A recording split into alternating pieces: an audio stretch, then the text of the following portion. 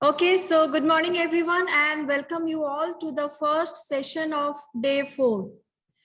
In an increasingly dynamic and global world, it is important that the educators are equipped to respond to the needs of students, their expectation and growth. Again, the COVID pandemic has accentuated these trends, and the physical mode of classes has been replaced by the virtual and hybrid mode of education.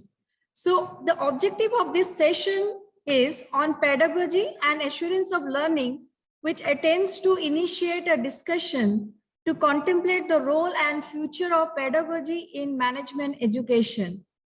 Dear participants, let us welcome Professor Rajkishan SS to conduct the session. Dr. Rajkishan is a professor of economics at IILM Graduate School of Management, Greater Noida campus. A passionate teacher, he has been voted the best core faculty for the last 4 years in a row. He has conducted and coordinated FDPs and workshops on teaching methodology, on-learning teaching, experiential learning methods, and teaching methods in management. His interest areas are development economics, literature, and Indian philosophy. With more than 25 years of teaching and research experience, he holds a PhD in development economics from JNU. Over to you, sir. Welcome. Now the forum is open. Thank you, Shamili. Thank you for that warm introduction and those generous words. Good morning, all. Good morning, sir. Good morning. Hope all of you are doing good. Yes, good morning. Very good morning, sir. Good morning. Am I audible? Yes, you are audible. Okay. See, I would like to make this session as much as interactive as possible. And considering the fact that people are still coming in, I would propose that let's keep the first few minutes, say 5 to 10 minutes light. Let's have sharing of expectations or what I propose to do. Let me share what I propose to do and let me hear from you what you want to get out of this.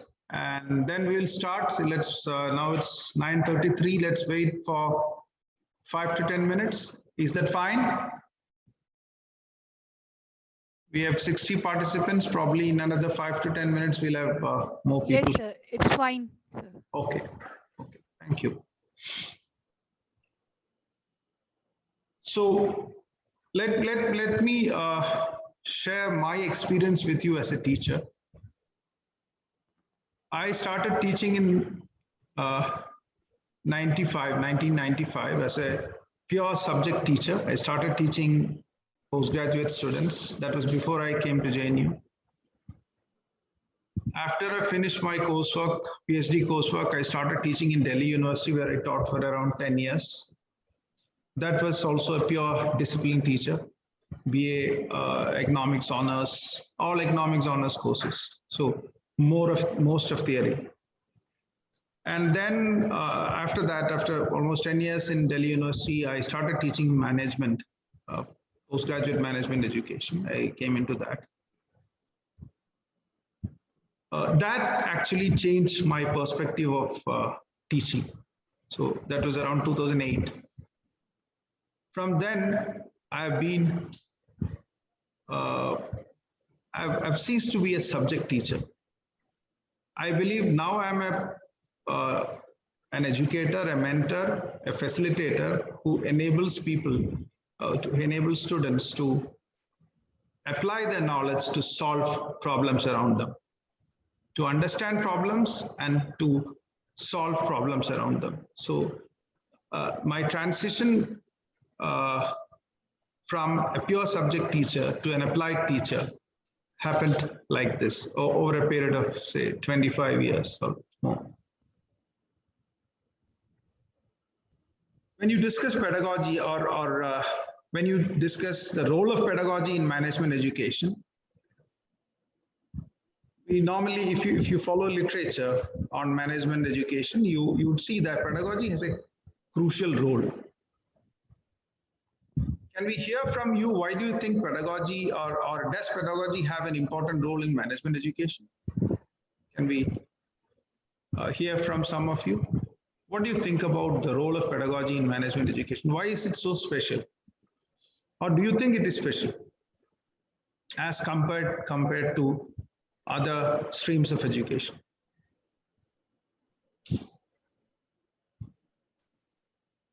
Can we hear from you? It'll be better if we can listen to at least some of you.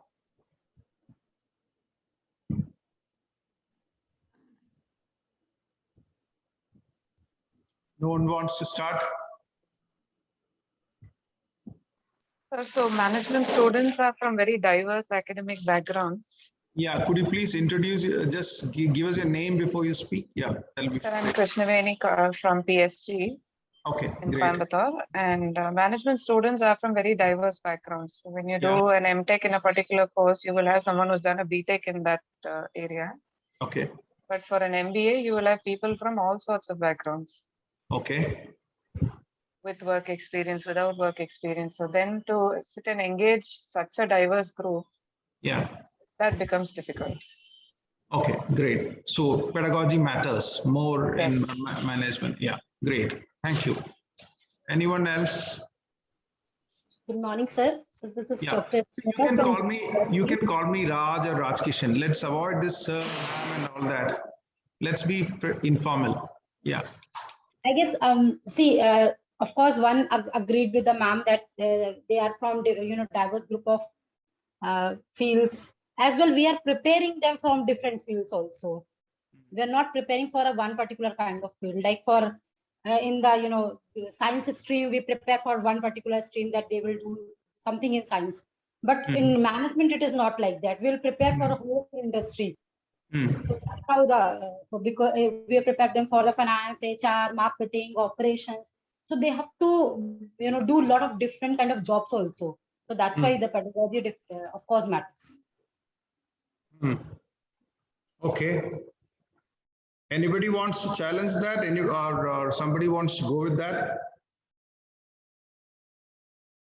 What do we prepare students for in a management program?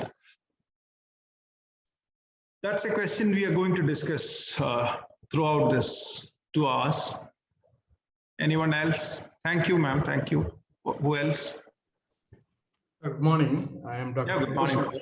Am I audible, sir? Yeah, you are. Please go ahead. I am Dr. Prabhu Shankar, Professor, BJ Academy for Managerial Excellence, Coimbatore, Tamil Nadu. Okay. In general, as we've been employing different pedagogical approaches to help students to get the learning outcomes, and we'll make them to realize their full potential, education potential.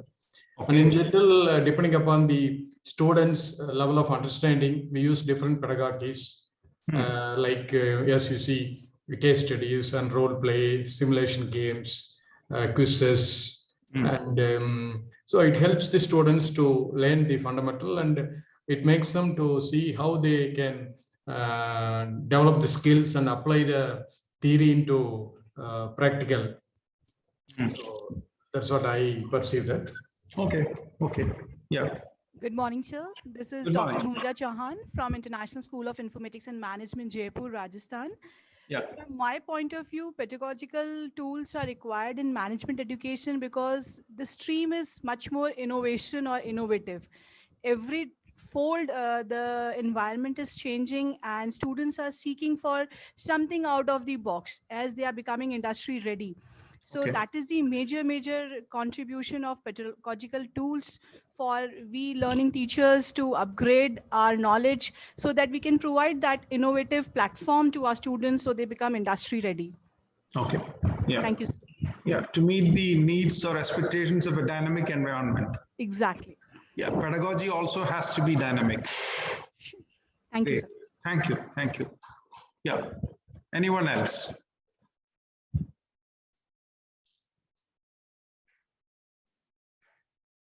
Okay, please keep chipping in. Let's start. So What I propose to do today, I've shared some pre-readings with you. I hope you all have got it, but with your busy schedules and your regular teaching and all that, I'm not sure how many of you would have been able to go through it. At least some of you would have gone through it. I shared 5 pre-reads and 1 suggested reading with you. I'm going to use 4 of them and some others. Okay. I propose to make this very interactive, but for your to keep us on the same platform. And since I propose to base my discussion on the readings, I've prepared 2 presentations, one on assurance of learning, and then largely on pedagogy. Okay. So once we go through what is assurance of learning or how I want to address assurance of learning, we'll get on with the pedagogical part. Okay. So please stop me wherever you feel you need to come in. You're free to stop me at any point in time. Raise a question. Okay. While you're not speaking,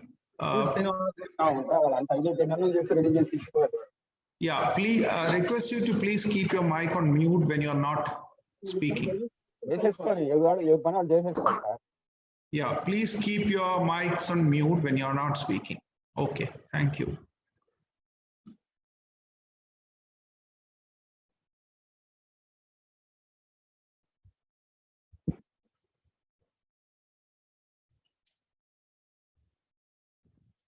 Okay, so the topic of the session is assurance of learning and pedagogy, or pedagogy and assurance of learning.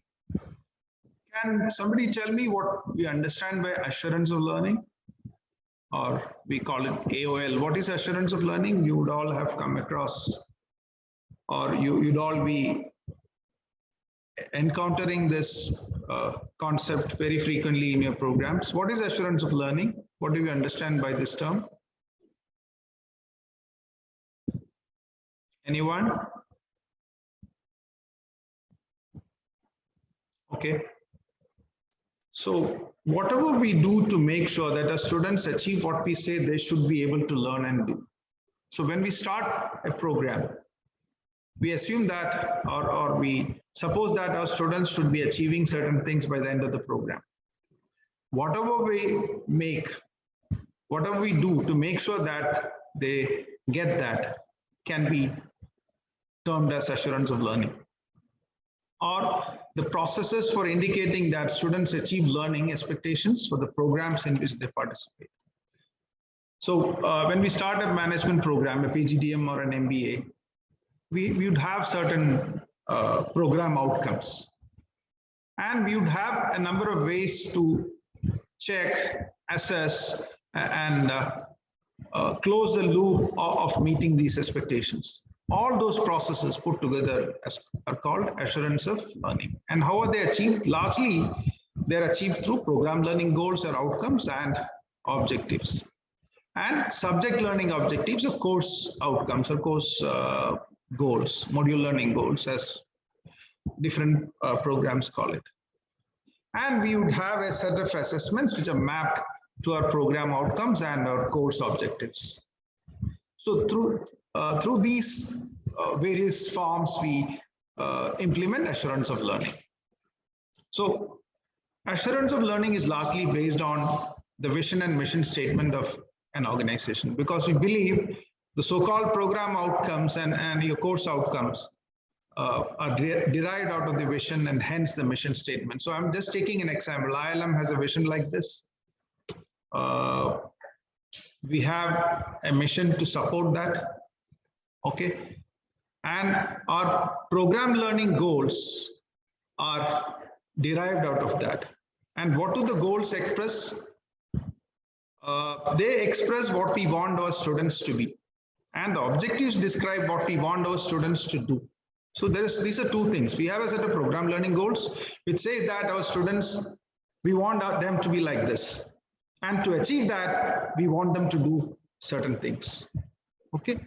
Or you say the objectives are indicators of those goals that we want our students to reach. And so our program learning goals for our institution. We have, yeah. Somebody was saying something? Yeah, we have a set of 7 program learning goals. Okay. Yeah, we call them the program. Every course is mapped to the goals. So not that every course would achieve all these program learning goals. So some program courses would achieve say 2 or 3. Some would achieve 4, some would achieve only 1 or 2. Okay. All courses put together should achieve all these program learning goals. And we have a set of course learning objectives. So one of the courses that I taught, global macroeconomy, developing a framework for understanding causes and consequences of macroeconomic events.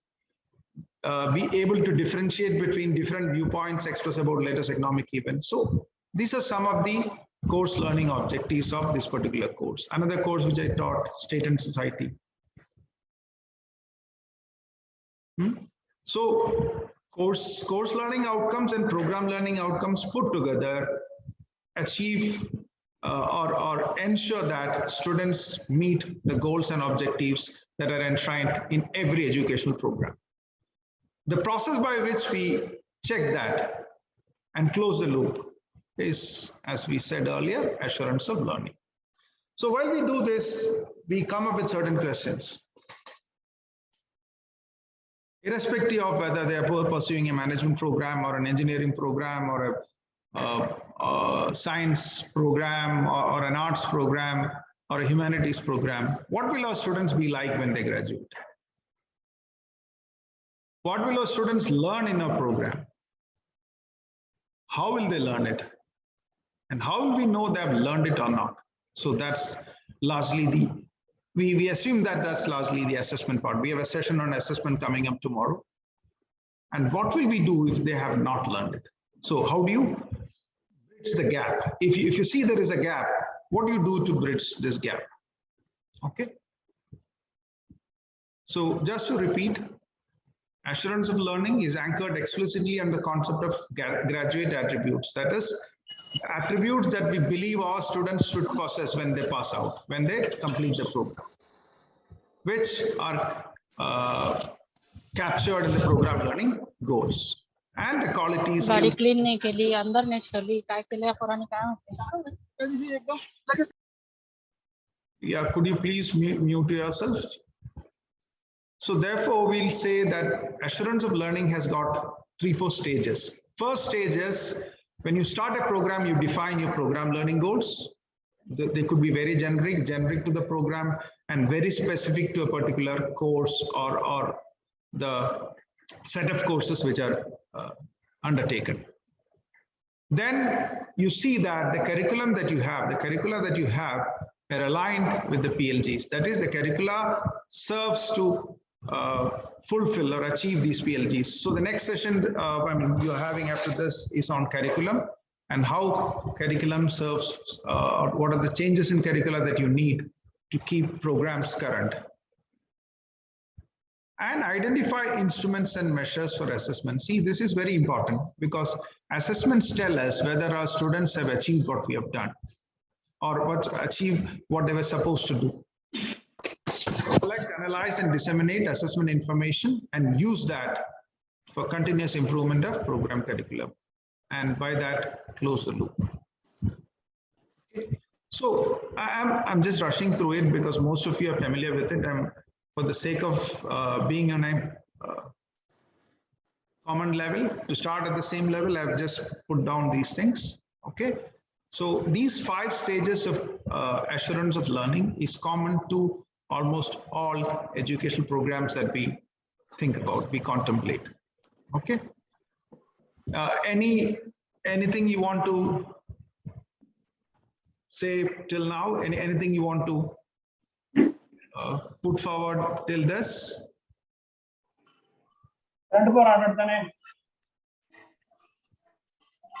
Okay. So I have a video for you, a short video for you. We'll end this presentation with that and move on to the next stage.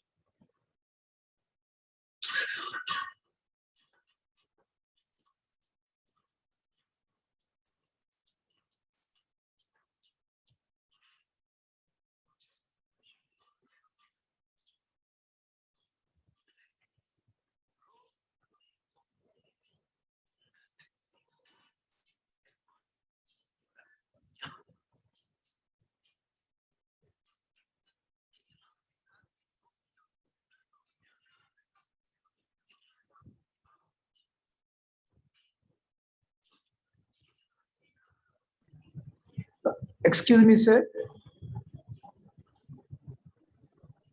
Yeah, sorry. Yeah, no audio, sir. Pardon? No audio, sir. No audio? Yes, sir. Oh, what happened? Nobody can hear anything? Yes, sir, no audio. Oh, Yes, we can't hear. so sorry. Let me just.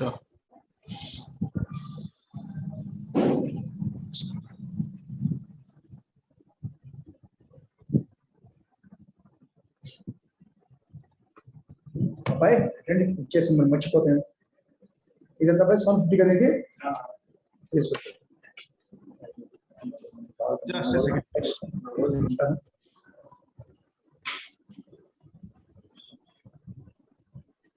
Change చేస్తుంది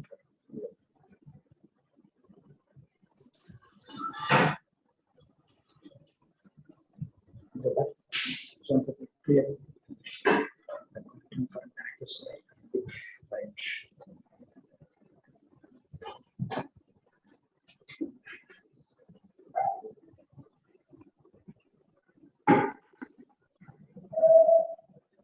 Best of luck, yeah.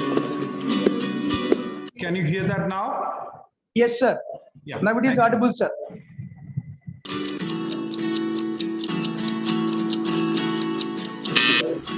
No chance here. I don't think I'll get this job. जिंदगी रोज हमारी class लेती है, nursery से school, फिर college और अब यहाँ। कितना देखा दूसरों की आंखों से, कितना जाना किताबों के पन्नों से। सोचो कितना सीखा हमने जिंदगी से और कितना खुद से। जिंदगी पर अपनी पकड़ बनाई, कभी कभी मुंह की भी खाई। सपनों के बादल फुगाए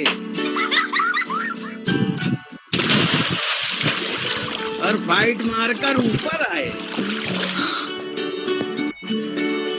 टेढ़ी उंगली से काफी काम चलाया, पर सच्ची मेहनत से भी रंग खिलाया।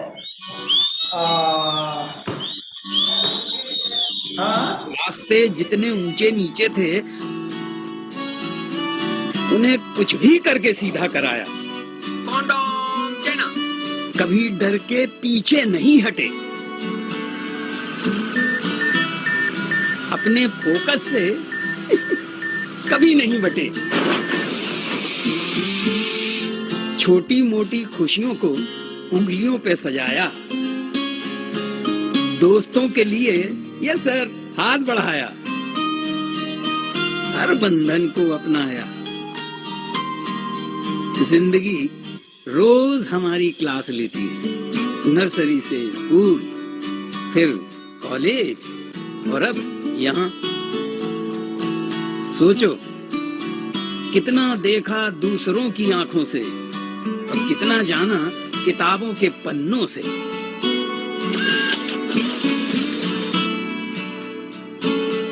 क्या क्या हासिल किया जुगाड़ करके,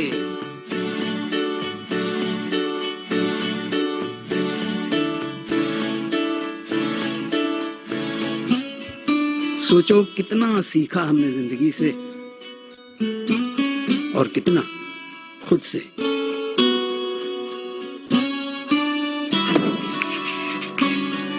खुद से सीखो।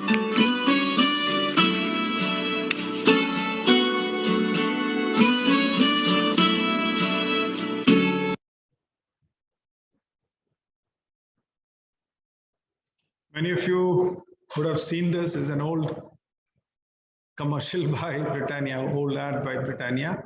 Some of you would have seen that, no? Okay. So now let's discuss the role of pedagogy and how the current pandemic and the changes which have come into the education system after that. What is the nature of changes which have been brought in, and do you think that these changes are going to stay? or I mean, we'll go back to the good old days. I mean, it's said that many of these changes are here to stay. Let's see, let's have a discussion on what's good about it and what are the things that we can retain in the post-pandemic world. Okay, so there's a good amount of literature which has already come up on that.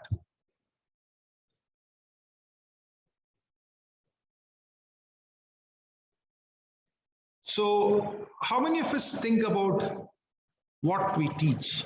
So suppose if I ask you this question, how many of us think about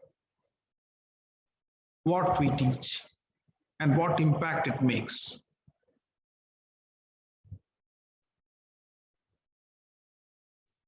Let's be, I mean, whether do we think about it, whether we get the time to think about it, and do we have the freedom or time to make changes? How many of us do that? Beyond attending an FDP and beyond reading something, how many of us do that?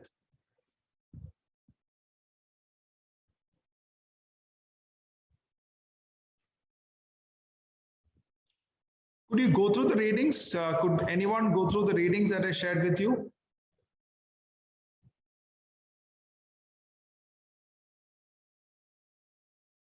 We have got 100 participants. When we are in virtual classrooms, we shout at our students asking them to respond.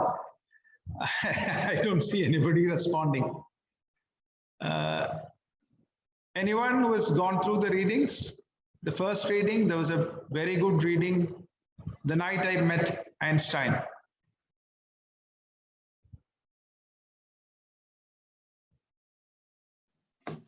Sir, good morning. Yeah, good morning. Thank you for the reading, sir. Thank you so much. But somehow could not, because of the schedule, could not go through the readings. Fine, fine. Yeah, maintained a folder. What's your name? I'm Puneet Kapoor, sir. Yeah. Can we do something? Can we spend, it's a 3-page reading. Can we spend 10 minutes reading that? It'll be worthwhile. Yes, definitely. Yes, sir. What do others think? Can we do that? Yes, sir. We should do that, sir. Yeah. So in 10 minutes, yeah. Can we come back in 10 minutes? Yes, sir. The Night I Met Einstein. And then let's start discussing. I'll also read it again. It's a very famous Reader's Digest classic, worth reading it. Can we all do that? Yeah. Is it there? It was mailed to you yesterday.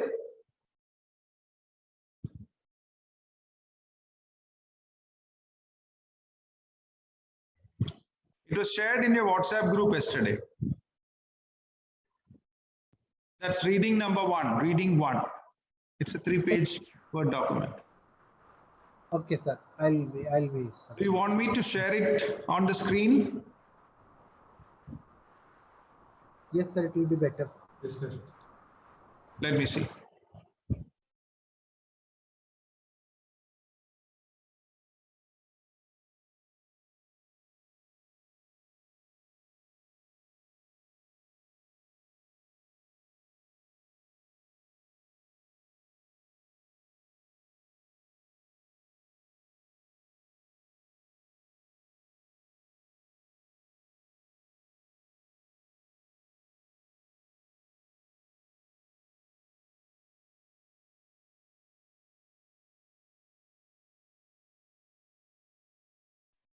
Can you read this? Yes, sir. Yes, sir. Yeah. Yes, sir. Going through.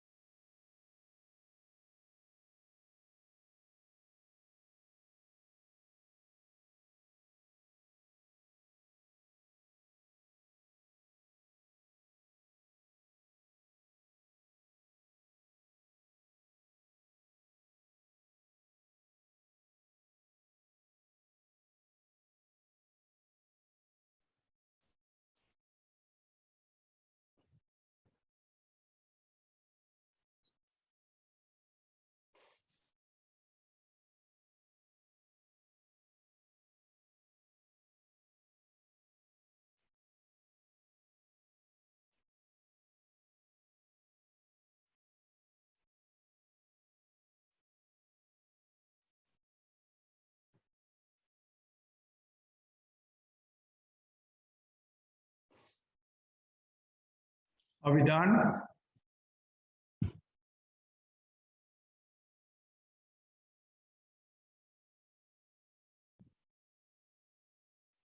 Can I stop sharing?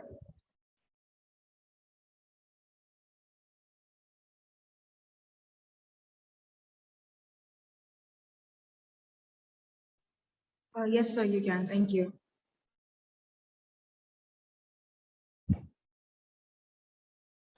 Okay. Now, if you could please tell me.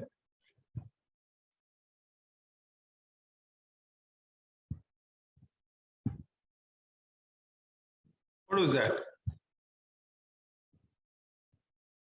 Why did we meet Einstein?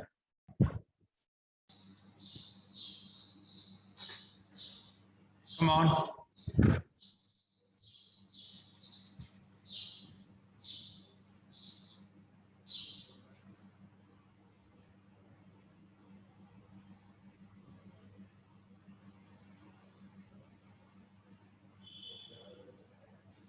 What was that article about?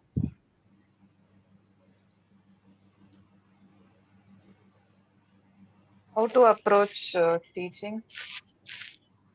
Okay. How to approach teaching? Is it approaching teaching? Or what to teach at what stage, maybe? Okay.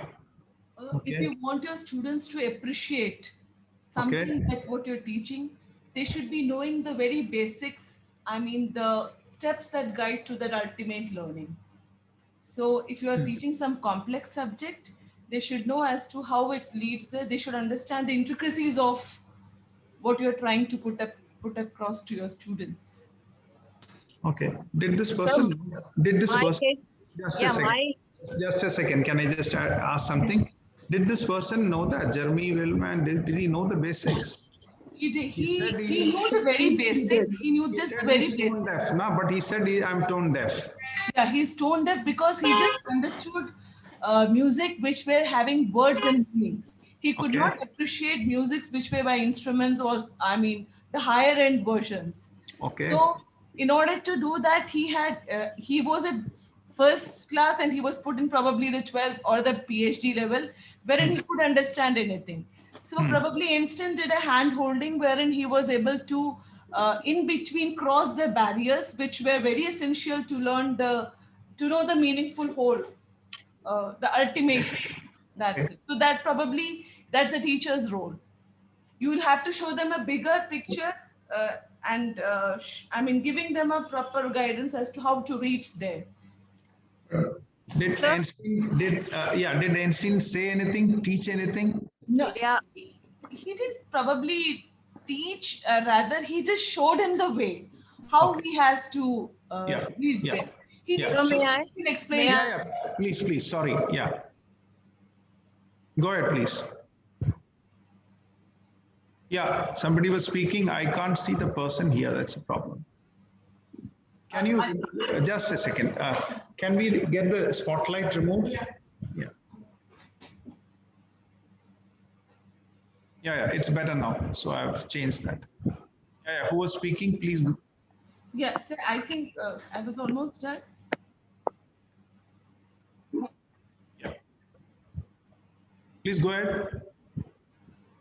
It was Dr. Sangeeta, I guess. Was it, ma'am? Yeah. Sangeeta, please go ahead. Hello. Yeah, so this is me, Puneet Kapoor. Yeah, please go ahead. My takeaway from this particular reading has been, it's a very simple word, which is interest. So it is about creating interest. When we speak to our students about particular topic, I would not say when we teach them, it is first of all that we create an interest in them about that particular subject or that topic. And once that interest is created, we are already the halfway then. And then it becomes very simple for the mentor or the teacher. Hello. Yeah, Puneet, your voice is gone. Yeah. Hello. Okay. I think we have lost your voice. So yeah. This is about the reading speaks about interest. So even if you are not interested in the subject, there are students who are not interested. So this is how we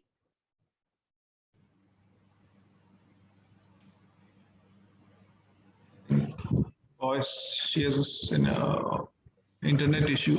Anyone else who wants to add something?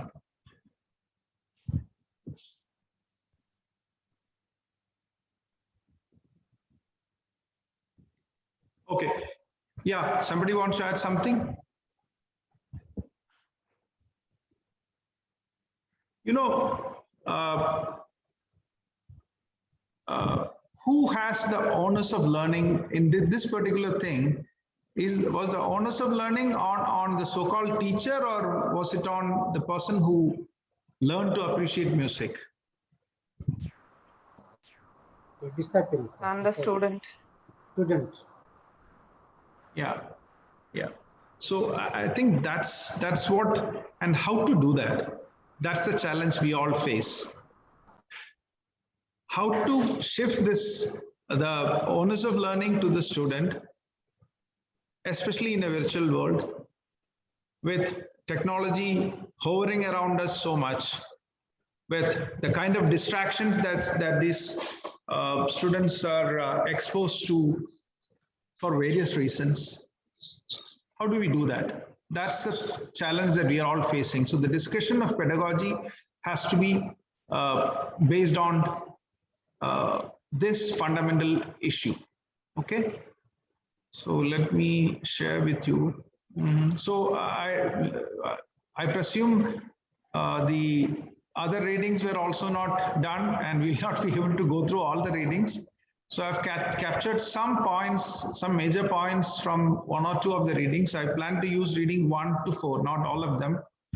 So I've got a presentation. I'm not very much for that, but unfortunately, if I have to use this, I'll have to make use of this presentation. Okay. Yeah, these are the broad focus points of the discussion. Evolution and role of pedagogy in management education. I mean, are we saying there is a right pedagogy to enhance assurance of learning, to maximize learning, to ensure that students learn what they are supposed to do? Can we talk about a pedagogy which is right, or there is no right pedagogy? It can vary from person to person, context to context. What are our reflections on pedagogy and assurance of learning in a hybrid classroom? And how do we imagine pedagogy in the post-pandemic world? So these are the broad points. The last two will largely be on the basis of our discussions. The first two I intend to do with the help of our readings 1 to 4. Okay. So yeah, this was something which I wanted you to short. See, this is a 2015 video on 21st century education. Not so recent, 2015. Please have a look and see where we are now.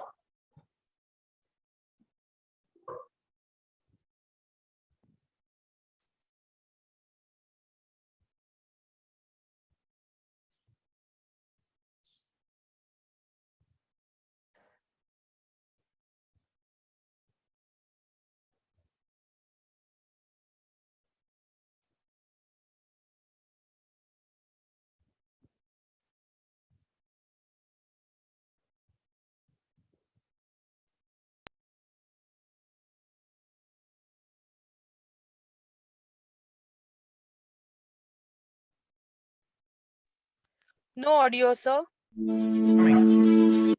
It's there now? Sir, it's working.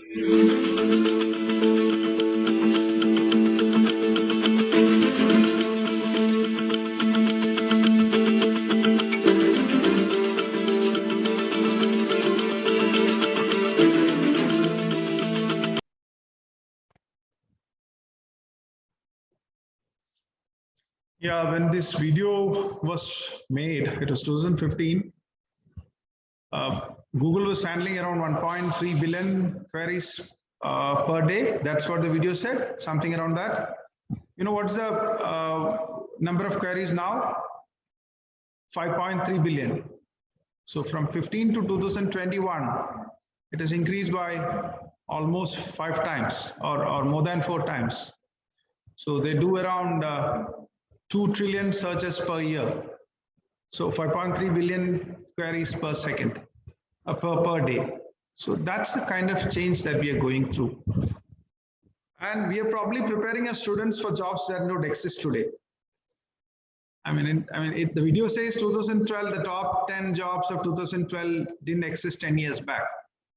2018, the survey was repeated and they said the top 10 jobs of 2018 did not exist in 2010. The duration came down to 8 years.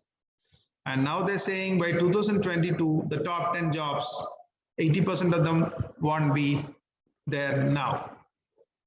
So what are we preparing our students for? That's the question that mostly management educators, not only management educators, educators are facing everywhere. How do we tune our teaching methodologies? How do we shape our curriculum? We are not discussing curriculum, but at least the methodology part, the pedagogy part, how do we do that? Anything you want to put in at this stage before we move to the next topic? So I think we should go for continuous assessment and learning. And I feel who is this? That's me, sir. Chanpreet Gulati from MGM University, Aurangabad. Yeah, Chanpreet, please go ahead. Well, my PhD topic, I am starting my PhD this year, and my topic deals with this only, blended learning in management. So basically, I think we need a continuous blended approach. And to be honest, I've done my MBA in US, and I have seen the differences in India and US both. And from what I found out is हम थोड़ा ज़्यादा focus करते हैं on the end-term examination, whereas when I was doing my MBA, it had a continuous punch to it. Like the last end was for about 30% होगा weightage उसका. But week 1 से लेके, I mean, we used to have assignments every week which were graded. So that forced me to be a continuous learner, even if it's like an online or an offline, but it forced me to think. It forced me to, just open my mind to things. So I guess a continuous blended learning approach will work, but yes, it will require some time, some changes. And जो हम कहते हैं resistance management, वो तो मतलब थोड़ा time लगेगा ही, but I think we can be change agents in that way. Yeah, Chanpreet, so are we saying that assessment-driven education can enhance learning? Is it just that, or is there something beyond it? No, I'm saying continuous blended learning education, which focuses on hybridization, which focuses on the personalization of students' learning. That will work out for the better, because ऐसा मेरे साथ हुआ है. I was there outside in the US. And that helped me become a better person. Although I have been in this field only for 2 years. I'm just 2 years young, so I don't know if I'm right or not. But this is what I think. Okay, so we'll come to blended learning and all that later on. Yes. That's a good take. Yeah. Anyone else? Anyone else? With class sizes of 100 or 80 or 90, how much of that is possible? Or I mean, just an open thought, but other aspects also we can bring in. What do you think? Can you repeat the question, please? I would like to add on what Chanpreet was saying, want to convey. That was correct. I also believe in the same thing. The assessment should not be on the one day or single day, but there should not be the fixed dates. Means after the end of the month or after the 6 months we are going for the assessment, because at that time the students are focusing only on that time. First thing, the assessment is the thing which is going to hassle. Second thing, the pedagogy we are adapting generally, that does not have so much creativity. Creativity in the sense means we are completing our syllabus, we are basically focusing on our syllabus, and we are not trying to make it more and more interactive.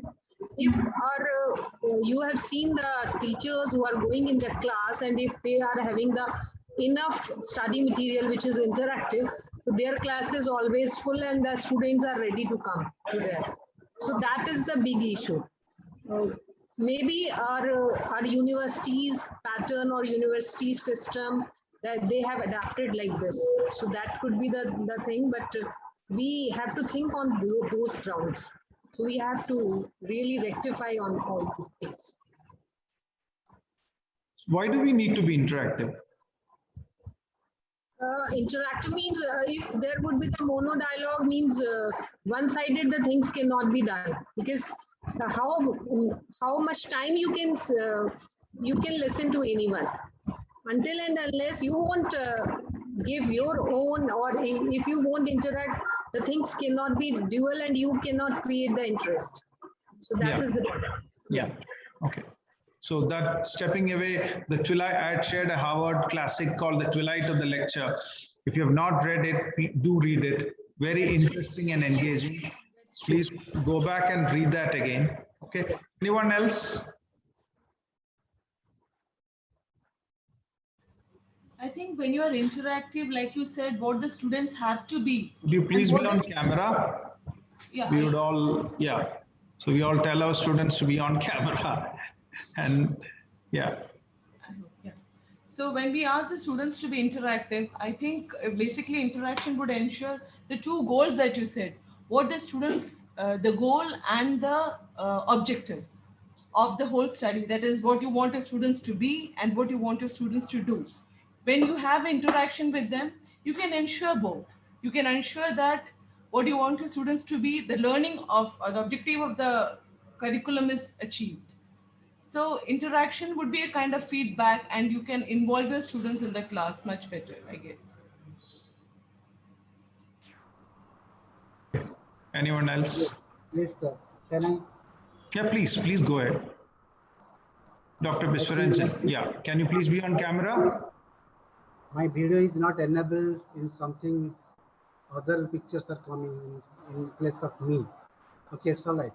Yeah, go so ahead, my please. point is that suppose I am entering to the class and a topic is new. Am I audible, sir? I mean, you're not clearly audible, sir. Can you please be louder? Just a minute. Am I audible now? Yeah. Suppose I am starting a new topic. I have already informed the topic, name of the topic to the students earlier, and I will go for a quiz based on that real-time example. Not that I am going to give them that quiz of that syllabus. So I can go for a quiz related to their real-time experience. So I can conduct a quiz before I start the topic, so that they can interact. They can apply their brain. That not that whatever their syllabus, not based on that syllabus, what they can say out of their experience. So I can make a quiz on that particular topic, and based on that quiz, I can start my topic out of that particular quiz. Thereby they will be interactive and they will start doing something. I can go for a puzzle. So once the topic is over, I can go for a puzzle. How far they have learned. After I learn the topic, I have taught the topic. Before 10 minutes of the topic, I can go for a puzzle or anything like that, so that I can understand how far they have understood or grasped the topic. Okay. Am I okay, sir? Okay, sir? Yeah, fine. That's fine, sir. That's a good way of engaging. See, my question, which could be very disturbing, is the only thing which I want to challenge. I mean, all of us, what we have been doing. See, the lecture is a 600-year-old method. Right. At a time when information was a monopoly with the universities and information was exclusive to the teachers, where the teacher was definitely considered more knowledgeable than the student. That age is gone and dead. My student is 10 times smarter than me. My student probably knows more than me. If not a student, my group of students is collectively more intelligent, smarter, sharper, quicker, innovative than me. If that is the case, what is my role as a teacher? What does my student get out of my classroom? How do you engage him? Is there something intrinsic to the process of learning which makes a student not learn from a classroom if the lecture is on? So Dr. Anshu was saying a monologue doesn't involve the student. And how long will one person speak? Definitely, we all, when I was a student, I used to attend lectures 3 hours, 4 hours, and just keep on writing lecture notes. So I was reading this twilight of the lecture. It says, a lecture is the process by which the instructor's lecture notes pass through the ears of the students without it getting into the brains of either. That's what a lecture is. That used to be that for us. And of all the topics that we have learned, of all the theorems that we have learned, how many of them are we using today? How many of them are helping us to solve problems? How many of the theorems that we are teaching our students are they using to solve problems around them? Are they able to apply it? So if we start introspecting, if we start asking this question repeatedly, probably things would get clearer. I'm not saying we'll get an immediate answer to it, but you might get more clarity on that. So I have to share with you something more.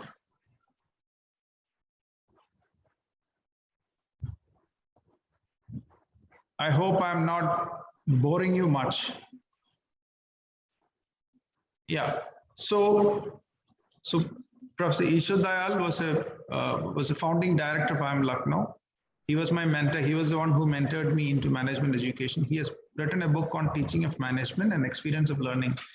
He says in a management program, the student is supposed to apply knowledge derived from different subjects and areas covered in the course of study and apply them to resolve problems and issues at work.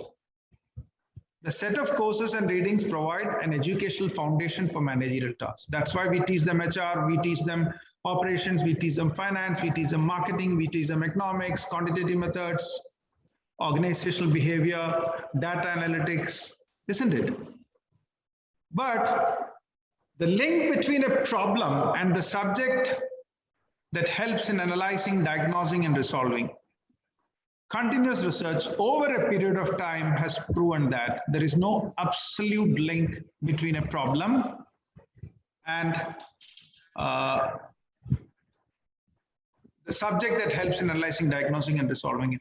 Problems don't come with silos, no? There's no financial problem, there is no marketing problem, there is no HR problem, there is no operation problem per se.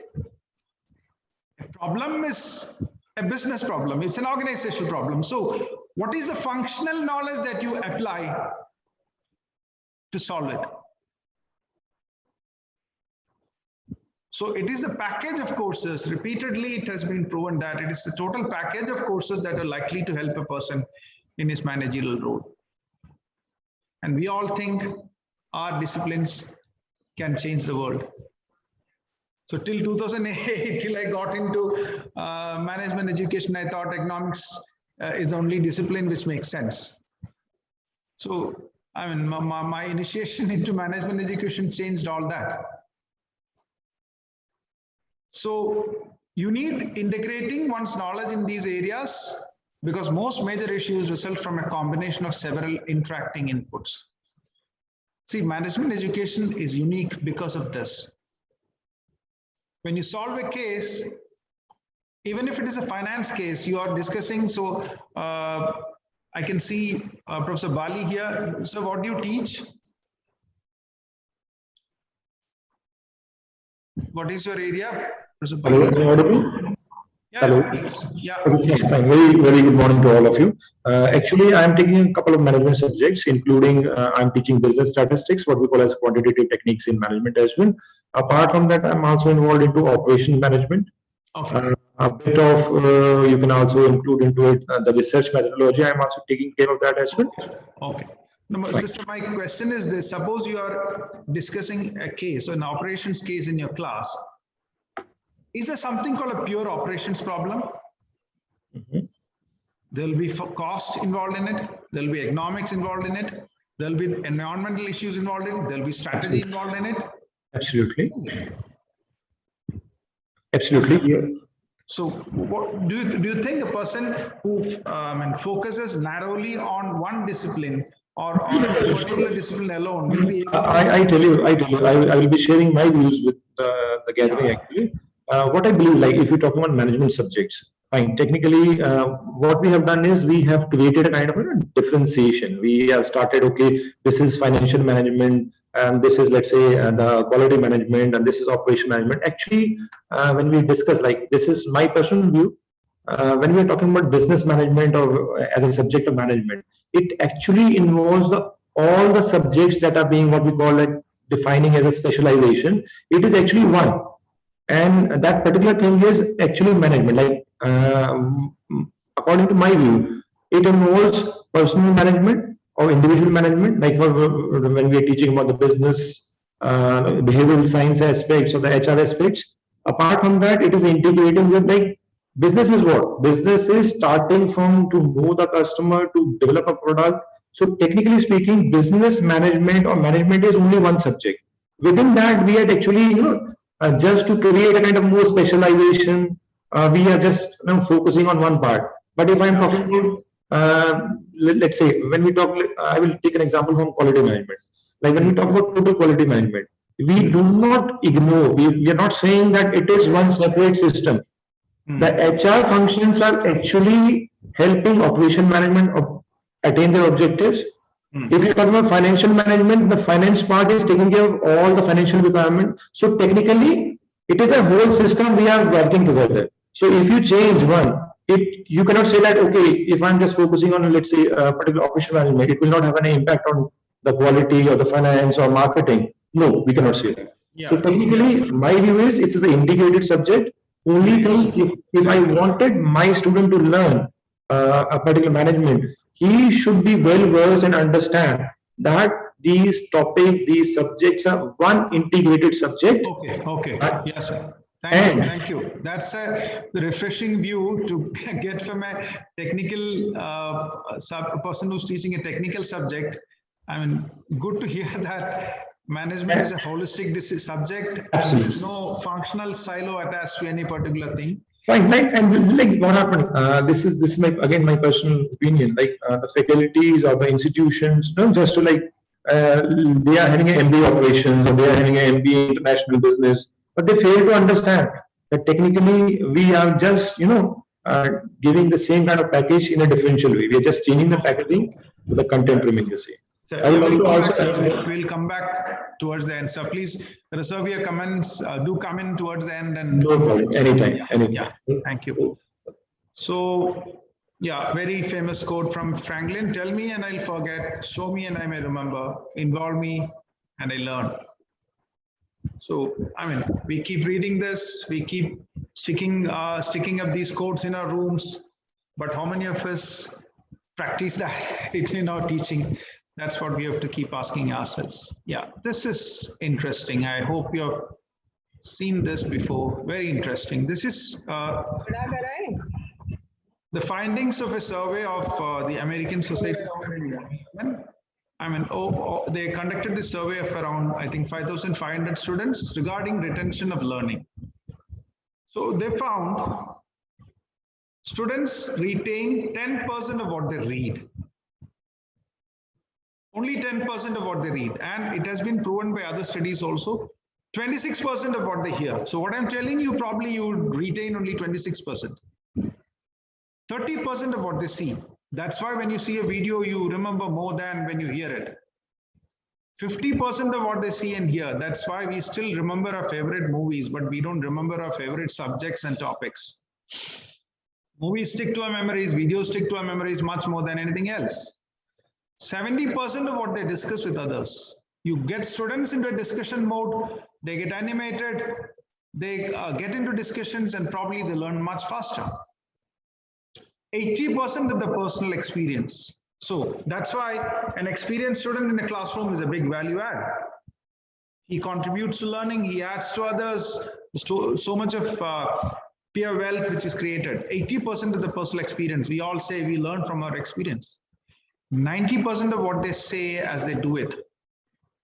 And 95% of what they teach. So let's ask ourselves, are we actually learning all what we teach? 95% of what they teach. Okay. So can you get your students to teach what they are supposed to learn one way or the other? They can learn maximum. That's what research says, research findings say. Okay. So I'll skip this.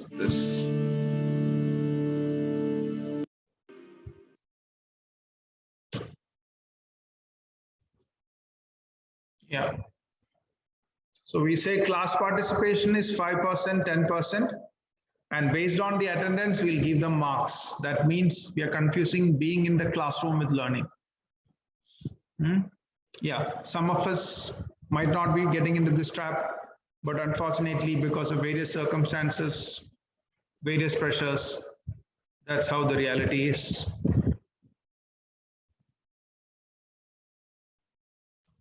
Yeah, so when we talk about management pedagogy, we see that in the recent past, there have been 6 significant shifts in management pedagogy. I've sort of tried to capture them here.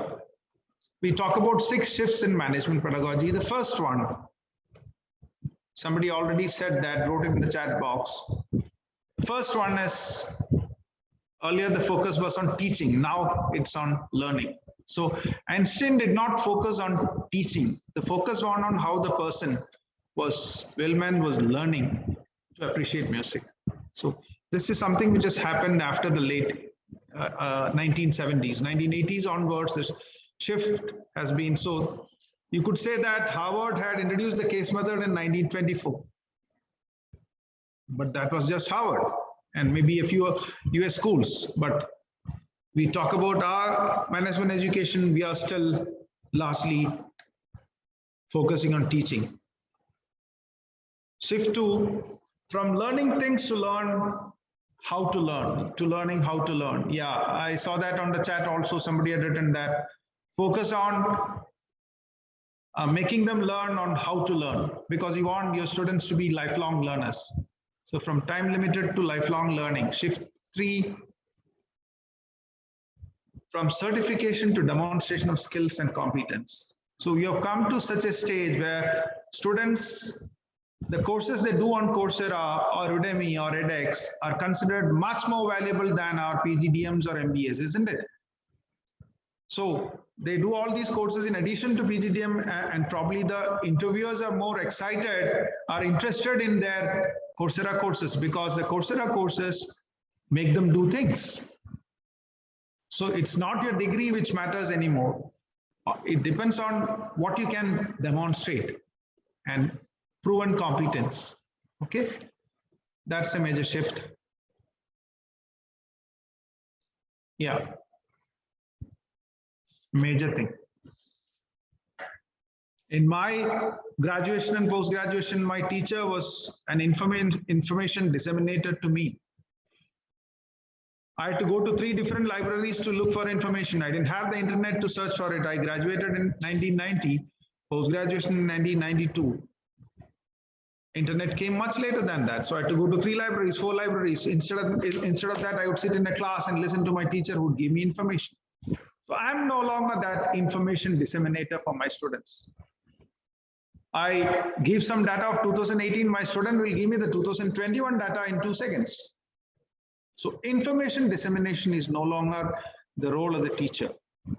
You're more of a guide and a mentor. Somebody rightly said, can you inspire him to learn? Can you motivate him to learn? Can you induce him to learn more, to keep learning?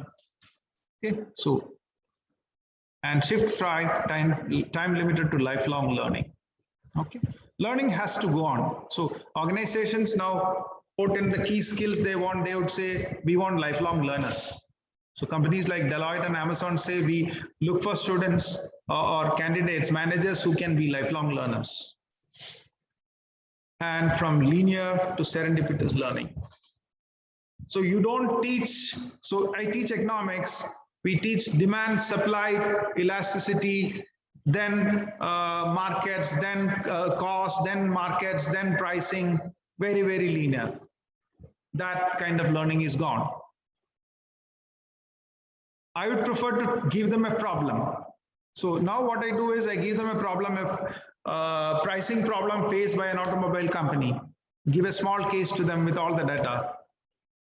Give them all the concepts and ask them to look at it, learn the concepts, find out which are the concepts they want, come back and then discuss.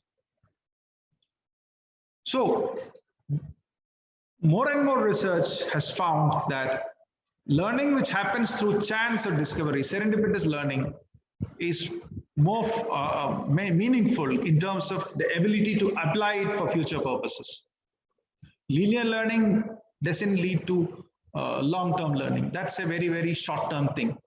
That's what scientific research has found out. Okay. Yeah, this is largely based on that reading, learning from lectures, the twilight of the lecture, which talks about how lecture has died out. So yeah, Albert Camus' famous quote, lecturers talk while other people sleep.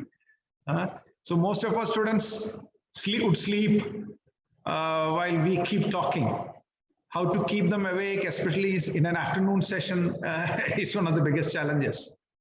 Okay, yeah, this is what I was talking about earlier. Transferring the instructor's lecture notes to students' notebooks without passing through the brains of either.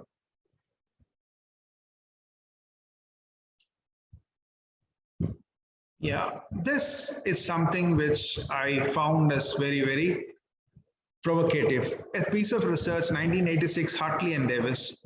How much information students retain after a 60-minute lecture doesn't depend how much on how good or bad a given teacher is, lecturer is. Much of it is determined by how our brains or the students' brains are wired to process information. So this, they did a research in 1986. They extended it up with different geographies, different samples, different disciplines. They did it across 12 different disciplines, and they found it true for each of the samples they did it. So it's not the brilliance of the teacher, it's not the brilliance of the lecturer which makes a person, a student, a participant retain information, but the way the student can process information and retain it. So that's where probably the role of pedagogy comes in. So I forgot the name of the person who gave me that, I mean, who is that who talked about her experience in US? Who talked about continuous blended learning? That's me, sir, Chanpreet. Yeah, that's what we are talking about. Learning is a very individualized process. The way Dr. Satish Chandra would learn and the way Rajkishan would learn would never be the same as how Chanpreet would learn it. Our learnings are influenced by our backgrounds, not only academic backgrounds, by our social backgrounds, economic backgrounds, our cultural upbringing, a lot of factors are there. And you have a straitjacketed syllabus, a curriculum, and a fit-all pedagogy. And we say that, and one type of assessment for everyone. And we say that if they score 80% marks, the learning has happened. We do a mapping and we say that 80%. So I did a module review day before yesterday and I wrote in my module review, 83% students have passed the course, so the learning has been accomplished. IIM Ahmedabad, 2019, the outgoing director of the executive program, not PGP program of IIM Ahmedabad, gave an interview to India Today, I believe. He was saying, by the time students come for the Viva at the end of the term, they don't remember anything they have done in the first or second terms. This is Ahmedabad. You're talking about the people with 100% CAT scores. So the brilliance of the student per se also doesn't have anything to do with the retention of learning, retention of information. Learning, I mean, our notions of learning are changing. That's why we are saying our pedagogies have to change, because if you want students, and look at the kind of jobs that they're going to work on. See, they don't have to even crunch numbers today. The way they approach data has changed, isn't it? Do we need our students to analyze the way they did data before? They need to understand big data and to handle big data, but they don't have to, probably because it's done by automated systems much better and faster and more accurate than ever before. So, I mean, what we are doing, that we have been doing traditionally in our classrooms, and what we should do for the future, for shaping the minds of the future, has to be rethought. Do we have anyone from a data analytics background? So it's my background too. Yeah, Chanti, what do you think? What do you think about this enormous change which is happening? So I think that the world is moving towards data-driven decision making. So it is okay. Important Completely with you, but what is the role of the manager in it? I think, sir, that the role of the manager is to make sense out of the data, take out patterns. Although a developer can mine it, they can analyze it, the data scientist can make a model, but the role of the manager is to make sense and share it properly with the stakeholders in the most laymanish or the simplest form. Basically, translator. Sorry. So then, if that is the case, you are selecting students to IIMs and all the business schools on the basis of your aptitude scores. If that is the case, do our aptitude scores matter anymore? Are they relevant? Because the kind of numerical and verbal ability probably, logical and analytical reasoning that we used to test our students on, that has changed. You need a different kind of reasoning today. We are still following the same thing. Yes, and that needs to get upgraded a bit, but I wouldn't say that that is not relevant today, because as a manager myself, basically I'm just 2 years young in this field, so I don't know if I'm right or not, but I have worked in my father's company and I've understood things like basic communication skills. What I think is that the future belongs to those who will continuously learn, who can think, because I think thinking is an ability as well. So when we talk about aptitude, we are basically measuring a person's ability to think rather than what do they know. So I think the future belongs to those who can learn, who can think, and who can communicate well. And I think MBA education should provide that. So yes, data hai, but I think it's a culmination.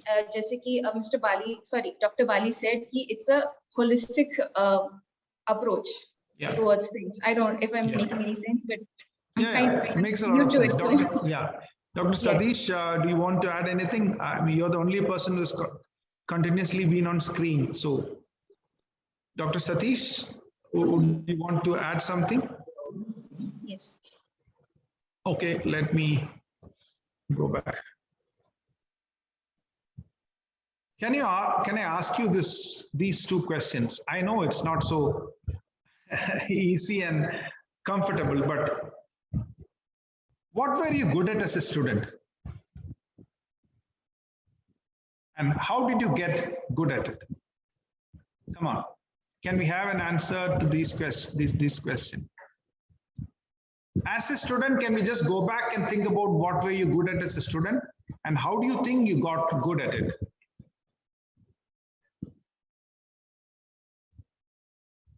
Dr. Satish, I can see Dr. Satish on screen. Zabali. What were you good at as a student? Dr. Satish, can you ask the questions? Good morning, sir. This is Dr. Razia. Yeah, I'll just come to you, Professor Bali. Yeah, Dr. Razia. When I was a student, till my 10th, I was good in maths. And after that, I took commerce and I was good in accounts. And the reason was, first of all, my interest, and second, my practice. because What is that first word? was my interest, second? and second was my practice in that Oh, subject. great. I want that word, practice. Okay. And that is why I was then I continued with academics. What were you good at? as in Other than academics, what were you good at? in building relation with my teachers.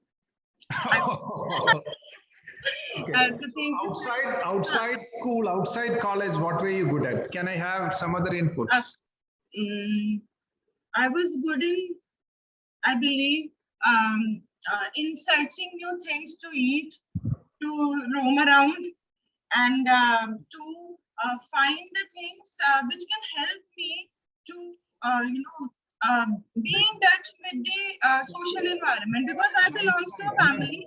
My mother, my parents, they were not open to the society. We used to be at home only. So, and then I tried to search out the things where I can hang around with my friends and how I can motivate my parents to allow me. Okay. Anyone else? Other than academics, what were you good at?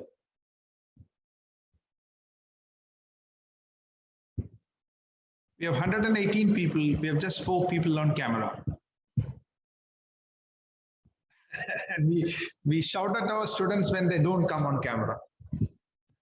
Yeah, Professor Bali, you were saying something. What were you good at? You were saying something. I was mentioning that I was good at asking questions.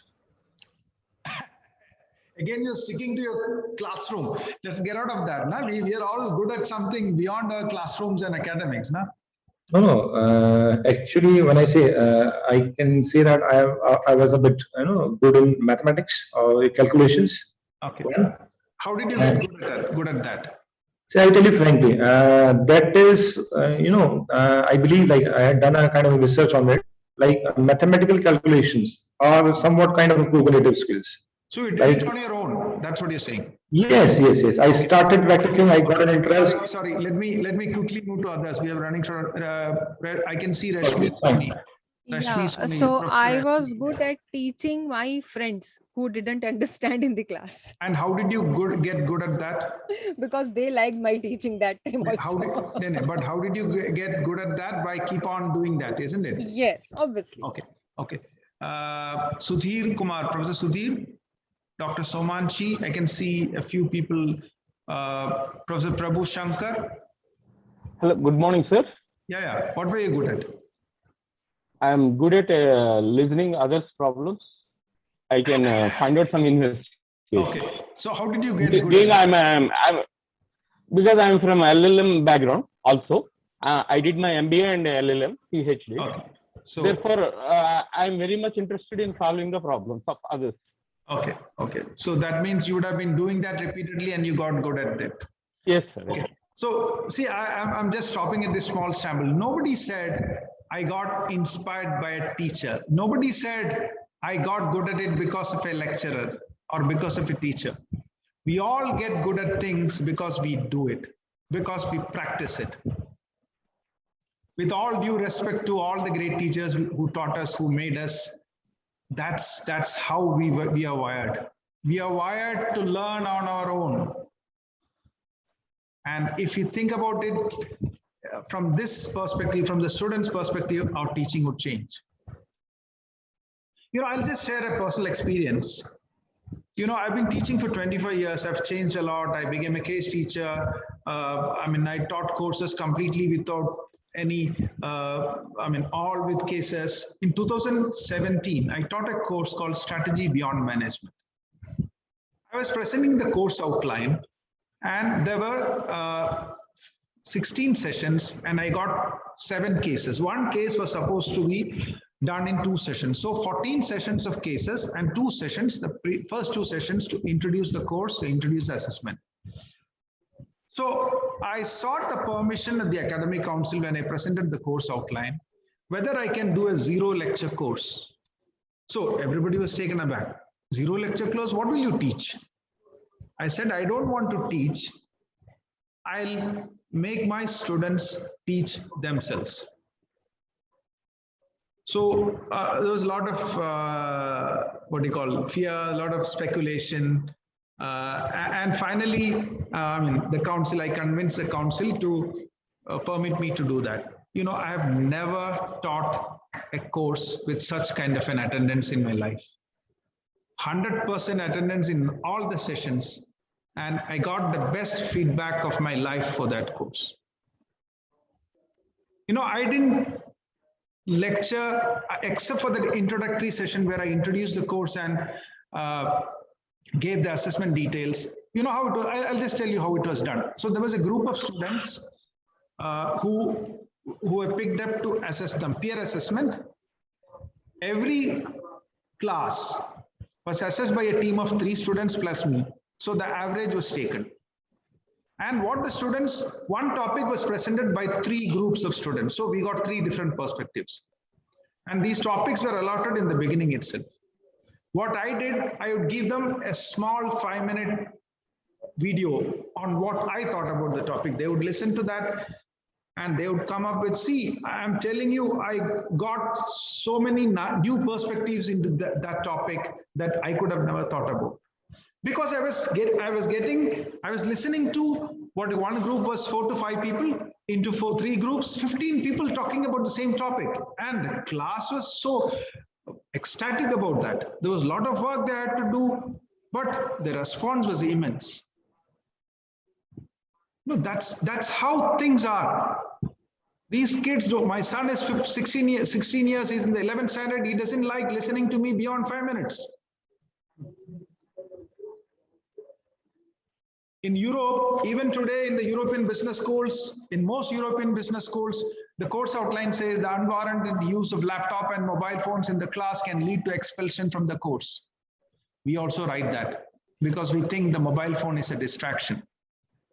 But now with the virtual, you're forced to compromise on that, isn't it? And probably the student is learning more than what we are teaching them while the class is on.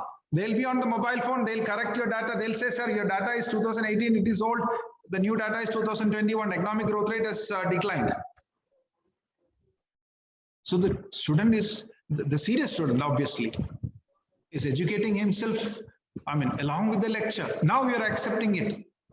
Now the mobile phone and the laptop has become an invariable component of your teaching pedagogy, isn't it? So these are all deadly habits that we have. Okay, we are running short of time, so I'll just share 7 deadly pedagogical habits of teachers. Very interesting. There is a person called Erica McWilliam. You should search for that. Search for Erica McWilliam. Erica McWilliam has written about unlearning teaching and unlearning pedagogy. So, I mean, iconoclastic, so path-breaking. We'll be shaken out of our comfort zones. Okay. Yeah, just before that, you know, when you give certain new problems to our students say, "Arey sir, ye is tarah ka problem. You have not done these kind of problems in class with us.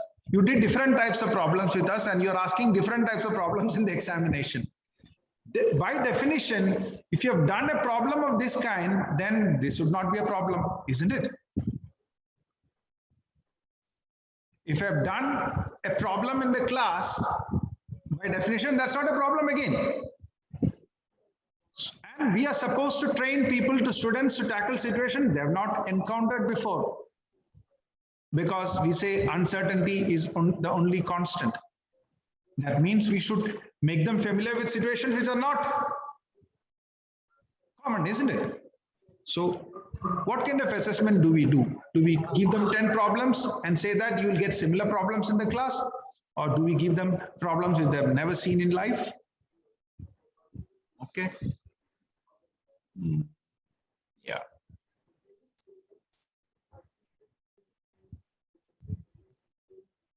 Yeah.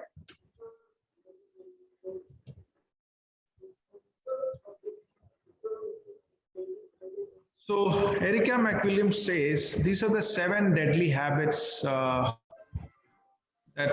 plague teachers. Deadly habit number 1, we believe the more learning, the better, isn't it?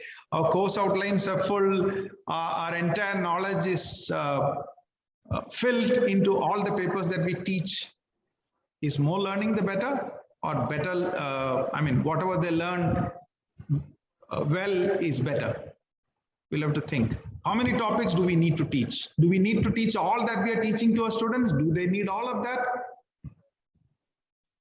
Number two, teachers should know more than students. This is no longer a linear thing. It used to be linear, but knowledge acquisition or knowledge procurement or knowledge monopoly is no longer a linear process. So those days are gone. Teachers lead, students follow. Oh, I have a different experience. The best course I taught, the best feedback I got was for a course where my students took the lead and I followed. And I never had to repent for that decision I took. That was a risk worth taking. Teachers assess, students are assessed. So that's what a young lady was talking about. Assessments, how do you rethink assessments? You have a discussion tomorrow. I'll not get into it much. Yeah, this, I don't know. Think about it. Can you tweak a curriculum as your course progresses? You discuss a new dimension and the student says, sir, can we discuss also this topic in the course? Do we have the flexibility to do that? Can we also do an extra topic in the class? Can we also bring in an extra dimension which came up in the discussion of the class? Because you're talking about a dynamic world, you're talking about things which are changing every day. Yeah, Dr. Mukesh Tiwari, yeah. Sir, in this call, I think backward designing is much more appropriate. Here we have to think first what exactly we want in our student. Could you please be on camera, sir? Yes, sir. Sorry, sir. Yeah, that's fine. Yeah, please go ahead. So what I said, sir, we must design our curriculum based on the expected outcomes. So it's a backward kind of a planning. So what kind of a skill set we required, accordingly we have to backwardly design what exactly we have to impart or what we need to design in the curriculum. Okay. So that is the one way you can say the outcome, although it will not best you can say encounter or argument against you or this fifth point, but that is the better way. Instead of blindly designing something and then looking to the forward, it's better what exactly the end you required, and then you have to design your curriculum. Yeah, Dr. Krishnaveni, I can see your hand up. Before yes, that, sir. Okay, yeah, just a second. Mukesh, that's the point. That's the moot point. The point is the curriculum leading to development of skills or something else? That's the role of pedagogy. You know, okay. There's an article called Taming the Monster Content. Is it the content which is driving the learning in the program? That is what is being challenged across the world today. See, you look at the skills projected for the future, you will not find any hard skills in that. All of them are soft skills. I'll just show you that. Nobody needs a content manager. Nobody needs a person with knowledge. They need people with skills. So a young lady from US, Shanpreet, was talking about communication skills, negotiating skills, people management skills. Because there are better ways of handling information, better ways of knowing things, there are better ways and means of doing it. I'm glad that you brought it up. The challenge is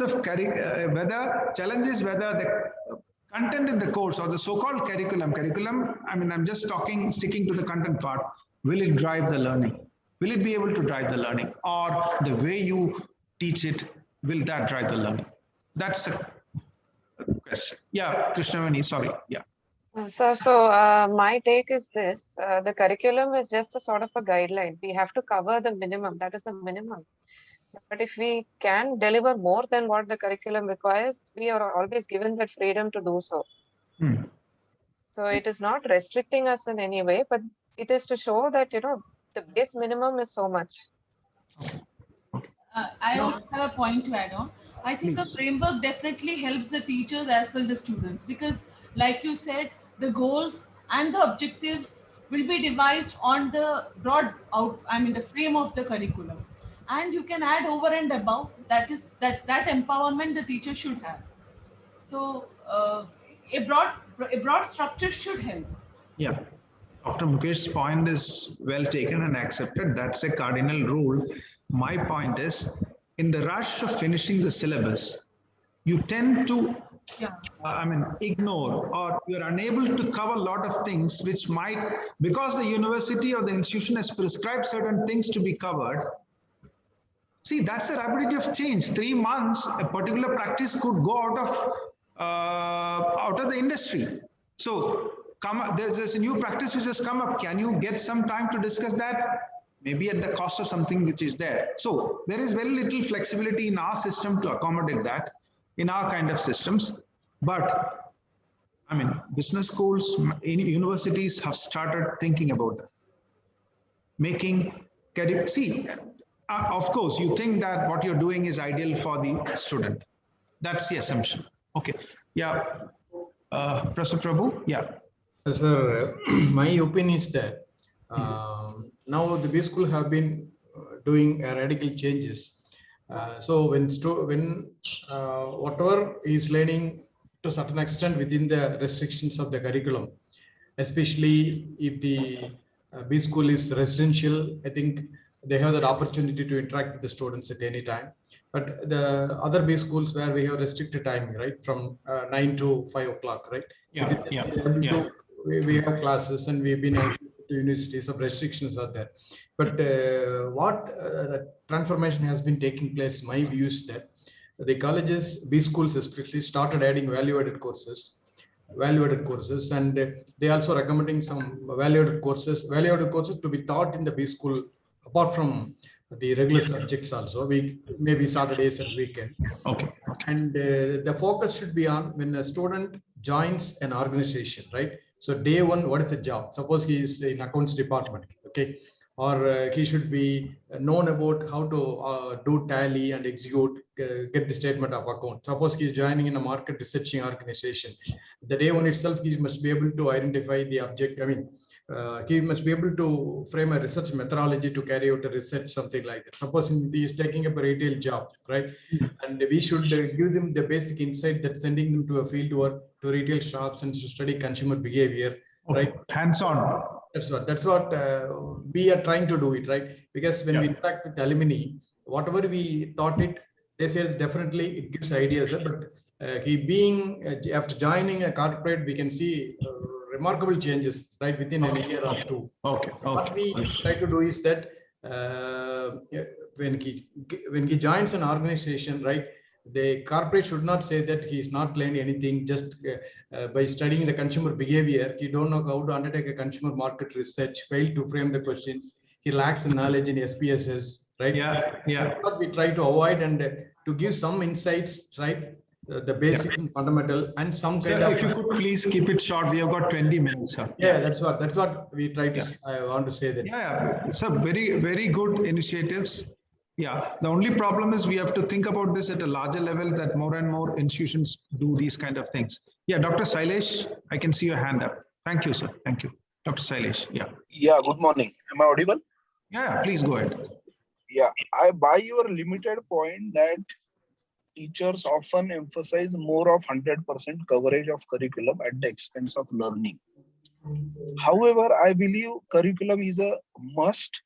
It acts as a guideline, as many of the panelists over here or members have mentioned. These schools are doing a lot of things to add inputs beyond the curriculum, value-added courses, so on and so forth.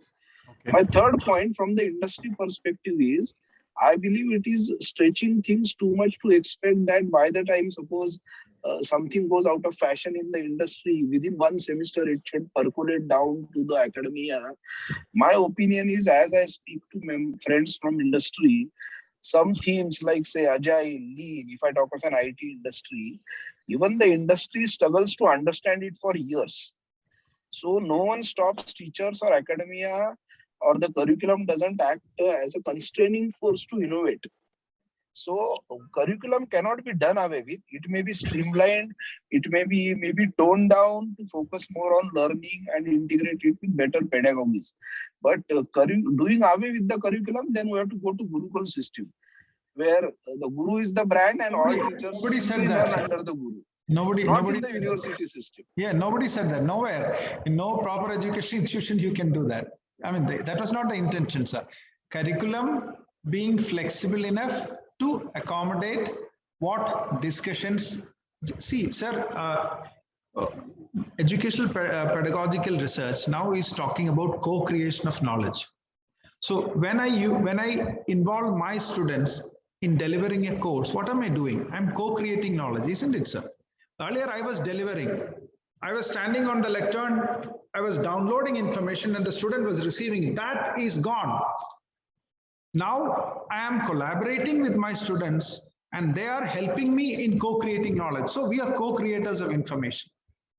In that sense, the student is getting all over the world a larger role in even telling teachers what we want to learn.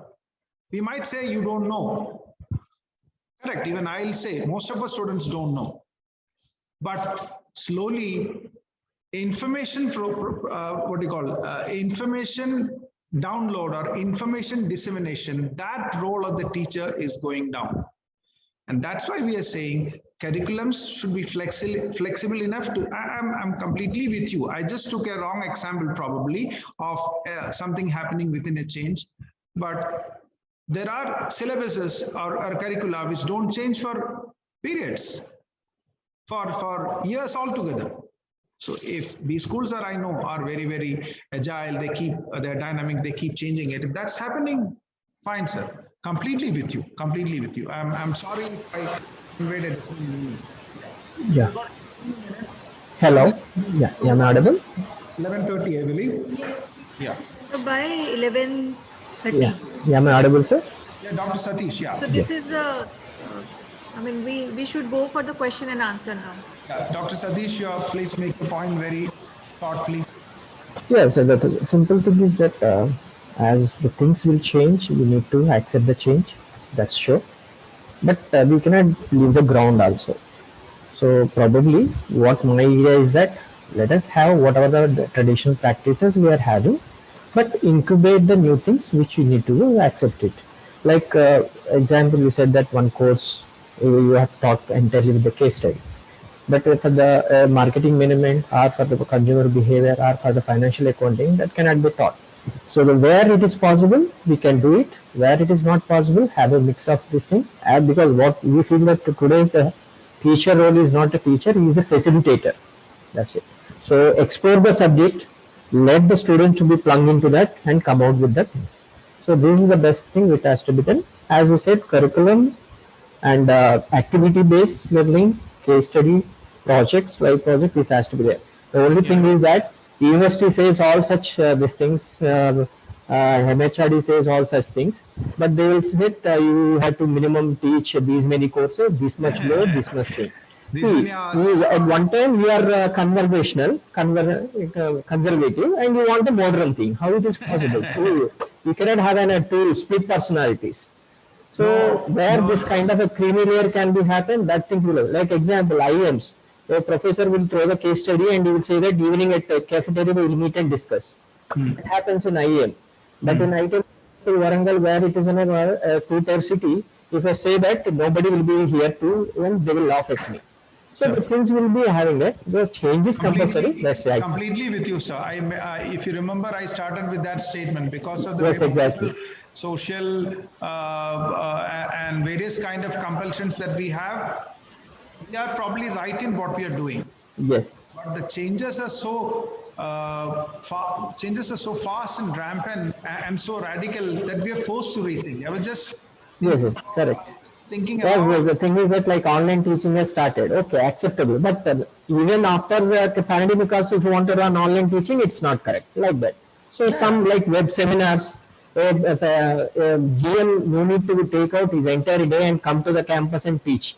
So through video conference, he can deliver within very conveniently with an investment of 1 hour, he can give a 24 hours of time. That's a flexibility we have to accept. Okay, okay. Fine. So that's why I've left out the impact of the pandemic on teaching out of our discussion. I knew that this is going to come up. Shamli, before we throw it open to the questions, can I just show one thing? Yes, sir.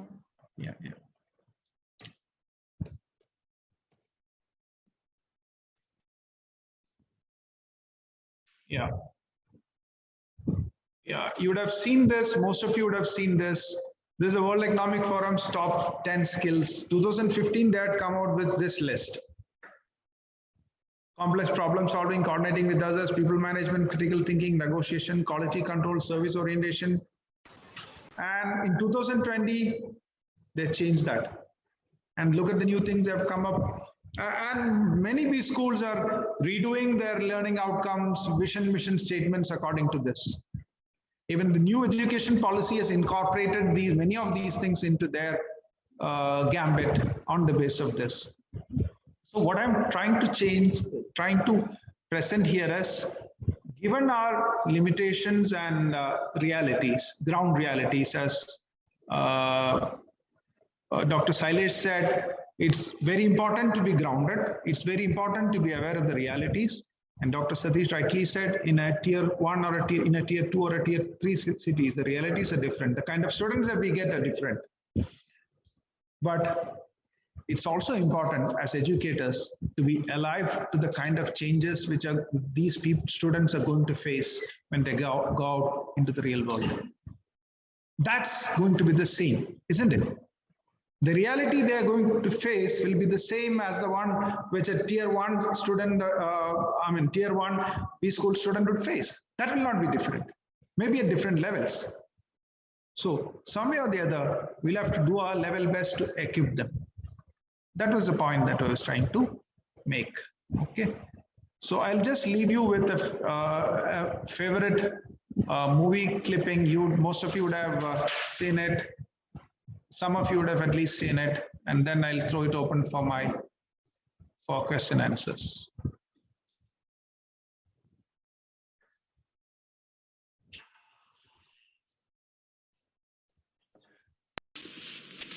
You're sitting there in agony. Hey, Rana. Yeah, any questions? Okay, so I think we'll go for questions. There's some problem with the video. Yeah. Please, before you ask your questions, the objective of this session was at no place intended to be prescriptive. This is just my perspective on the basis of evidence around. If I sounded prescriptive at some stage, my apologies for that. Okay, I was just trying to suggest something on the basis of evidences around. Okay. Yeah, I'll share this presentation with you. You are free to write to me for any material or anything that I can be of help. Okay, please put up your questions on the chat.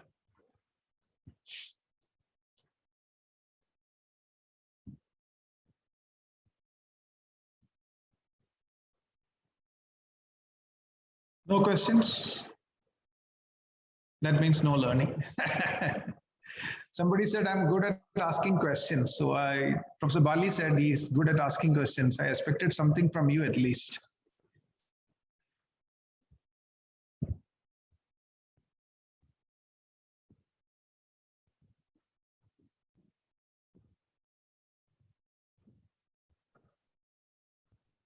So no questions as yet. Thank you. Okay.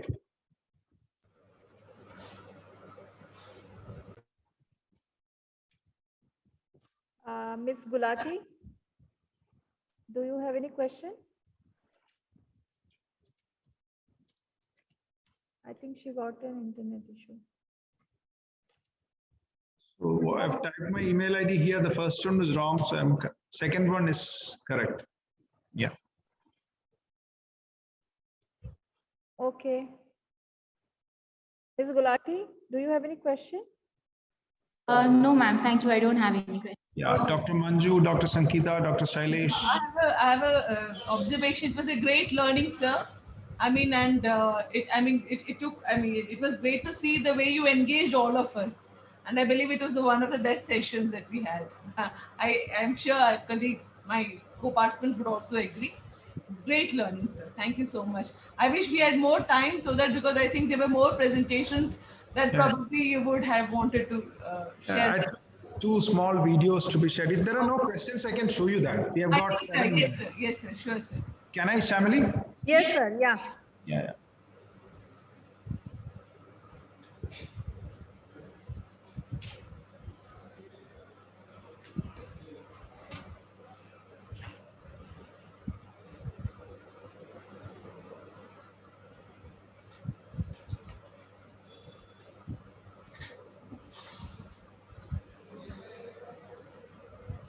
Have you seen this movie called Dead Poet Society?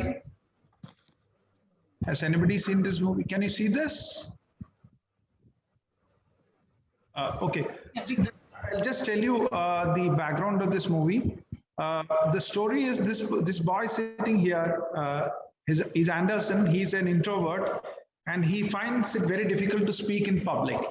So the English teacher, Robin, played by Robin Williams, has given them a task to present something they've written in the class. Okay, and he is not able to say anything. That's the background. Yeah, please. Now, who's next? Mr. Anderson. So you're sitting there in agony. Come on, Todd, step up. Let's put you out of your misery. I didn't do it. I didn't write a poem. Mr. Anderson thinks that everything inside of him is worthless and embarrassing. Isn't that right, Todd? And that's your worst fear. Well, I think you're wrong. I think you have something inside of you that is worth a great deal. I sound my barbaric yelp. The rooftops of the world. W, Uncle Walt, again. Now, for those of you who don't know, a yelp is a loud cry or yell. Now, Todd, I would like you to give us a demonstration of a barbaric yelp. Come on, you can't yelp sitting down. Let's go. Come on, up. Gotta get in yelping stance. A yelp. No, not just a yelp. A barbaric yelp. Yelp. Come on, louder. Yelp. Oh, that's a mouse. Come on, louder. Yelp. Oh, good God, boy, yell like that. There it is. You see, you're a barbarian in you after all. Now, you don't get away that easy. Picture of Uncle Walt up there. What does he remind you of? Don't think. Answer. Go on. A madman. What kind of madman? Well, think about it. Just answer again. A crazy madman. Oh, you can do better than that. Free up your mind. Use your imagination. Say the first thing that pops into your head, even if it's total gibberish. Go on. A sweaty tooth madman. Good God, boy. There's a poet in you after all. There. Close your eyes. Close your eyes. Close them. Now, describe what you see. I close my eyes. Yes? And this image floats beside me. Sweaty-toothed madman. The sweaty-toothed madman with a stare that pounds my brain. Oh, that's excellent. Now, give him action. Make him do something. His hands reach out and choke me. That's wonderful, wonderful. And all the time he's mumbling. What's he mumbling? Mumbling truth. Yeah. Truth like a blanket that always leaves your feet cold. Forget them. Stay with the blanket. Tell me about that blanket. You push it, stretch it, it'll never be enough. You kick at it, beat it, it'll never cover any of us. From the moment we enter crying to the moment we leave dying, it'll just cover your face as you wail and cry and scream.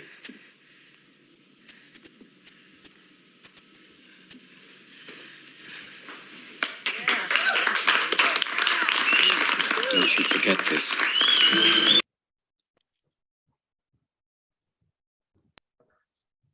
One way or the other, if we can inspire our students, I think it's just about that. And one funny, we have got 3 minutes and I got a very short funny thing.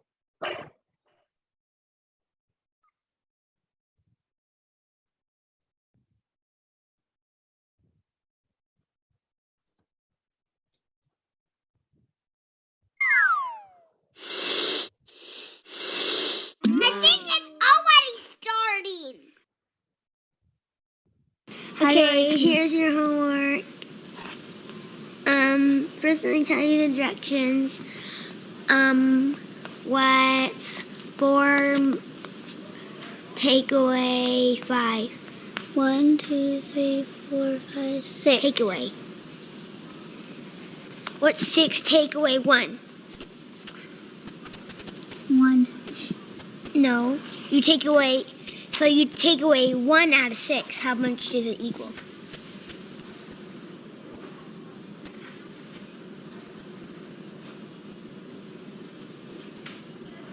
What's 10 minus 1? I don't know.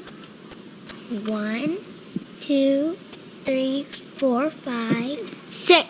6, 7, 8, 9, 10. Nope.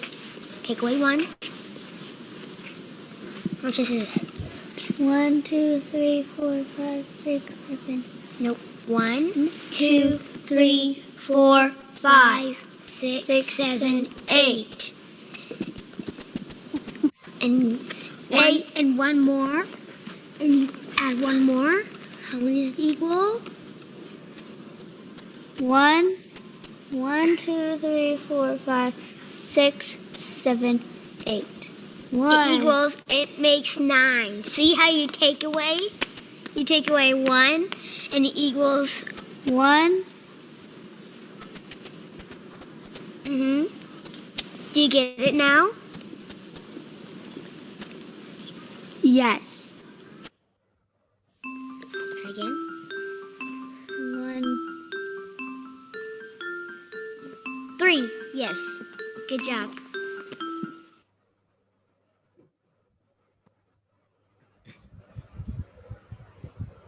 Yeah. So this was about peer learning.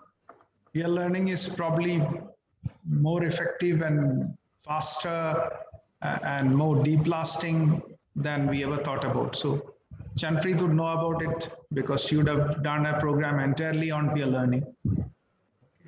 Anyway, thank you so much. Nowhere during this discussion, I meant to be offensive to anyone. Whatever I said was also including my experience and tenure as a teacher. And these are very uncomfortable things to think about given our realities. But it's high time that we all started rethinking what we teach, how we teach, and for what purpose. Thank you. Good luck. Yeah.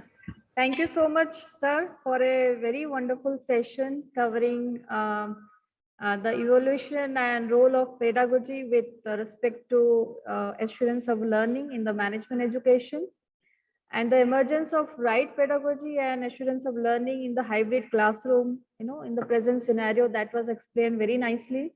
Your session has made us understand how we as a teachers should ensure that the student they will achieve the learning expectation from the programs in which they participate. Thank you so much, sir.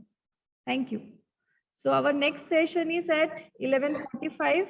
There is a gap break of 15 minutes. So please join back at 11:40. Thank you.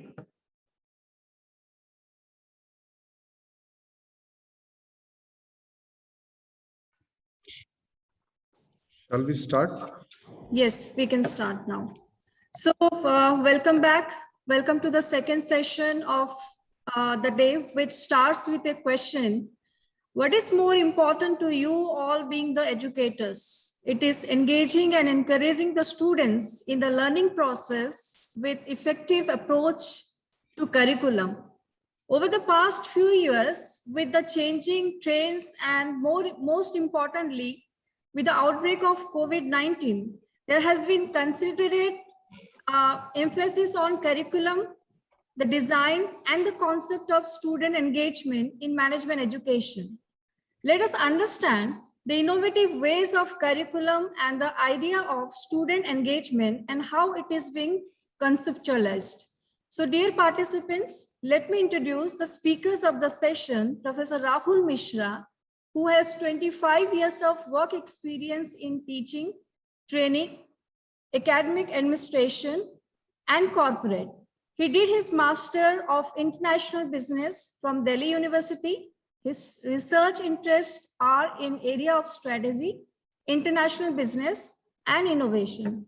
Professor Mishra has conducted over 125 MDPs in last 10 years and has trained more than 4,000 senior level executives in the area of strategy, leadership, and innovation.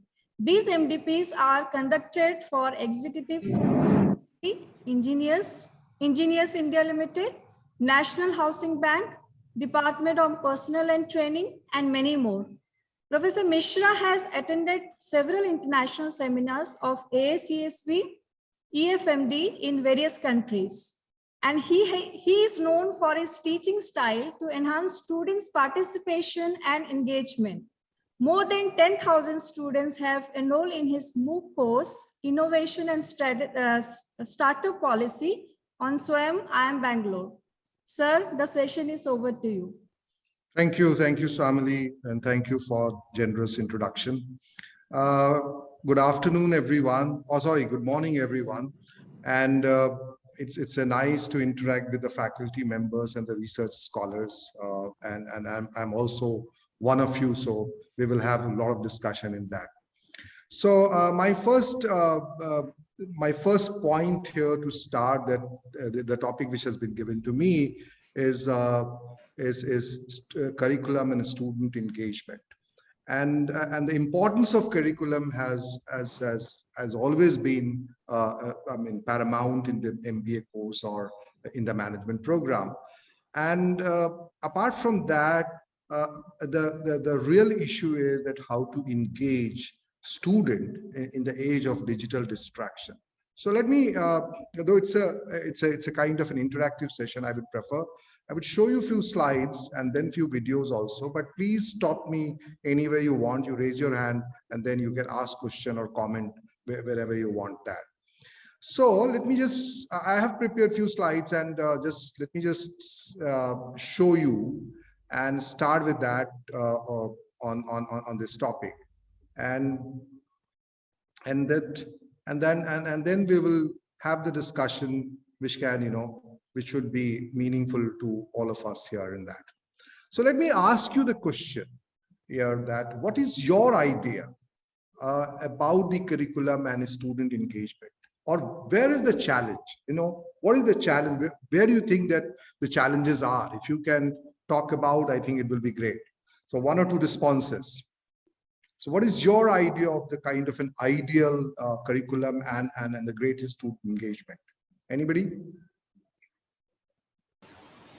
Very good morning, sir.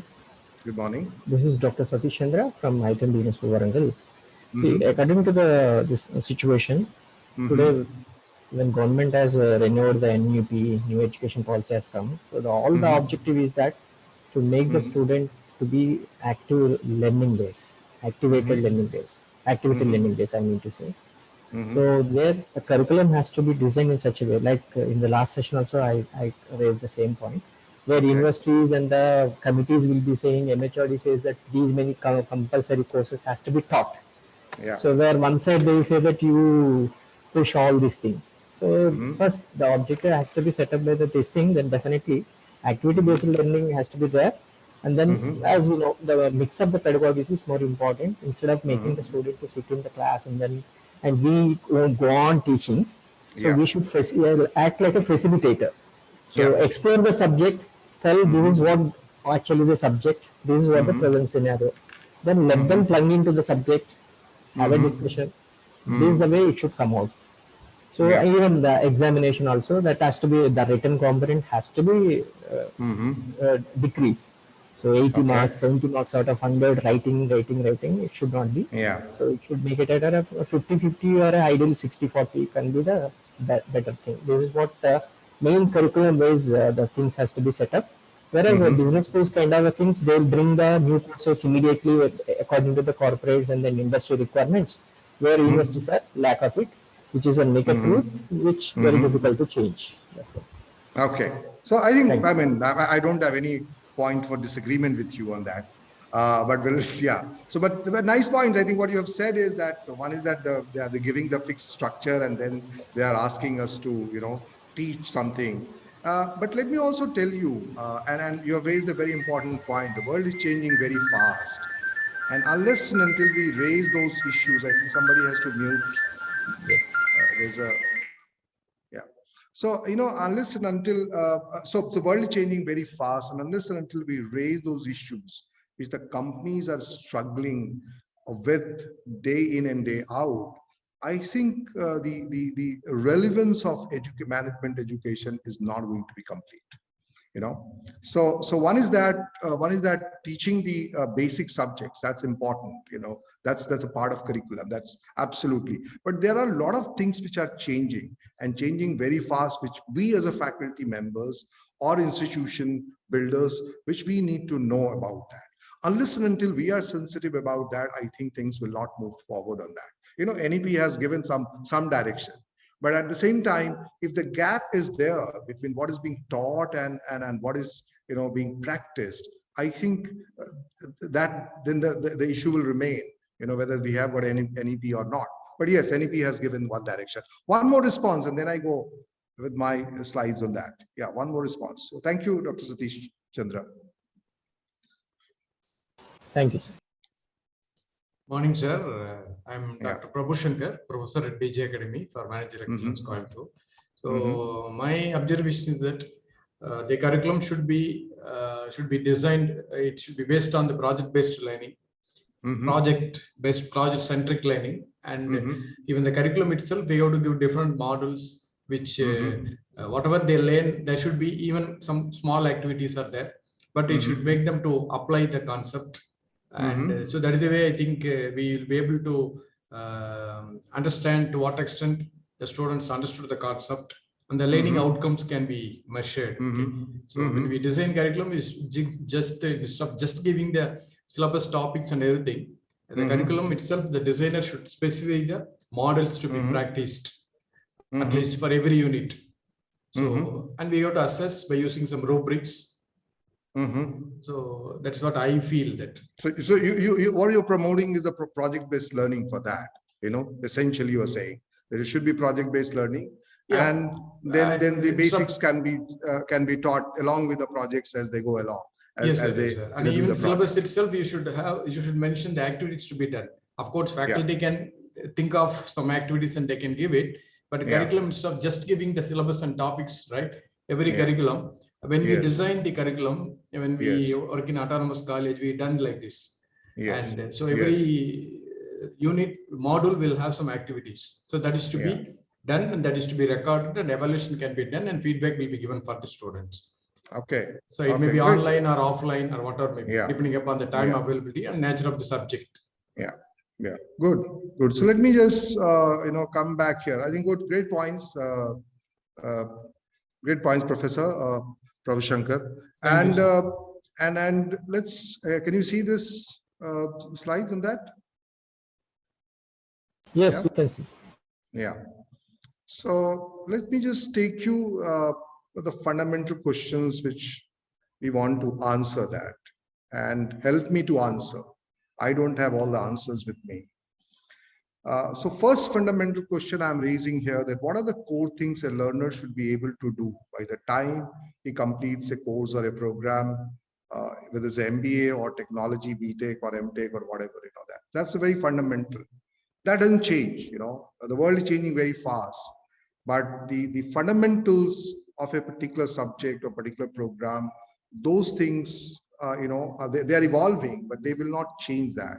So I think one of the things which we need to understand in the MBA curriculum, that we need to define as a faculty member, that what are the core things a learner should know, when he finishes that MBA program, and that's very, very fundamental for that. Now I would like some of you to answer that. That what do you consider that the fundamental things which you can consider that it's the MBA program the student should be learning about that. Just 2-3 more responses and then we go to the next question. According to me, it's my opinion, basing on my experience and opinion. The thing is that concepts are definitely has to be there, and then the skills. So according to that, like a BTech, there is a required skills are there. Common skills will be there as well as the basing on the specialization, the different skills has to be maintained. And third thing is the practical exposure or experience, at least possible. Something like internships, 5 months internships we are having. So instead of they have exposure, they experience it also. If it is 1 or 2 months, they will be exposing to the things, what actually happens. But whereas the 5 months internship of our college has made them to experience the things, how to manage it. So the day-to-day work. So these are the basic things which has to be there. That's what my opinion. Okay, good. So I don't have a disagreement here. Yeah, anybody else? What are the core things? Which you would like? If I may, please. answer. Yeah. For me, there are 3 things. Like so for me, there are only 3 things. The learner should be able to properly communicate. The learner should be able to think, and the learner should want this continuous learning feeling. Because I Okay. really feel that the future belongs to people who want to, continuously learn. They can communicate and they can think. Okay, so So just that's those three things for me. who's speaking? I'm not getting on my screen, so sorry. This is Chanpreet Gulati. Chanpreet, yeah. Gulati from Yeah. MGA. So first the communicate, the second point, just go ahead. Yes. Yeah. Think. What about the think? Think, actually think, because I think it's a skill. Thinking and communication both are skills. Okay. And the third thing is that they want to have this wanting Continuous to learn, learning. continuous learning. Yes. Okay. Adaptable, Continuous because learning. if we consider because if I consider education 4.0, okay, so the industry is demanding students who are adaptable, basically. Continuously learn, who can mold themselves as per whatever era is coming in. So I think these three can be the core. These three can be at the core of it. Pardon me if my network is bad, basically, so I don't know if you're No able to problem. hear. I think, yeah, no problem. I think I got your point on that. So communicate, Yes, think, sir. and continuous learning. Okay. Yes. So this is the core thing. Dr. Satish Chandra said that the concepts and then the internship and, that. One more response on that. What are the core things which you think the MBA program, which is Concepts, not skills, and practical exposure. Sir. Skills. concept, All the skills, communication, and concepts, practical skills, exposure. and practical exposure. Yeah. Experience or exposure. Okay. There is a big, Okay. small difference. May I? Yeah, please go ahead. I'm Selena. One person, I think Selena Alfred, and then Sana Saima. Okay, go ahead, Selena. I think MBA students must be able to have this decision-making skills. So that is what, from my point, I'll be focusing more towards this. Okay. Okay. So Okay, may I- great. Yeah, go ahead. Go ahead. Yep, go ahead. Yeah. So good afternoon. This is Puneet Kapoor. Mm-hmm. Sir, I am very new to the education industry. I've been working with corporates for 17 years, and it's just 3 years that I'm into industry and the education industry now. Okay. So me coming from the corporate industry, I very well understand that there's a requirement of students that they should be totally industry ready. At the times when I was a student, when I joined, there were a lot of induction programs. There were a lot of training programs that used to happen. When I became the branch head for ICICI Bank, that time I was being given a training of 45 days, which is the branch leadership program.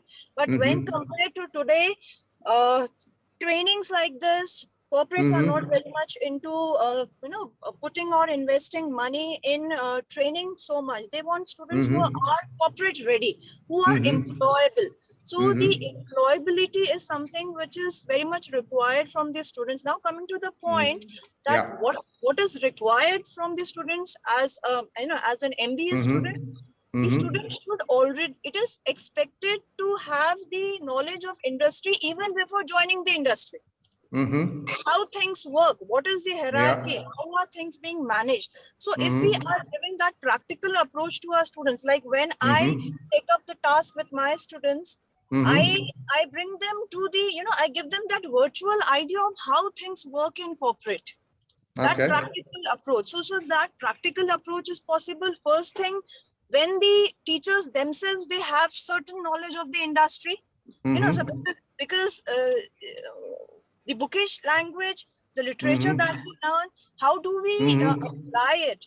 We know because we have done it. So they are naive. They don't know, they are candid.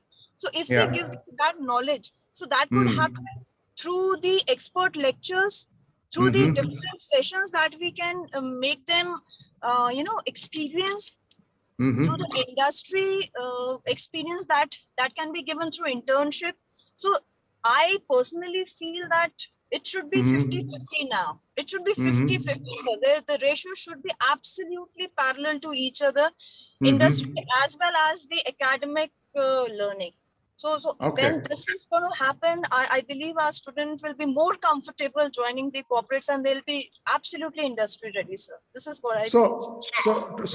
I think Dr. Puneet, I completely agree. I think there's no disagreement on that. The only problem is that how do you blend both? And then I will come to the Dr. Shailesh who has raised hand. So, the only problem is how do you blend that? And many of our faculty members do not have industry experience. And many of our industry people, they do not have much grounding in terms of theory. I think that the blending both, that's, it's extremely important and that's extremely challenging also. And I agree, if you look at the MBA is an applied science, it borrows from other sciences like mathematics, statistics, apply to business situation. It borrows from psychology, it borrows from anthropology, sociology, marketing, it borrows heavily from economics. So it's an applied science, and you have to understand the theoretical framework, but at the same time you have to also understand the application of it. And that's why you may be great in terms of theory, but when it comes to application, if you falter, I don't think you will have a great management career ahead. So I agree with you. The only challenge which I see that most of the B schools face and the professors face, that how do you blend that both, the applied part as well as the theoretical part. So I broadly agree with you on that. Great. I think Dr. Shailesh, go ahead. Yeah, good afternoon.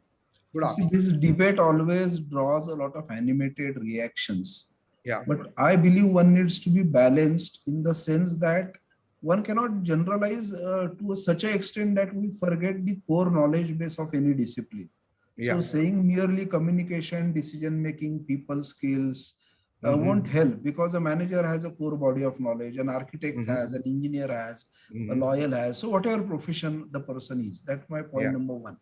Point number two, again, I believe with all due respect to my industry friends, that it is very difficult to take a call and say that my student should be industry ready on the last day of his program or on the first day of his placement. At the most, he can be a subsector ready. I'm precisely choosing these words because suppose I say BFSI, within that insurance, within that general insurance. So, and every organization also has a lot of expectations or its own ways of doing things. So a student will not, so a very limited kind of focus can be there.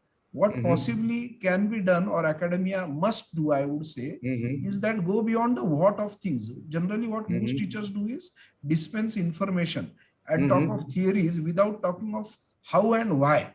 So how to do it and why do you need to do it? I think if we focus enough on that, then this entire debate can be resolved in a more balanced manner, I would say. Yeah. So I think Dr. Shailesh, I think what Ms. Puneet was saying earlier also, that the 50-50, the balance, yes, the balance has to be there. And I started with that, the management is an applied science, or art, you can say that, both science and art on that. And that's why there's a lot of thinking which has been going on. And there are two faculty members, in fact, three faculty members of the Harvard Business School. They did a lot of research and they came with a book called The Rethinking the MBA. And one of the professors who did that work has become now the dean of the Harvard Business School. He's of Indian origin. Many of you would be knowing that. And his name is Professor Shrikant Datar. And I would like all of you to listen to that. I think this debate which you have generated is absolutely great. And what Professor Shailesh was also saying on that. So let me just show you a video of Professor Shrikant Datar. And he's exactly saying the same thing. And he's saying that the MBA program, the current MBA program, needs to focus on three things. And one is that the knowledge part, the second is the action part, and the third is about the self, the learning about the self. Because at the individual level, I need to have sort out my own dilemma to become a leader for that. Just listen to him. I think it's better. Just listen to him in that. Let me just show that video on that. Just give me a minute. And here I am.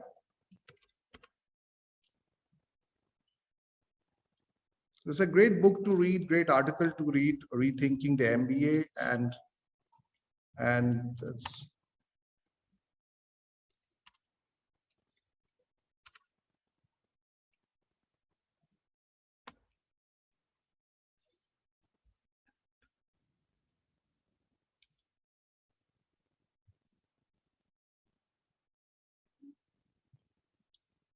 '50s and early 1960s when two can you major hear reports this voice? were published. The first It by is the audible. Ford Foundation Audible? Yeah. and the second by the So Carnegie let me Corporation just again. had its real first transformation in the late 1950s and early 1960s when two major reports were published. The first by the Ford Foundation and the second by the Carnegie Corporation, being very critical of business education not developing as a scientific field. In other words, business education was seen as largely anecdotal prior to the Carnegie Corporation and Ford Foundation reports. Those foundations, those reports put business education on the same level as the social sciences, arguing that much of the techniques used in social science research could be used in business education. This had a dramatic effect on the progress or the development of knowledge in business as a profession. And I think over the last 40 years, this growth of knowledge has been amazing. There have been numerous insights. One can think of the capital asset pricing model in finance, the 5 forces in strategy, the ways in which we think about marketing and pricing that came from this terrific research that got unleashed after the 1960s. However, the knowing part was, as it was being emphasized, meant that there were other important aspects of what it means to be a manager that got underplayed. And so I will comment first on what I see as the gap in knowledge. And the gap in knowledge is not really a gap in knowledge, but I'll try and explain it in a simple way. If I think about my left hand as no knowledge, don't know anything about how to address a problem. And if I think about my right hand as the full information I need in order to address a problem, a large amount of what business education did as it moved from the 1960s post Ford and Carnegie Corporation reports was to move my left hand as knowledge kept progressing to understanding more and more about what it is that I need in order to address a problem. Of course, we are well aware that the knowledge doesn't move to such an extent that all the information I need to solve a problem is available to a manager. That's because, by definition, the challenges a manager faces is context dependent, contingent, affected by human interactions, affected by cultures, affected by context. And so, invariably, there's a gap. Now, what Rethinking the MBA argues is, rather than thinking about only pushing the left hand towards the right and trying to continue to develop knowledge, which we must do, can we look at the problem in a different way? And indeed look at the problem from the right side. And of course, if you look at the problem from where my right hand is, now you see a gap. You see that when faced with a problem, managers will not have all the information they need to address a problem. And what Rethinking the MBA challenges us to think about is it possible for us to train students to be comfortable in the gap? Is it possible for us to train students to think about how they will make decisions when they don't have all the information available to them? Is it possible to have students think about how to think critically through what is important? Is it possible to have students think integratively about what are the various elements that need to come together for them to make decisions? Is it possible for students to think more innovatively about a problem when you know you don't really have all the information that you would like to have in order to address this? So it is this comfort with ambiguity, lack of structure, the need to work even though you don't have all the information, that I think is very important for us to focus on. And there have been some wonderful courses developed that actually help students get comfortable in the gap. The second example I'd give on rethinking the MBA refers to what I earlier described as the knowing-doing gap. That what you know is quite different from what you can actually do with that knowledge. And unless you can actually do things with the knowledge that you have, as a professional, it doesn't serve our purpose to only have students who can analyze, who are only analytical, who understand what the problems are. We need people who can act. We need people who can get things done. And so, simple example of taking something like marketing, and the statement that we sort of allude to in the book is that if you haven't ever really sold anything to anybody at any time, your ability to understand marketing, your ability to understand what is it that you need to deliver to a customer is severely limited. So if we take these doing skills seriously, then it means giving business school students the opportunity to practice what it is that we are teaching in our classrooms, to engage in experiential learning. And we argue in the book that this is an important aspect of management education that Indian business schools ought to think about. I'll take another example, that of innovation. Almost everyone you talk to says that the countries, companies that are going to be the most successful going forward are those that have the capacity to innovate. So how do companies innovate? How do people think more creatively? How do people solve problems in more innovative ways? Well, in our research, we learned that innovation is really what I might call a doing skill. And we only half-jokingly refer to it, and that it's very similar to, or how you learn innovation is very similar to how you learn how to swim, for instance. None of us would argue that the best way to learn how to swim is to give someone a book and ask them to read it, make sure they get an A grade on it, and then they'll be expert swimmers. So how do we learn swimming? Well, there's only one very well-established way to do it. You go into the pool, you kick your feet around, someone corrects how you do things, and you slowly, through repeated practice, develop that skill. We believe that helping someone think more innovatively, think more creatively, only comes about through repeated practice. And if we in our MBA programs haven't given the students the opportunity to practice those skills, it's very hard for them to then get these skills developed as they go into the workplace. It's like going into competition when you haven't had any practice, and of course that's a very intimidating thought. So I really think that business schools in India, indeed this is a common finding across the world, ought to be paying a lot more attention to action learning, paying a lot more attention to doing, paying a lot more attention to experiential learning, paying a lot more attention to how do you practically get things done.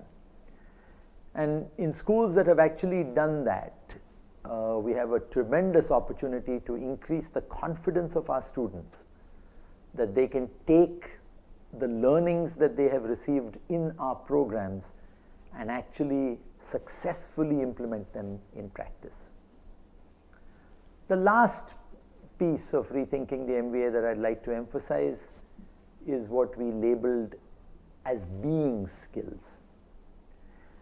Being skills are the values and attitudes that managers bring to their work.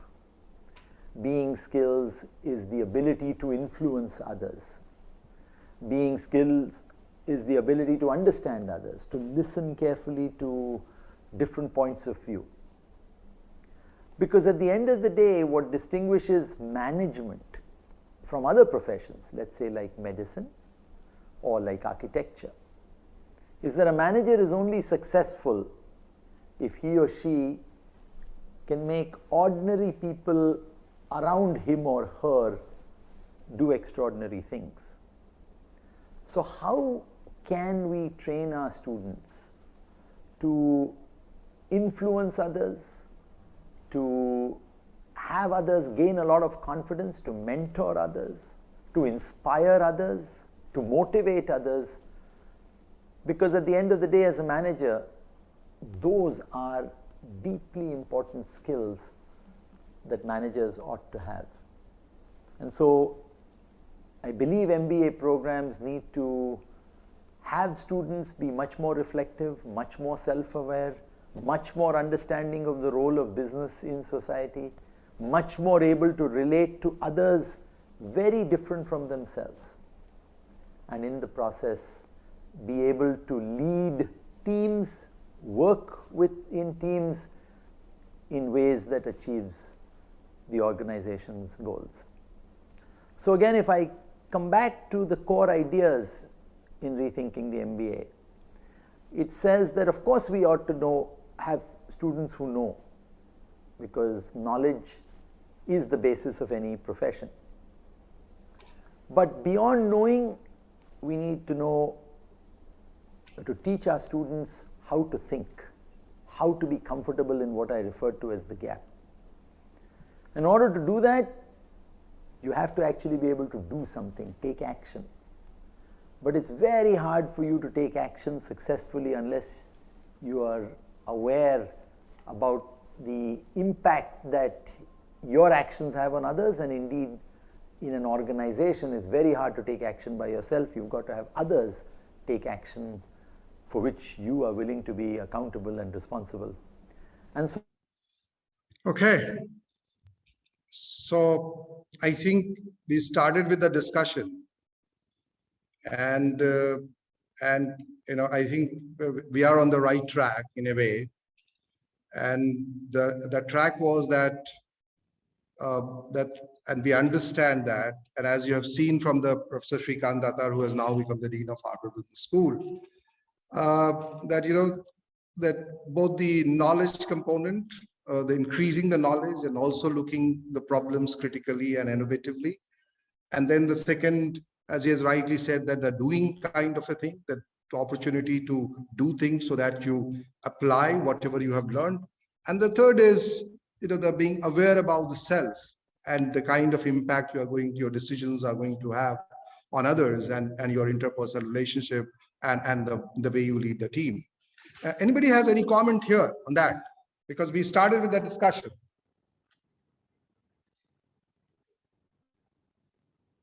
Or are we sorted on that discussion?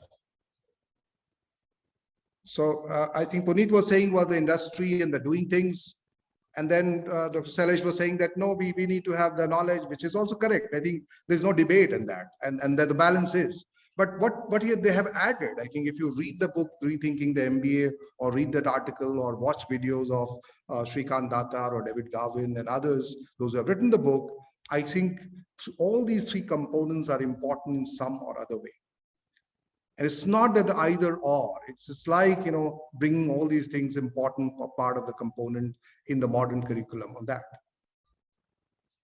Anybody has any comment, any question here?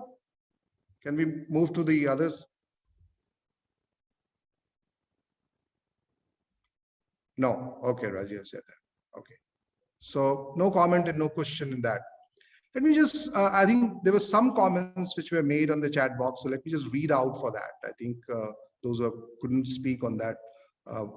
Some comments I think Prabhu Shankar has already spoken, conceptual skills, communication, technical skills, interpersonal skills for MBA. Dr. Rajia has said that problem solving attitude, and then the student should be able to apply his conceptual knowledge in given situations, critical thinking, all these things. I think you have seen that all these things are important, and in a way that's required. What I'm leaving you with here in this section, that there's no either or kind of approach.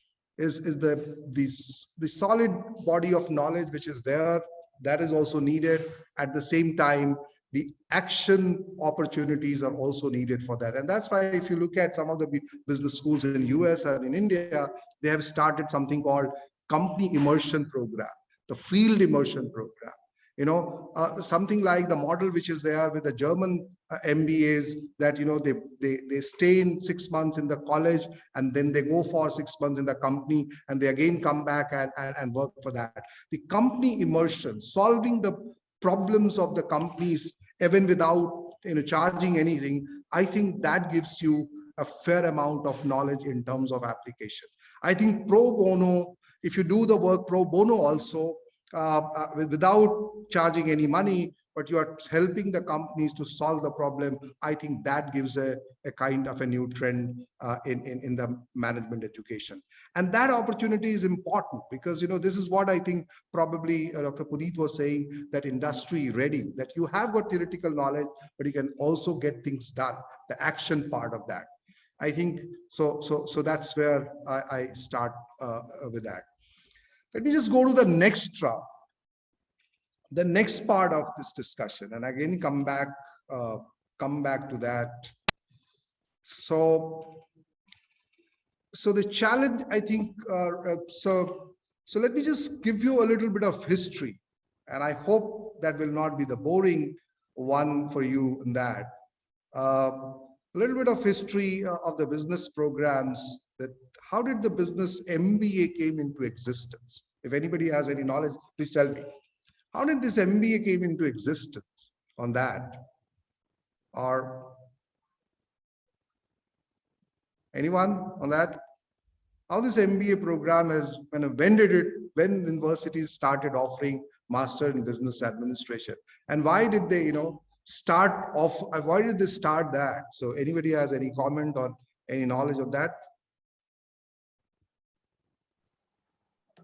I don't have any knowledge, but I can guess it, sir. Yeah. I never have gone through those kind of, you can say the historical way, you can say. Okay. But we're on the HR ground, you can say the mass production is the one, and the second one is the honors differences.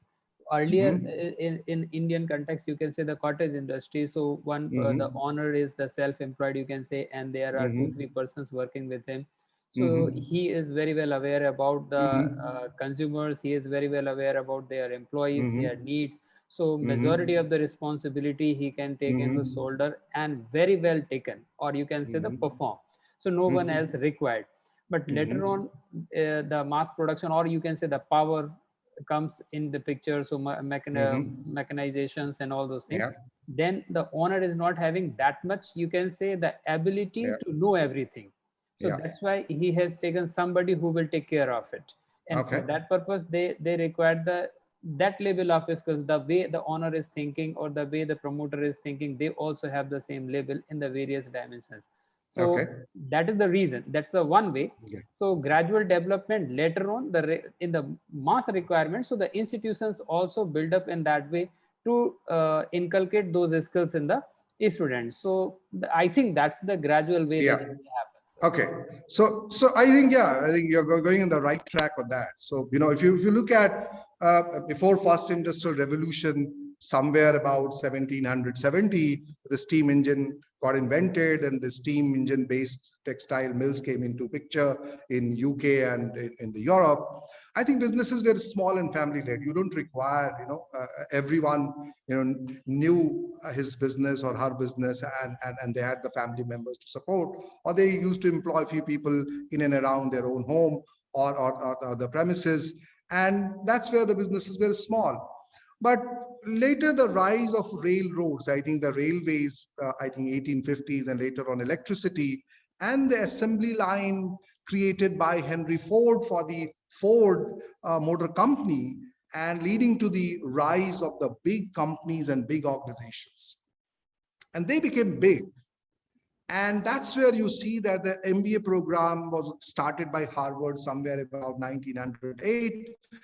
And, so we do not have, we just have got 110 years or 100, at max is 115 years of existence as an MBA program. And it is linked to the, as Mr. Professor Mukesh was rightly saying, it's linked to the rise of the big companies. And I always tell my students in the class that, look, you are going to work in oligopolistic market structure. Because yes, you can work in monopoly also, because the monopoly can be created by the government. But if you are working in a private sector, you are going to work in oligopolistic market structure.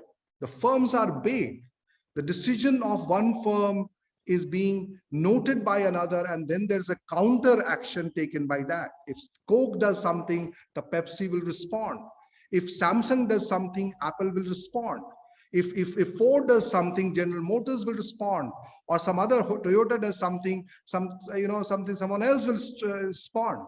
If Tesla does something, it's bringing electric car, then the Ford and Toyota and others will also respond to that. These are the powerful companies, and they are and they respond to the action of each other, and they create market, create products. And if you are a big company, you require, because the complexity, you require professional managers. And that's where the MBA program started in as an applied science. And as Professor Datta was saying, that till 60 it was anecdotal. Though the Harvard developed the case method of teaching, and many of us are aware of that. And then, but a real development of the management program started from the time in late 60s, where you see that the sound body of knowledge emerged in strategy, in finance, in most of the area, in HR and operations on that. And so that's the part of the history which we know that. Let me just come back to the India and tell me what happened in India. When did we start? Why that management program started in India? What was the reason for that? Anybody, any comment here? In India, so internationally we know that 1905, the rise of big companies, assembly line, all these electricity, all these things have started that management program, the complex organizations. What has happened in India on that? What is the history in India? Rahul sir, there is a question. Yeah, so where is that? Mr. Chat box? Mohit, please go ahead. Yeah. Mohit. Please raise your hand and ask question. Yeah. Mr. Mohit. Or you can write down.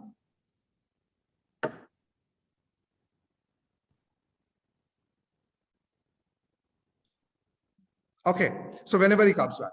So in India, if you look at, I think in India we got our freedom in 47. Then the planning commission started, and the first plan, and starting from the 50s, and then we by 60s we started. We got the need for the professional managers, and one of the pioneers for the management education in India was Vikram Sarabhai, who talked to the Harvard University, and he thought that we really require professional management education to produce professional managers who will manage, in his view, public sector, which is emerging, which is going to remake India in the 60s, and also the private sector. It was not meant for the private sector. His vision was very different. His vision was that it will be for the public sector, it will be for the government, and it will be for the private sector also. And that's where the IIM Ahmedabad, if you look at, it got established in 1960 in collaboration with Harvard Business School. And then came the IIM Kolkata in collaboration with MIT Sloan, and then things move forward, okay, in the management education. And I think so, if you look at that, this is how we have evolved. But After 1991, after the economic reforms, I think the market has opened up. There's a globalization. The foreign companies have come in. The markets have become very, very hyper competitive. The technology has improved. New technology is being getting developed. And I think the things are changing very fast. So you really require a different kind of an MBA right now.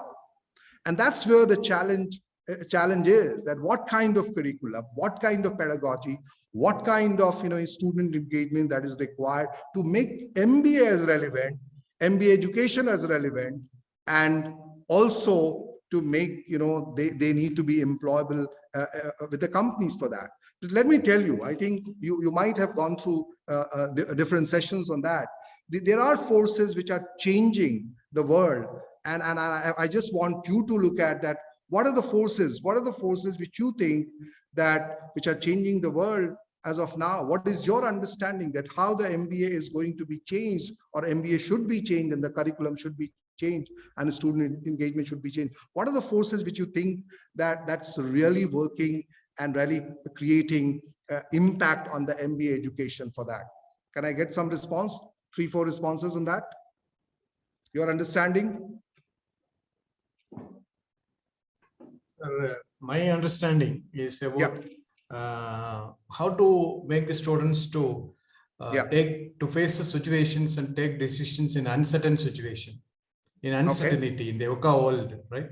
In uncertain situation, how he is able to take decisions, how he face challenges. That's what I feel at the moment.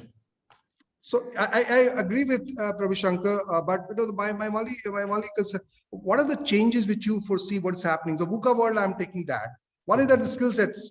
So VUCA world, that's an acronym, the volatile, uncertain, complex, and ambiguous situation. Yes, yes. Yeah. And the VUCA world is this is what is really happening. If you look at in the business, or you see the kind of changes which are happening, whether it's in a political arena, or the economic or the technological, things are changing very fast, and it's sometimes incomprehensible. It has not happened like the way it is, and it's very difficult to manage your business. Suppose somebody has got an export business with Afghanistan, I think today the business is gone. And it would have been very impossible for that person to visualize the 6 months down the line, I would not have any kind of a business export or import with Afghanistan. But that was not there. So it's so volatile and so uncertain on that. So I agree with you on that. But let's see that what kind of changes which are happening. Say for example, 2 years back, nobody would have thought about this this pandemic, the COVID kind of a thing, and where the Zoom will have the biggest benefit, and many of the companies, like airlines, the big airlines, the powerful companies like GE, they will be, in the deep distress. So nobody can think of, and I think this is extremely important for us to understand. If we understand that what's really happening in the world, it will help us that what kind of knowledge we should give to our student in terms of curriculum, and how to engage that, within the broad framework of knowledge and action and self, on that. So what kind of knowledge? But let's understand that what's really happening in the world. So VUCA world, I accept that. What else? What else do you foresee that changes which are happening? That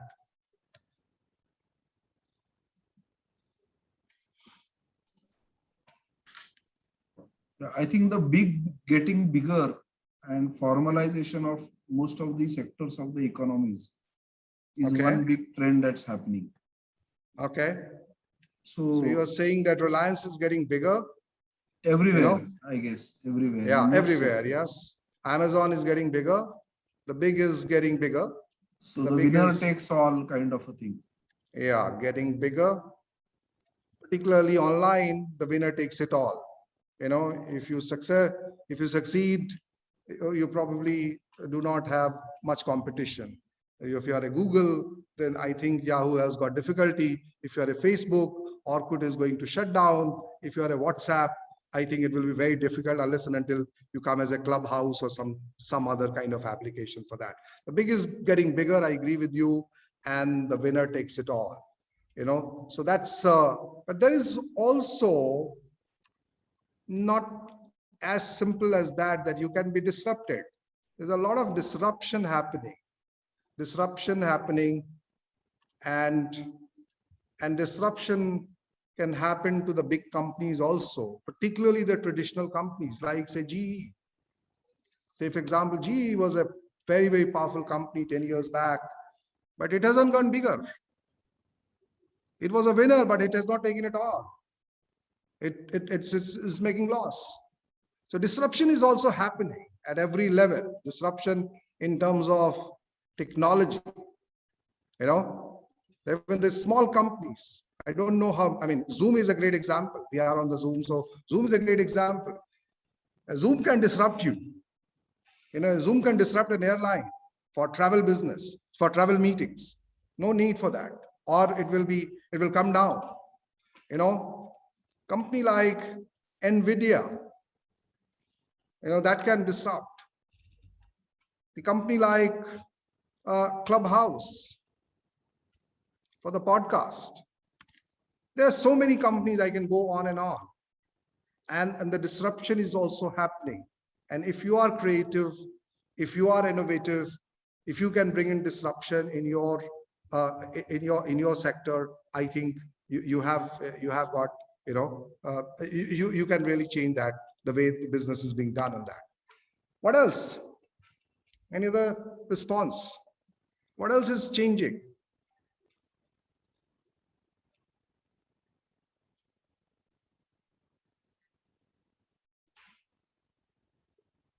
Guys? Humans' expectations, emotions, and their own capability. Okay. Just elaborate, Professor Mukesh. Yes, sir. For examples, now the mental, you can say the stability of a youth or a young generation is not that much high. What in the other way, you can say the instant things, the nature of instant, everything they require, that kind of a developing. No one is going to wait, or you can say delete their need or do something to get what exactly they required. I don't know. I mean, you could be partly right, you could be partly wrong, because each generation talks about the next generation in the same way, which you are talking about. You know, our parents used to talk also like this, and probably their parents also used to talk like that. Okay, so it's partly right, but yes, partly you are right that, you know, partly you are right that because of the technology, because of the money available, people want instant gratification. So I think that's a kind of a millennial generation, as they call in US, millennial generation for that. So, but let's not generalize that. I think that's why I'm not taking the full point, the millennial generation. So that's happening on that. What else is happening on that? Guys, I think if you can say, because, you know, I'm not looking at the chat box. I'll listen until Dr. Shamli is looking at that. So if you can speak, it will be great. And the millennial generation, what else is changing? What else is changing on that? Because, you know, if you do not understand, if we do not understand the things which are changing, I think it will be difficult for us to have that kind of this discussion on this, on the curriculum, or on the student engagement on that. What else is changing? Sir, I believe the social needs are changing. Okay. Social needs are changing the way of and need of business nowadays.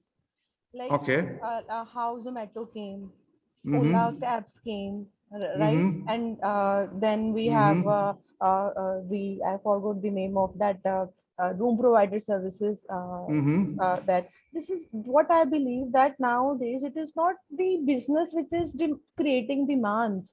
It is the social needs. Social needs is also creating businesses and changing the way business are being carried on, and jobs which are being created and skills which are demanded nowadays. So this is my view.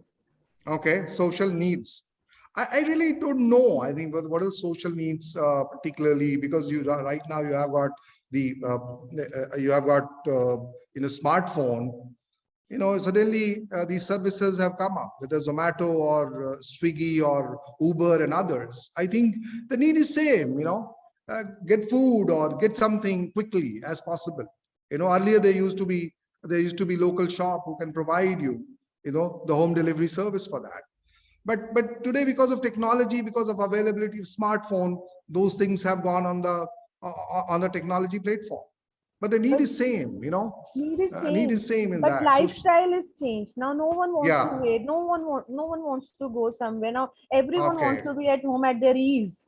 Okay, so lifestyle has changed. So now you are on that. Lifestyle has changed, and Dr. Prabhu technology. Shankar has raised Yeah. his hand. Yeah. Yes, go ahead, Professor Shankarji. Sir, my opinion is the consumer behavior has been changing now because of COVID pandemic. Now we have artificial intelligence and AI-based equipments, right, which can find a place in our household, right? You see, many of them, they are just avoiding the maid servant, and they're giving preference to buy the robots, which can use the cleaning of the houses, right, and mopping operations. And even you see the banks have come with the contactless services. So I think these are the changing needs because of the situation, pandemic situation. Okay. So technological change is big. Let me tell you, technological change is big. AI, Google Assistant or Alexa, or all these Siri and others. I think these are the very basic level of AI, which is now invading in our life or in our work. And I think AI is in a big way. It's going to change in a big way. I just want to show you a small video, how the Google is bringing AI in our life and how it's going to impact the business also. And that's why, these kind of things, if we are not aware about that. So I'm glad that you have raised this. So AI, machine learning, the new technology, the Industry 4.0, IoT, augmented reality and virtual reality, mixed reality, all these technologies, and there's there's a whole range of technology, blockchain and robotics. And so there is, if you look at the business school deans in US are worried more from the technology side, because technology is going to take over. They say that technology is going to take over many of the business operations, and that's a real danger. And I just want to show you, because before I proceed to that, just want to show you a small video of how AI and the machine learning will help the small businesses. I just want to show you a small video, very interesting one. If you look at that, just give me a minute on that.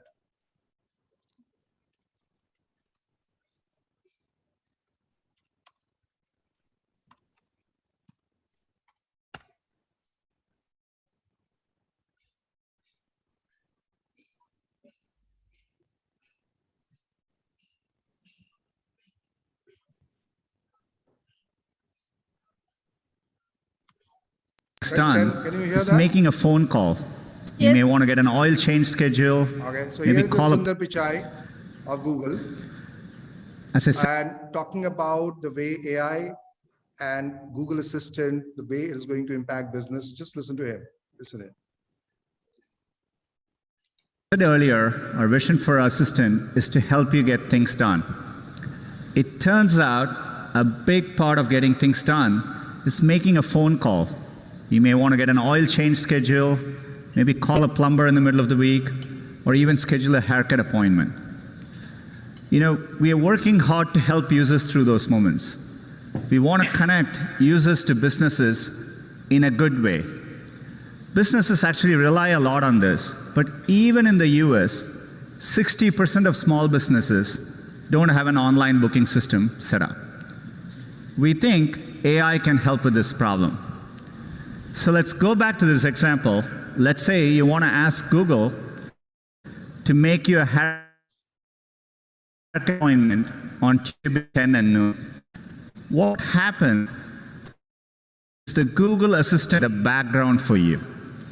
So what you're going to hear is the Google Assistant actually calling a real salon to schedule the appointment for you. Let's listen.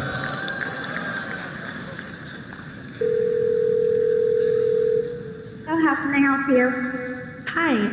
book a women's haircut for a client. I'm looking for something on May 3rd. Sure, give me 1 second.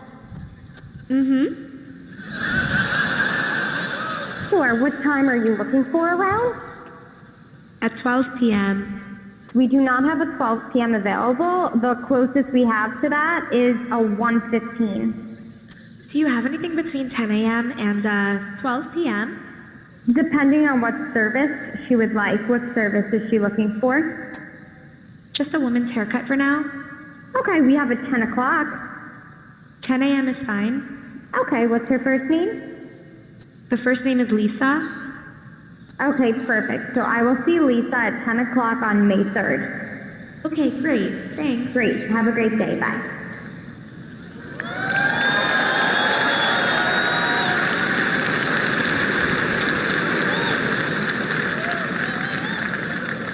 That was a real call you just heard.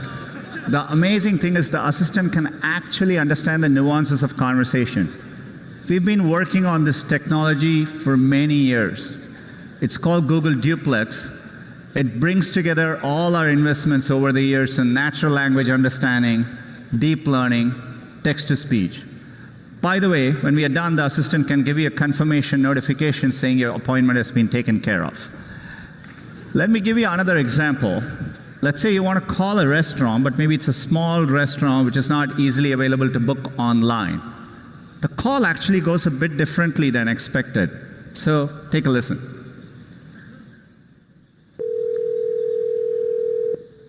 See how may I hear you? Hi, I'd like to reserve a table for Wednesday the 7th. For 7 people? It's for 4 people. 4 people? When? Today? Next Tonight? Wednesday at 6 p.m. Oh, actually we leave here for like after like 5 people. For 4 people you can come. How long is the wait usually to be seated? For when, tomorrow or weekday or? For next Wednesday, the 7th. Oh no, it's not too busy. You can come for 4 people, okay? Oh, I gotcha. Thanks. Bye bye.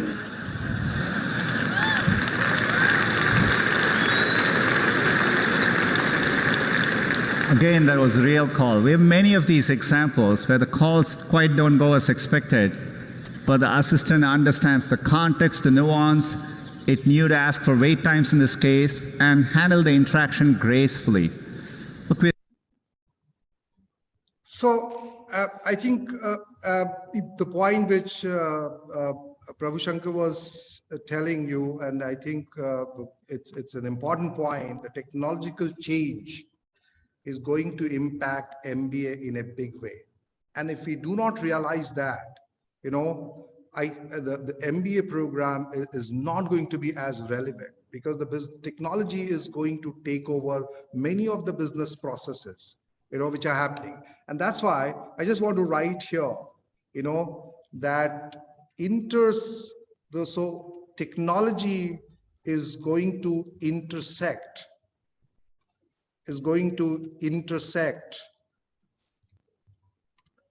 you know, a business and, you know, the kind of changes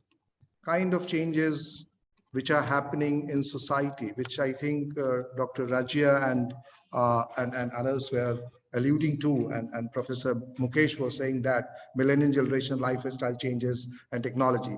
So the kind of social changes. So I think if you can look at the curriculum, if you want to have a futuristic curriculum for that, I think that will really help. I just want one more point, which you think that, you know, extremely important to be part of the curriculum, and this is what is happening around the world, and students must know and students must understand that.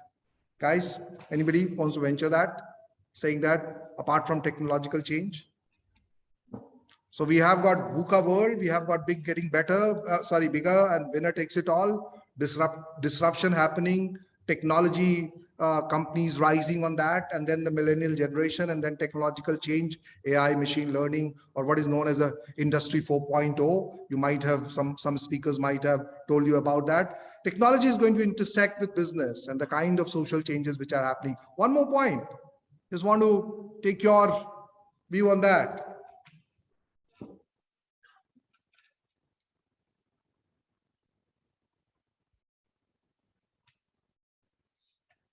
Nobody. Okay. So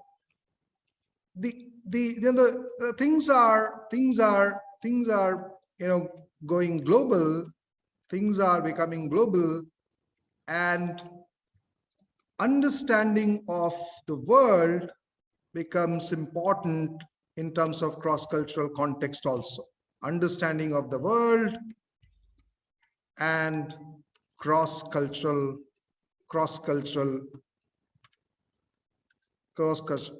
context is also becoming important for that.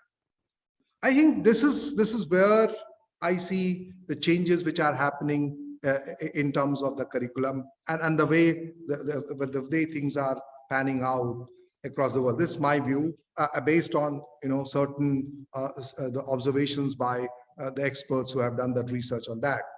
Okay, let me just ask you to do some exercise based on whatever discussion which we have. So we have got two types of discussion till now. One discussion is that rethinking the MBA and that article or that video which I've shown you from the Srikant Datar, and in terms of knowledge, in terms of action, and in terms of self. And then we are looking at the certain forces which are changing the world of business and society. And based on that, our understanding.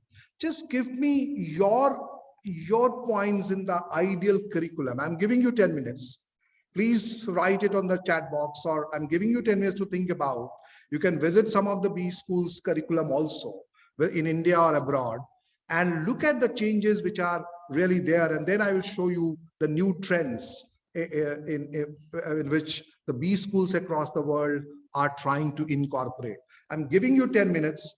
Go to the, or 15 minutes in fact, go to the different B schools, look at their curriculum, and then come back.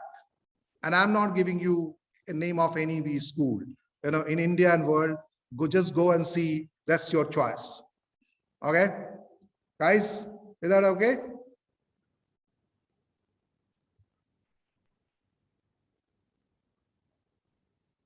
You can't be silent. Yeah, they have written yes, sir. Okay, sir. Okay, okay. I'm not. Yeah, it's very difficult to say. New regulations. Okay, sir. Okay, so I'm giving you 15 minutes. We come back at 1:10, and then we start with that. Look at based on the discussion which we have and the way B schools are, changing their curriculum, and see that. Just give me some points on that. The kind of courses, the kind of structure which they are having on that. Okay, and then I will show you one curriculum, for one B school. I'm not naming right now on that. I'm here if anybody wants to ask anything. I'm here.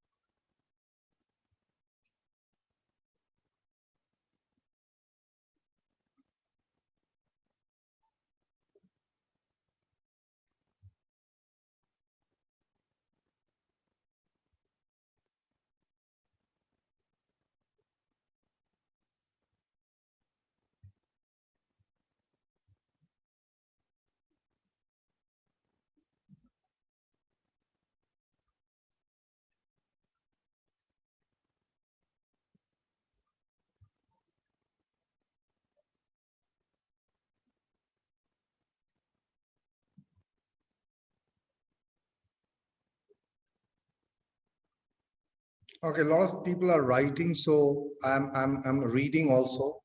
No, let me just give you the 10 minutes. You can keep writing on chat box. I will prefer that you speak, after 110. But if you can't, then you can keep writing on chat box.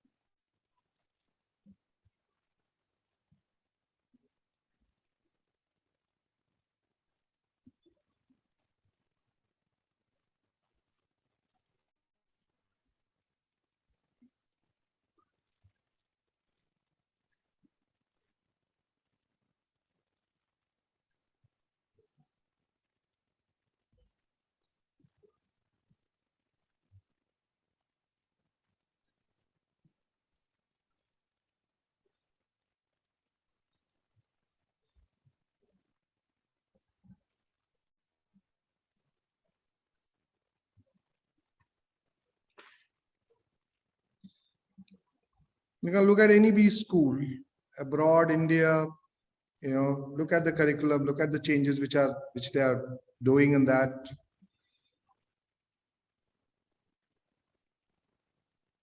Based on the discussions which we have had till now.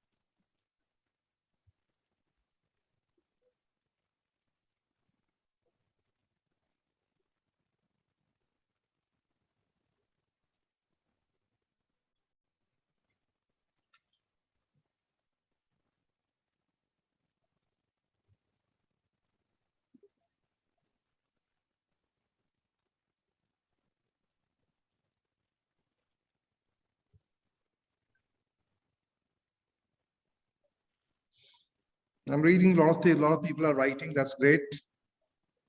Also, if you can write the name of the B school you are looking at and then you are writing, I think it will be great.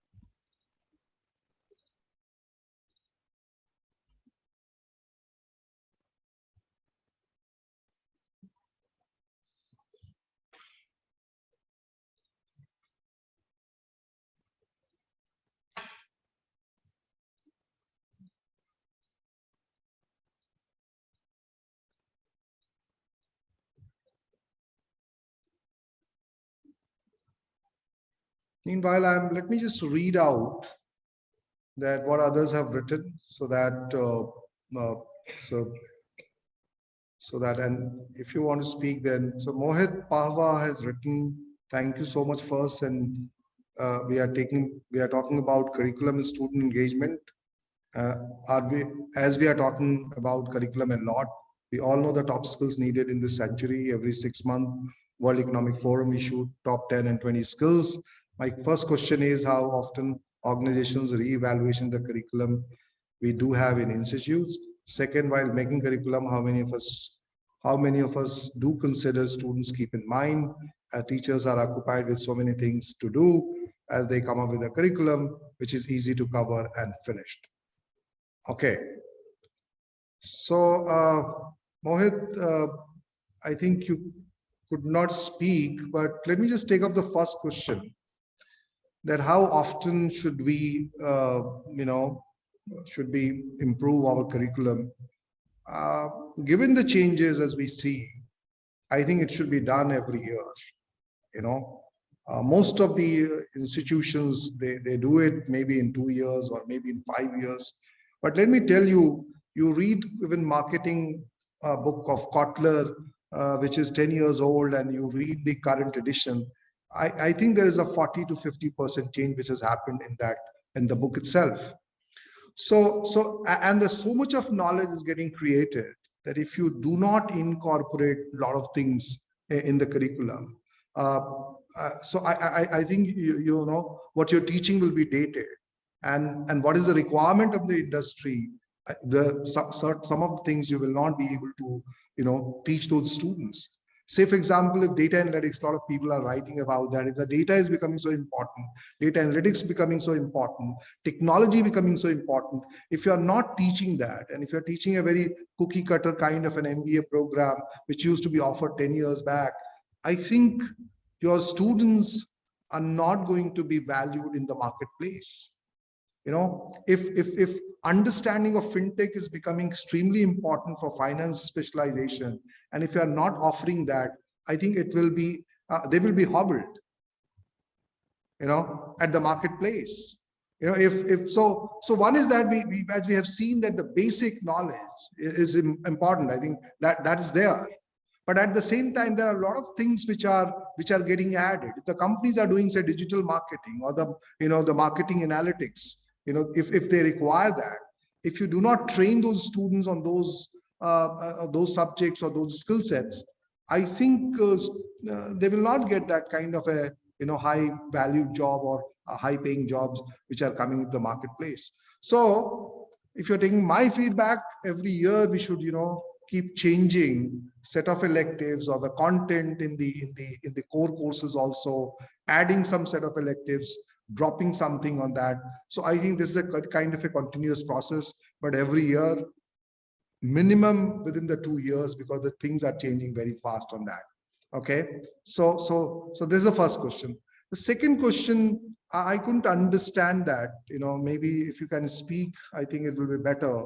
The second question, while making curriculum, how many of us consider students keeping in mind and that our teachers are occupied with so many things, they try to come up with curriculum which is easy to cover and finish. Okay, so getting your point is that you see that teachers, whatever I know, I keep it in the curriculum, and that's a dangerous thing. I'm telling you, that's pretty dangerous.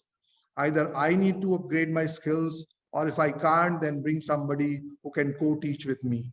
But I can't go on teaching the same marketing course with the same strategy course as I was doing it in last 5 years. So I think that's pretty dangerous thing in that, and that's not improvement in terms of the curriculum, and that's why the students will not be also so engaged. I'm looking at curriculum in a different way. It's also a part of his student engagement. Professor Rajkishan has already covered the pedagogy, the part of his student engagement, but I'm looking at the kind of relevant curriculum which will keep student engaged. Student come to me and say that, I'm doing my MBA, but do I need to get an extra certification in terms of digital marketing, or in terms of fintech, or in terms of data analytics? Will that make me more valuable at the marketplace for the job? I say yes, but I say also that don't do that outside, because we are going to offer you. if you are not satisfied with our offering, then you can take that, but don't do that, because students are really looking for that. If you really talk to them, they have got fair idea that these are the skill sets which are in demand. They know that from their siblings, for their cousins, for their family members, that these are the jobs which are coming up. And I think we need to really see that, we are really offering what is being demanded at the marketplace. And I think if you look at the company like Amazon, or the company like a company like Amazon, you will have these issues coming in on that. Okay. Anybody has any comment here? Or Mohit, if you can speak.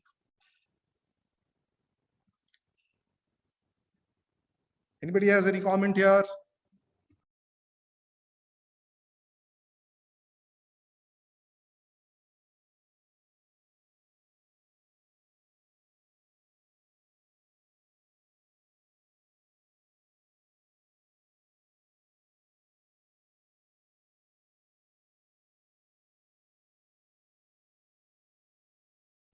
Anybody has any comment?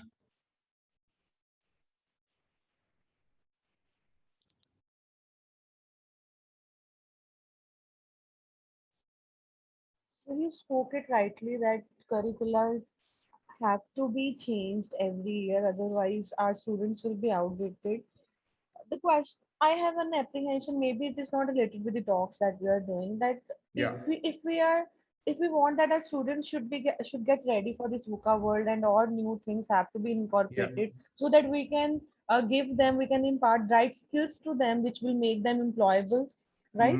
And for good jobs. But the thing is, even teachers, faculty members are also required to get trained for those skills. And how it is possible, or what strategy should a faculty member should follow, that they should also first have these all skills. Now what I am observing nowadays, like you talked about fintech, you talked about AI. Maybe I have not read these all subjects, because when I was a student, these specializations were not offered, right? And now I'm doing the job, I have my workload, I have to fulfill the research targets also, I have to attend FDPs also. Thing is, how I can prepare myself for these things, because I also want to be sustainable in education world. So this is also a very big apprehension from myself, because if I know, then only I can impart. Yes, yes, I agree, Rajat. So I agree, Dr. Sahadev. The reason being, I don't have an answer that, given the load, what should I do? How should I do it? Yes, because All I can easily preach, I can easily preach. I'm telling you, I'm giving you a story here that it depends on our motivation. And if we can, if you're doing research, it's a part of upgrading ourselves also. If you're doing research, it is in that area, and if you can combine with knowing the new knowledge or new skill sets with that research, I think that will help you a lot, even for reading articles, reading books, enrolling for the courses. And I just give you example. Mukesh Ambani is the richest Indian, and at age of 60, when he started Geo, or age of whatever age he is now, at the age of 60, started Geo. He enrolled himself on 12 courses on Coursera in telecom marketing and others. He had no idea, because he's a chemical engineer, going into telecom. But even to understand the experts in the board meeting, what they're saying, and making a decision on that, you need to have the basic knowledge. So I think if you can combine, because the research target is there, if you can combine your research with a cutting edge thing in your area, whether it's in marketing or in HR or in finance or in strategy, and then you keep reading, whether it's article, books, enrolling in courses on Coursera and other places, on SWAYAM and other places, I think that can be taken care of. Let me tell you, the way knowledge is getting created every year, nobody can match that, ability to acquire that knowledge, skill also. It's becoming increasingly difficult. And those who are above 50, I think they have got a huge problem at hand, but unless and until you make an effort, keep on, keep on making effort on that, I think you will become, or we will become irrelevant, from next 5 years on that. Because the kind of MBA program which we have gone through, and the kind of MBA program which is getting offered now in the best B schools in the world. And that's why I wanted all of you to look at those best B schools, whether it's this Harvard Business School or ISB, or whichever B school you are looking at. I think it gives you a fair amount of idea that how things are changing and how the best B schools in the world or in India, they are upgrading themselves and making it relevant for the industry and for the economy. Are you with me, Ajay? Yes, sir. I'm with you only. I'm listening. Okay, let me just read out and then we come back to this discussion, which is a very interesting one. Let me just read out that. So I've answered, I think, Mohit's question. P. Bali, she has written that imagining a situation when at both AI will be working on that. Both end AI will be working on that. Yes, I think it's going to have the kind of impact electricity had in 1900 on the assembly line. I think the same thing is going to impact from the AI part of that. Cryptocurrency world first crypto ATM is open in El Salvador by Prabhu Shankar. Political changes, new laws, regulations are pertaining to business. I think somebody has to mute. Let me just mute her. Lakshmi Naji, you have to mute yourself.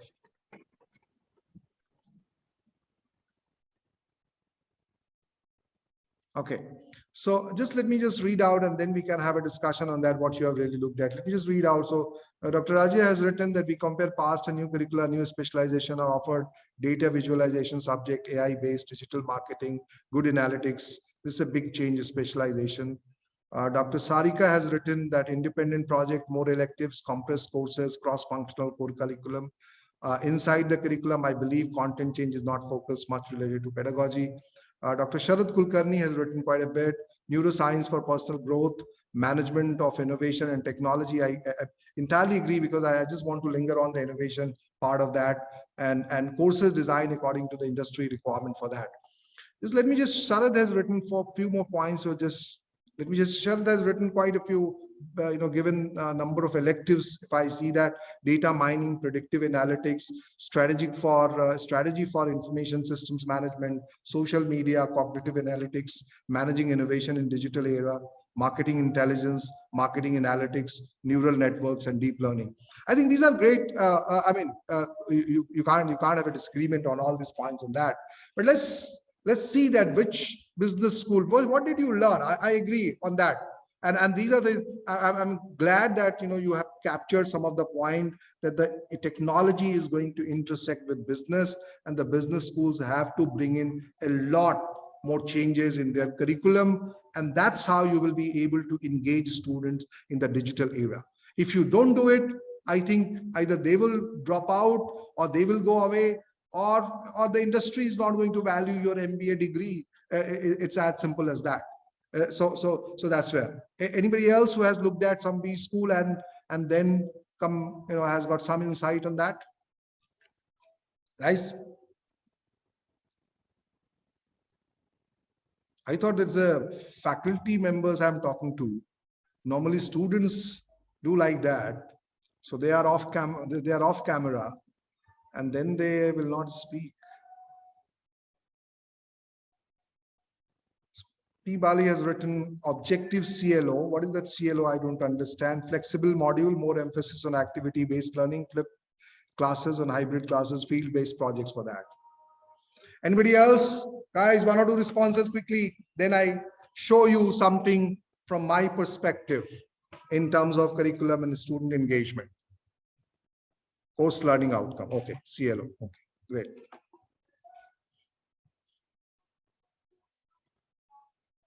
Field visits based learning. Yes, great.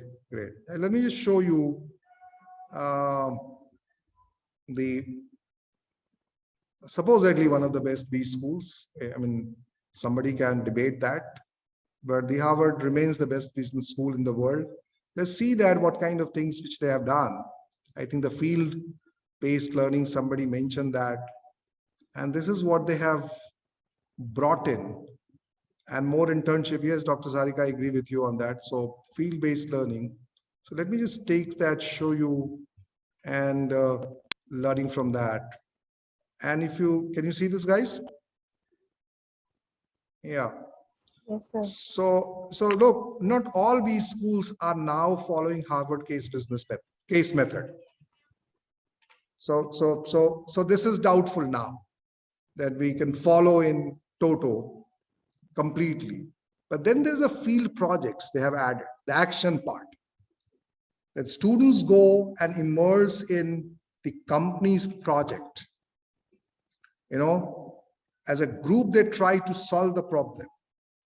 And then they give that solution to the industry and see whether the industry is accepting, means the company is accepting that solution or not. And if they have accepted the solution, they go and implement with the help of their employees and see that result.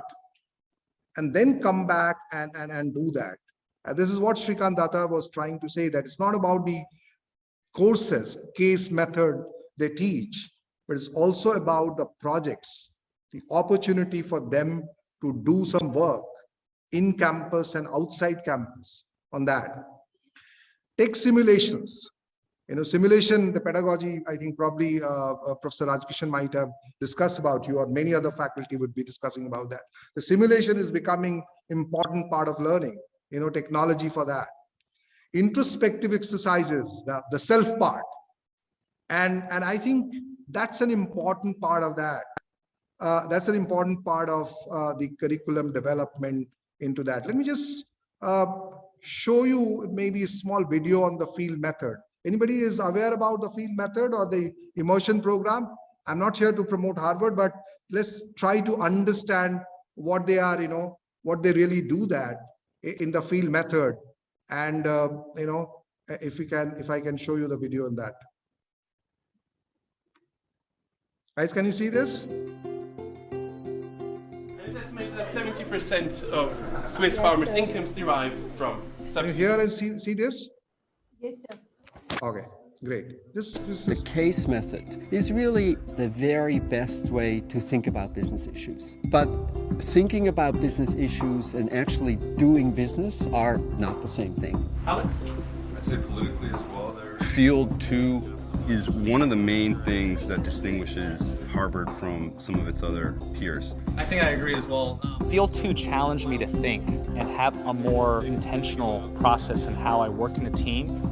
You listen more, you work with people, you collaborate more, so you see yourself growing from that experience. The required curriculum, the RC Field course, is a year-long course, and there are 3 different modules to it. Field 2 is the global immersion. It takes all 900 students to one of 150 emerging market companies where they work with the company to then implement what they had learned in the classroom. Somewhere in October, there was this secrecy and mystery around where are we going to end up. Everyone on campus was talking about it. The night of the global dinner is really the culmination of all that anticipation.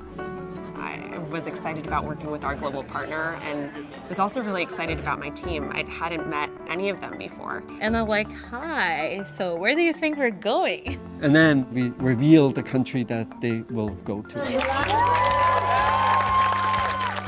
Brazil? Oh my God, is this really happening?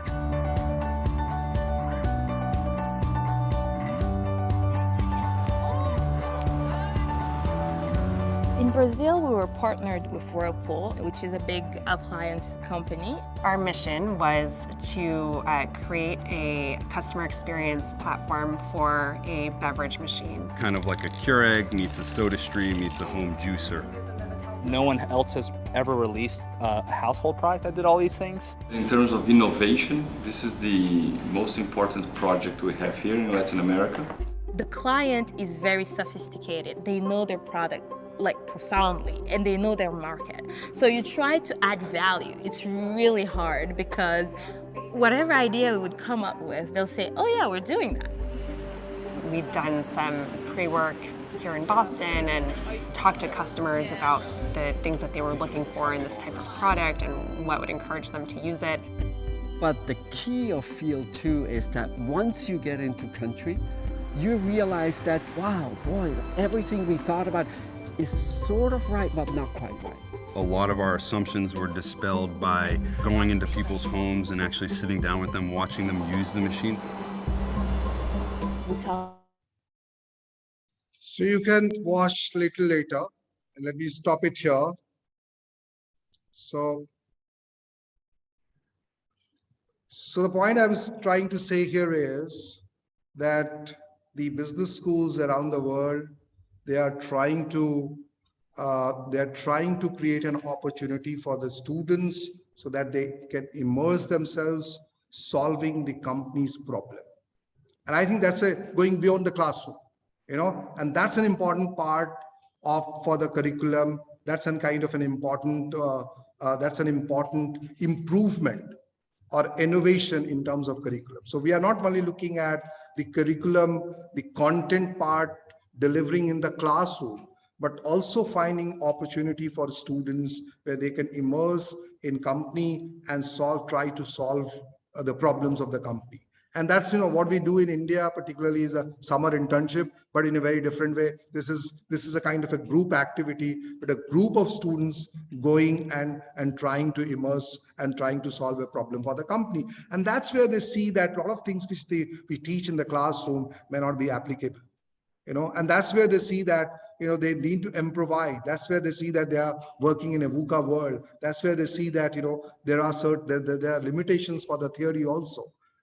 However perfect the theory may be, it looks in the classroom, or mathematically it looks like that. So that's an important component of that field work, and many B schools have done that.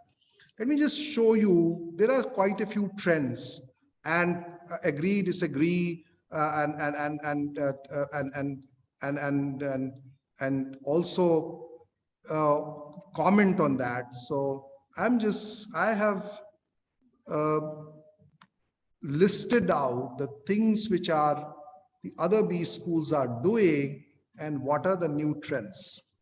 Guys, can you see this? Yes, it is. Yes, sir. Yes, sir. Okay.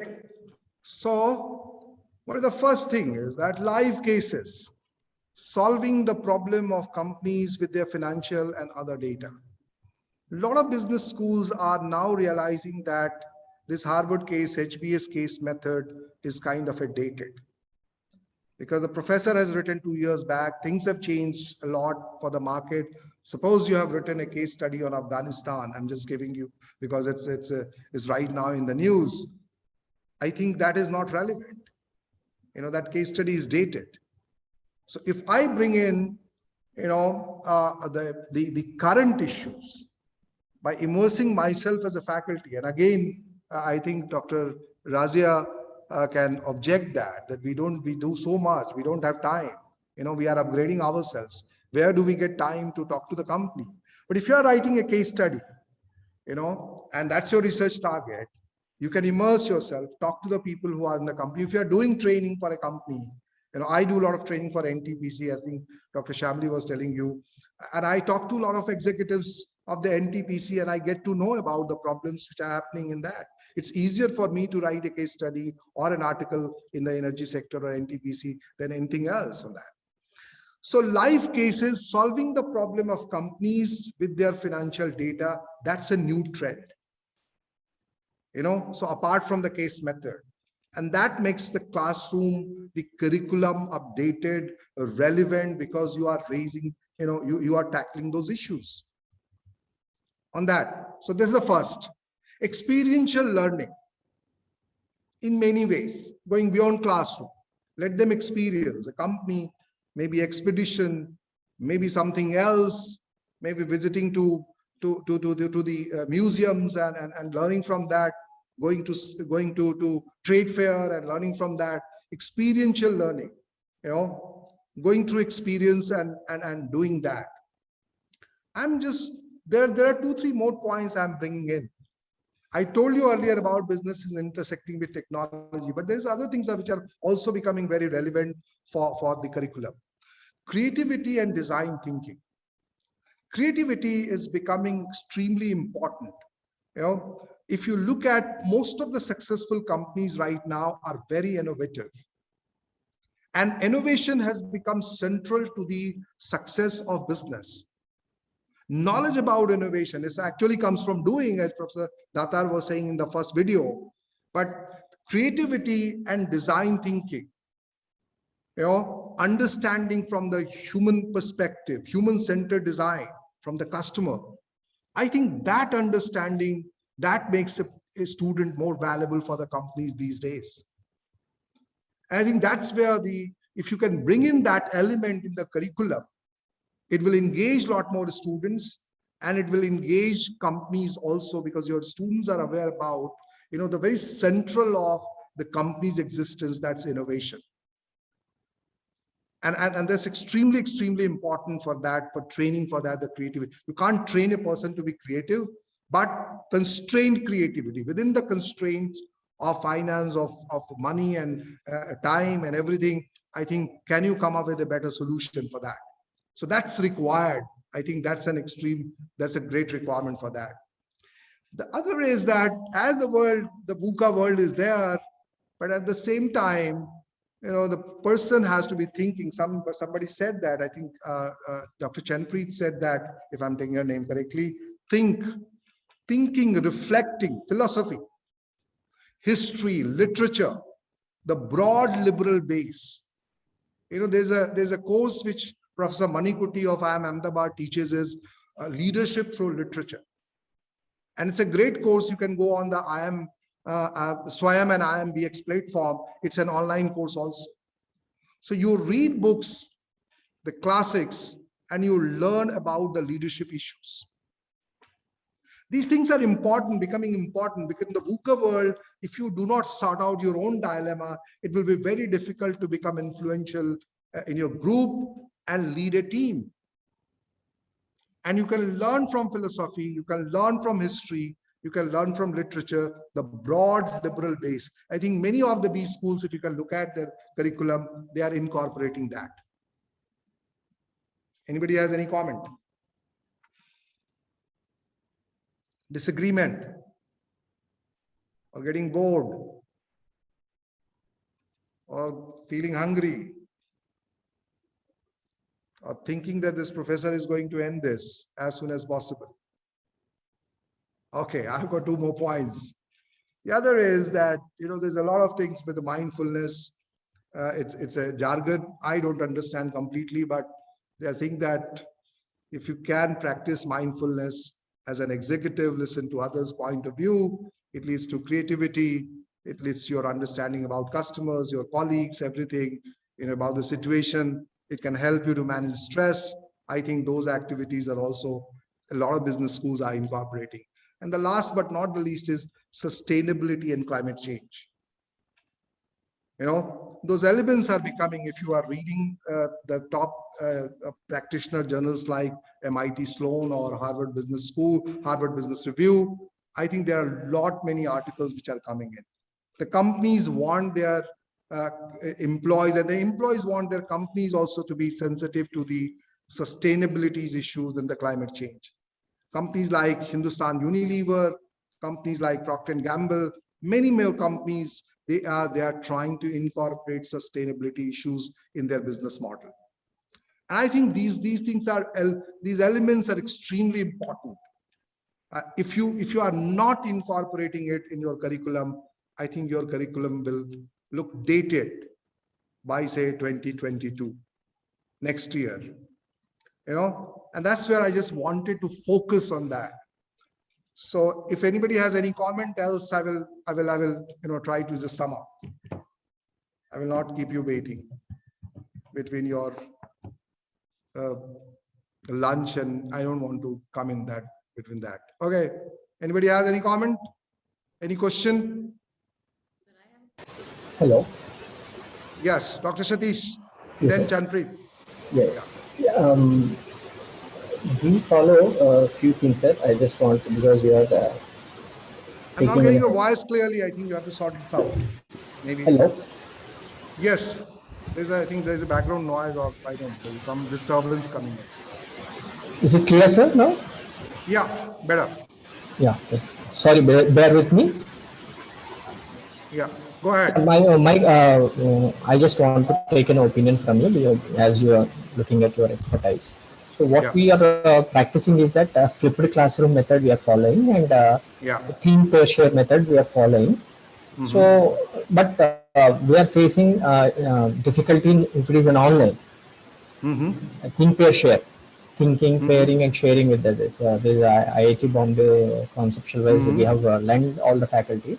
So flipped classroom, okay, giving the concepts to the student, and he will come to the class after learning, and we will discuss. That is happening even if it is an online also. There was nothing difficult. Okay. Think, pair, share. We are very difficult to manage it. So, can you put any suggestion on this? How to handle that? Think means that students are not thinking, or what? Yes, they are not thinking. They are coming on live. They are not discussed. They don't share. We make rooms also. That's not the problem. So I think it's I look at it as a very deeper issue, because students are trained throughout their school and colleges and coming to the postgraduate program that there is a right answer with the faculty. There's a right answer in the book, and you just have to search for that. And particularly when you bring in the case method, or when you bring the live cases, and when they go to the real world, I think there are no right and wrong answer. In the context changes, the answers will change. In some context, you may be right. In some context, you may not be. So the one is that they should not look up to faculty to find that answer. The faculty should also not be giving that answer. Try to force them to give the points. I'm also trying you people to force you to, give me the points, and I was writing certain points on that. Because if I'm giving everything, then I think I have not done my job. If you don't give me back, some people have looked at the course curriculum. Somebody has given me some idea, data analytics, Sharad has given a lot many ideas on that. It becomes, I think, a two-way, because you have to force that. In the Indian culture, the disagreement in the class, it's being not treated as a kind of a normal thing. And I think, Professor Satish, you are on mute. Then also they know that the faculty is going to give me answer, and the faculty answers will be the correct answer. You are again on the mute, Professor. Okay, so take out the noise and muting. Okay. I'm just listening to you. Yeah. So the point is that it's a kind of an habit, and they have been, because in a class 10th and class 12th you have got model answer. If you can mug up, you can write it, you get 99%, and you are a great student. And that stays, again in the graduation also. So coming back to that MBA class, and you are talking about creative design thinking, you are talking about the case method, you're coming with the analysis, critical thinking. These are all great terms, but it's difficult in the postgraduate level. And I think in some way NEP may help because undergraduate is going to be 4 years, or the new approach will come in. Broad philosophy. Engineer might not have read about philosophy, history, literature. These are great things. How will you learn about the human behavior? And I'm urging you to read a book called Essence of Leadership by Professor Manikuti. And he goes in different classics and draws leadership lessons. It's a greatest. I think he has got a SWAM course also on IMBX platform. In fact, I also do have a course, Innovation Startup Policy, as I told by Shamli on that. If somebody is interested in that, you can register that. So the point is that you need to read that, and it has to be there in our curriculum also. It has to be there on that. And most new B schools B schools are incorporating. If you look at Harvard, they have got a course called the Moral Leadership as elective. Again, this is same, leadership lessons from literature. So you talk about business history. And it's a great deal to know that, some of the great business houses failed because they could not cope up with the change. And there's a great learning from them. Whether it's a Sarabhai, Mafat Lal, DCM Sriram. Business history is a great course. I think IIM Ahmedabad has. You can look at Indian philosophy, in some way it helps you to become more resilient. and particularly the book written by Professor Radhakrishnan on Indian philosophy. In some way, in a very summarized form. If you can't read that book in summarized form, you can, different schools of Indian philosophy, you can go to that and learn from that. So I think this is, technology, broad-based liberal education, creativity, design thinking, sustainability and climate and change. I think that becomes the crux of the future MBA curriculum. And that will make students more employable, in the future. And the core skills, I think you people have mentioned that, so I don't have to, the decision making and the continuous learning and thinking, and you have also mentioned concepts and skills and the practical exposure. So all these things are important for that. And then obviously the field work, which I showed the video, immersion, the opportunity for them to apply that knowledge. Thank you, sir. Thank you. Anybody else? We just have got 6 minutes. If you don't make comment, then I will stop. Okay, Chanpreet, go ahead. Can you be a bit louder? Yes, sir. Sorry. Can you hear me now? Yes. Yeah, better. Sir, I would like to agree with the mindfulness point, because that is like one of the most IT things that I try to give to my students. But I had a question. Yeah. So, in an Ernst & Young article, I heard about Vision 2040. So is that a thing, or will it become a thing, or was it just like one article? The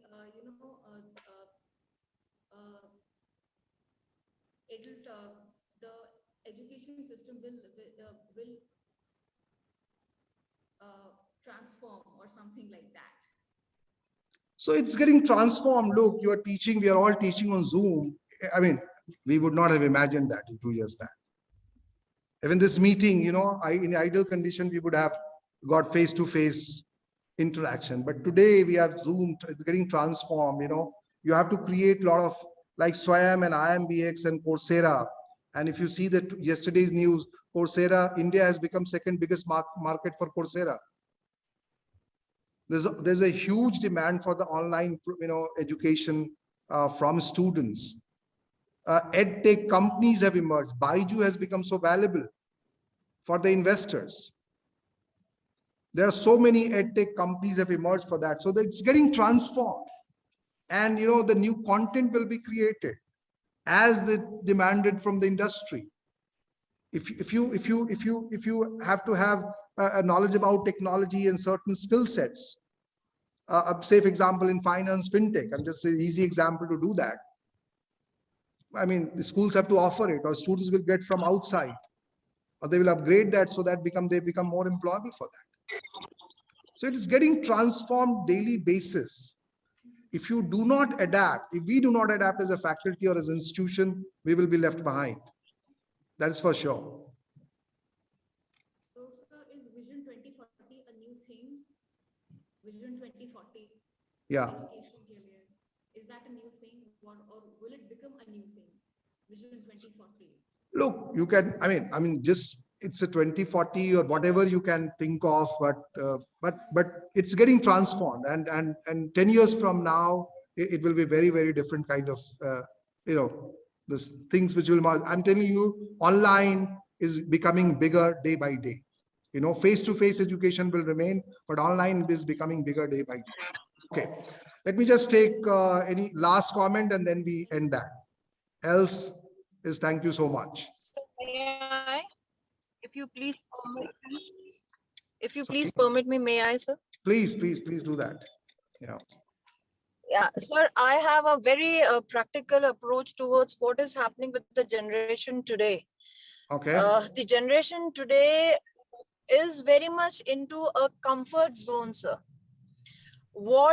What we have faced during our education times, during Dr. Puneet, sir, sorry to interrupt you. My father also used to say same thing, 30 to 30 years back. So I'm remembering that. Okay, go ahead. I think I've lost your voice on that. Dr. Shailesh, you want to speak? I think Dr. Puneet, I have lost you on that. So sorry, I interrupted and then I lost you.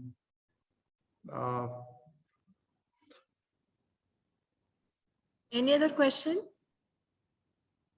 Or comment? Okay, thank you so much.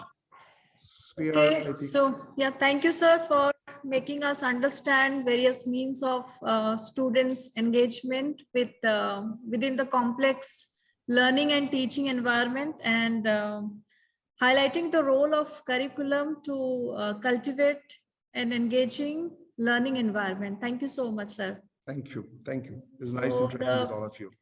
Thank you, sir. Next session is at 2:30. So after the lunch, we will be back at 2:20. Thank you.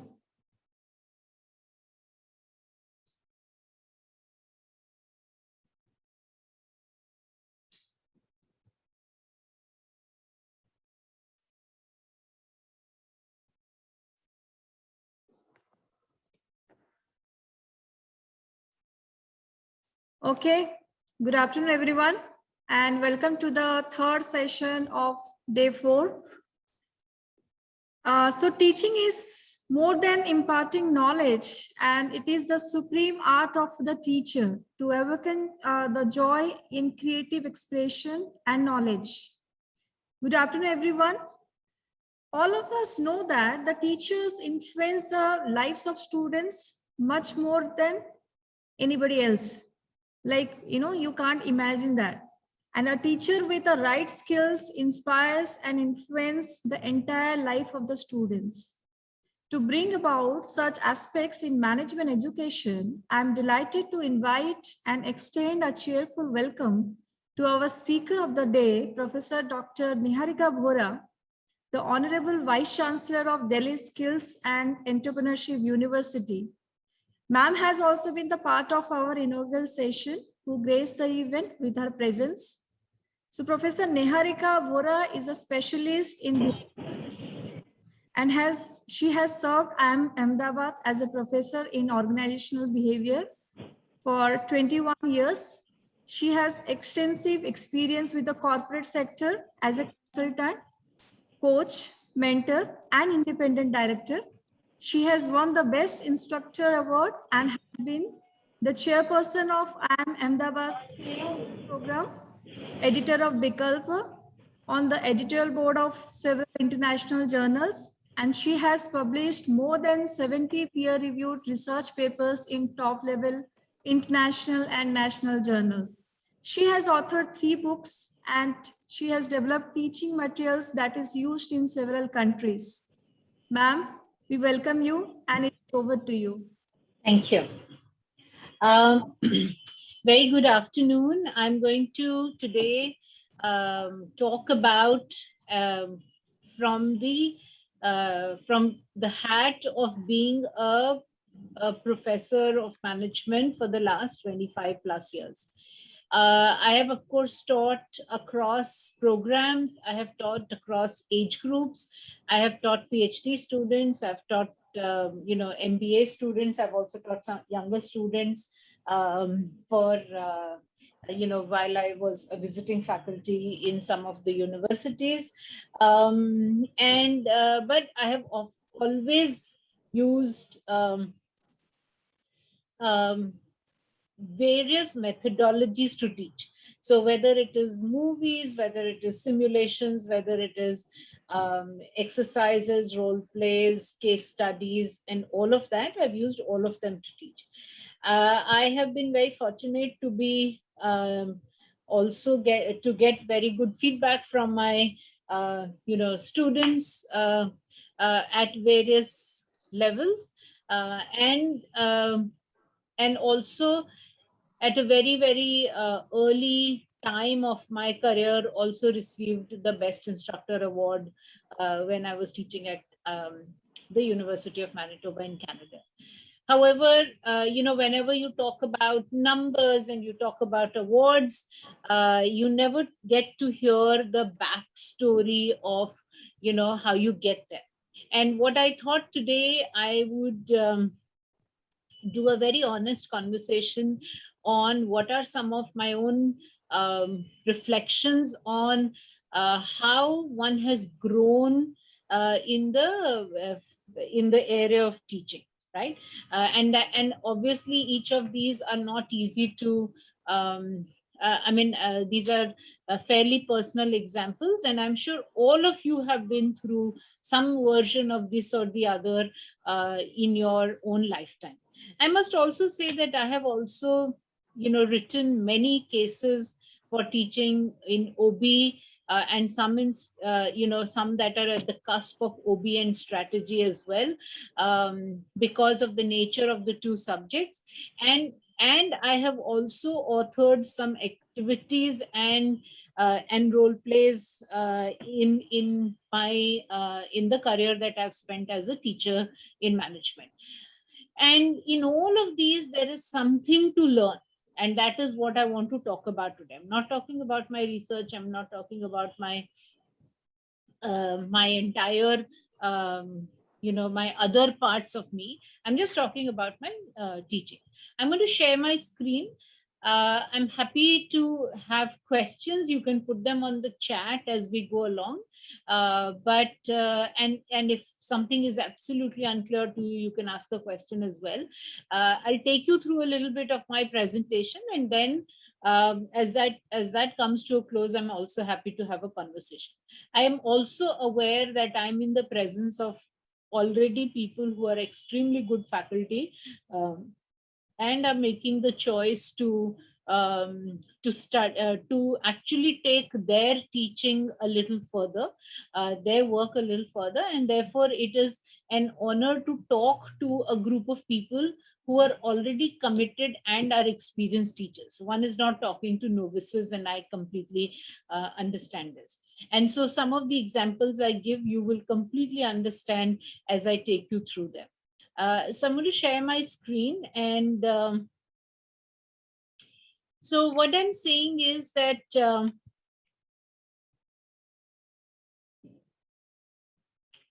right. So I'm just going to talk about teaching, and I currently wear two hats. I am, of course, a professor of OB at IMA.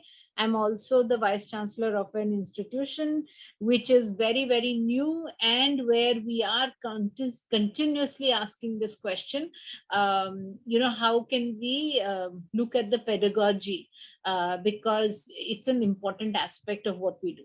However, I'm not speaking from my vice chancellor hat. I'm actually talking from a Professor OB hat. So here are some examples. I'm just going to, for each of these, I'm going to tell you a little bit of the background. I'm going to take you through some slides which are just like this. So, when you start to teach and you start to teach at IIM Ahmedabad, for example, you get very soon told that you have to teach through cases. And if you can't teach through cases, you don't have the metal, right? You're not ready to teach. And I remember there was this one time that I was offering a course on managing across cultures.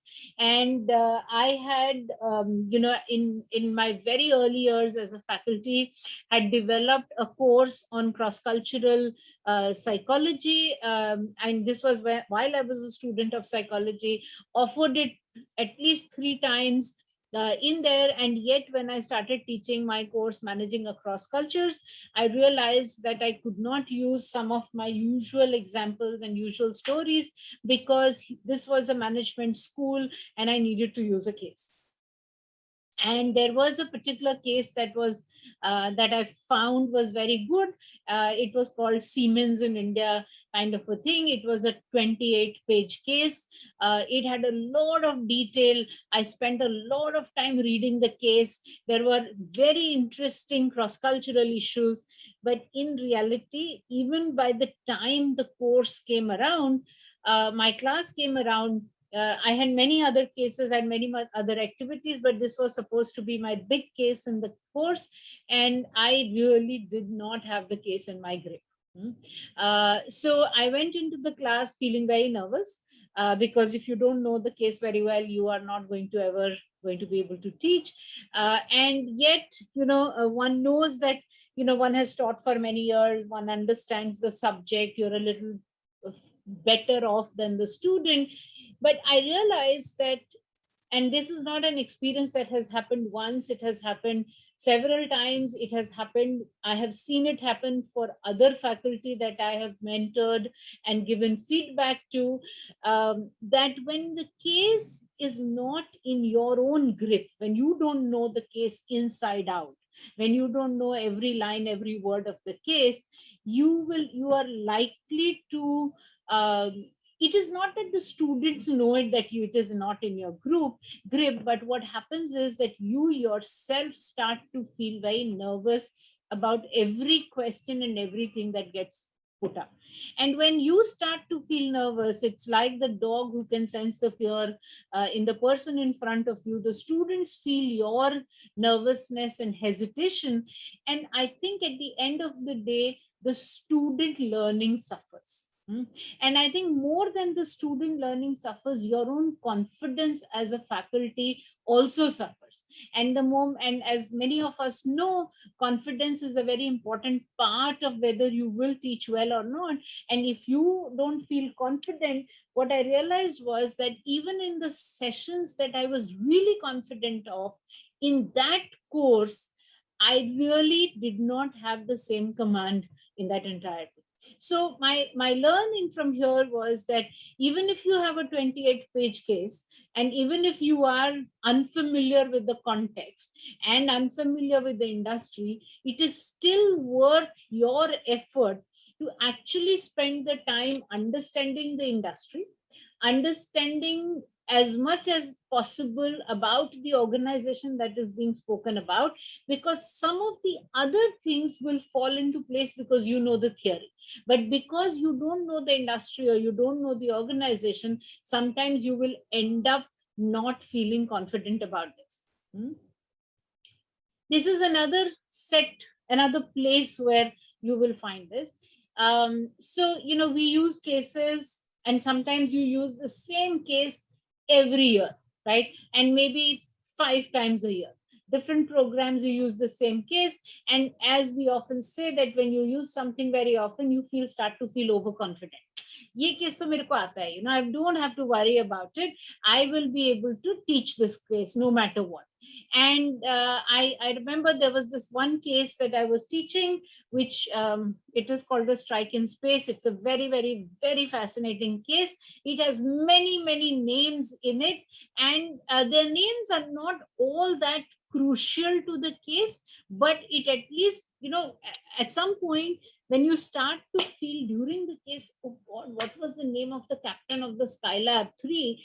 And if it doesn't come to your head, which you should know, you again start to falter. You are unable to be sharper in the class for the student. And this has happened with me, especially when I have taught a case many times, and when I read in the morning, every morning before I go to teach a case, I will read it. And when I read in the morning, I actually start to gloss over details. I don't read every single word, every single name. And as a result, what happens is suddenly in the middle of the class, you realize, gosh, what was the name of this person? What was this? What am I doing? And one mistake leads to second, to the third, to the fourth. And then again, your confidence takes a beating. And once your confidence takes a beating, I think your ability to lead the class definitely goes down, right?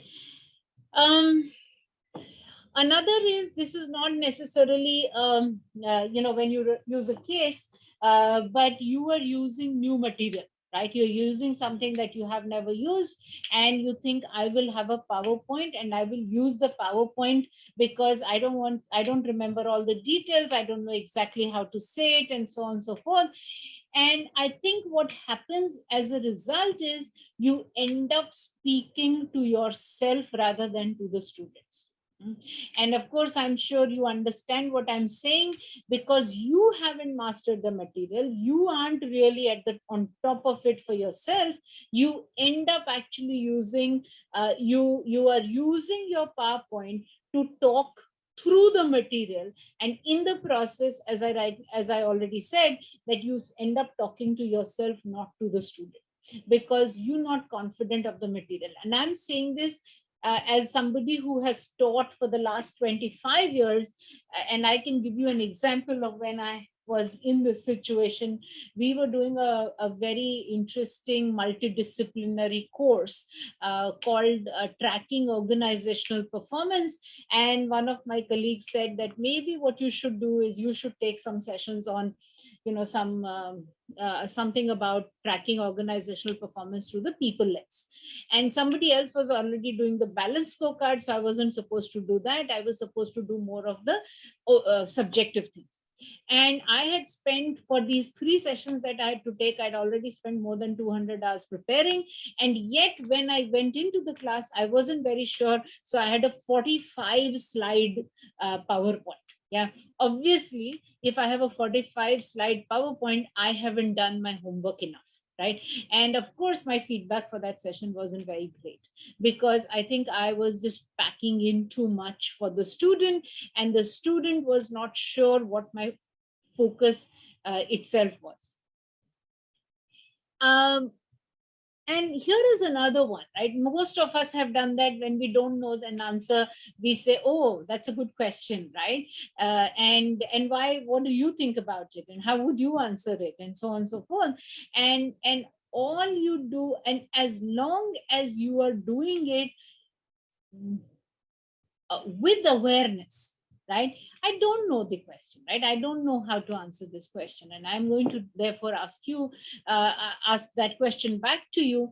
Then I am doing 2 things. If I'm saying, oh, that's, you don't know the answer to this, I'm actually deflecting my ignorance, right? On the other hand, when I say, I'm going to, and I say, well, that's interesting, I've never thought of it, then I'm being honest, and I'm going to think along with you when I do this, when I try answering this question. Also, I think many times this has happened, sometimes you are in a rush, you're doing 4 or 5 classes over the week, and 3 or 4 of them are new preparations. So rather than saying, I will lead the class, you end up using the method of saying, okay, I will ask you questions and you will answer it back to me. Now that's maybe sometimes as a survival technique, it's a good thing. But I think what it does is that when the student answers start to come, you are not able to be sharp enough to actually discern what is right, what is not, because in fact, you are using the class question as a mask and not as a authentic inquiry. And I think there is a difference between that. Authentic inquiry is a different issue. Getting people to authentically inquire into a particular subject is a different story than somebody who says that, when you are asking class questions because you want to, because you're not well prepared. Here is another interesting thing. I'm sure you have, felt this, and we at IIM Ahmedabad are fanatic about collecting feedback. So we collect feedback after every session. Even if you do 2 sessions for a group, your feedback for that will be collected. If you do a 10-session course, your feedback gets collected and it is sent back to you. And sometimes you are like, well, I think we had a really good discussion, but the feedback didn't come out to be so great. And that's very baffling, because you thought it was a great discussion. You thought that you had led the class well, but unfortunately the feedback was poor. Whenever I have reflected on that, right, I have realized that I had possibly left out in my discussions in the class, I had left out some parts of the class, and that is why the feedback is poor. Or secondly, the discussion was great, but it did not add anything to the conceptual knowledge of the participant. Right. So we discussed, we had this very, emphatic conversation about this and that and all of that. And everybody was very energized and the whole class was participating. But at the end of the day, when students sit back and sit and reflect, they realize that they have not gained anything new. Everyone stated their view. Right? Everyone said what they needed to say, but they did not necessarily know how to build on each other's view, or how these stating of views actually led to a certain understanding of the concept that was being discussed in the class. So again, I think as a faculty, while a discussion is a very good method to engage the class, at the end you have to see how you cap that discussion, right? And it cannot be a simple summary of he said, she said, this said, that said. It can't be a simple summary, but can you use that conversation to actually build something beyond it is a very important aspect in the in a class. This is a very common mistake that a lot of faculty make, and I think many times it can, and it's not something that it only happens to one or two people, but I think it happens to all of us at some point or time, and it's a matter of learning. Sometimes you are just not able to direct the class to the key concept, right? There is a certain concept that you're wanting to teach. You are wanting to spend, you're wanting to get them there, but somehow you get lost in the case or the activity or the discussion or the lecture in such a way that by the time you finish the class, there are too many open ends. And when you end up having, when students end up having that feeling that there are too many open ends, they feel very dissatisfied with the class. Yeah, and I have been there in this situation at least more than 2 to 3 times, where I feel that sometimes there are hijacks that happen in the class. Somebody will say something, you will end up responding to that, or you are not able to ask a sharp question which will allow the person to actually look at the concept rather than simply stop at saying, oh, this is interesting or this is not, right? So again, what I'm saying is, as a faculty, while my role is to create participation and engagement, my role is also to shape the person's, the class's thinking into the key concept that I am talking about, for which I would need to have done a fair amount of background work to say, this is the key concept that I want to leave my class with, or this is something that I will not walk out of my class without. And if I do need to walk out of the class without this, then I will need to at least come back to the next class to talk about it. And no matter what that concept might be. Okay, and I hope you all understand that many of these things are much more relevant in a management class, where in fact our focus is not simply to deliver 10 concepts. Our focus is to get the student to get into critical thinking and use some amount of problem solving and decision making, but the problem solving and the decision making and the critical thinking is in the light of some of the knowledge that already exists on a particular topic. So it's a combination. It's not simply decision making that I'm teaching. It's not simply problem solving that I'm thinking.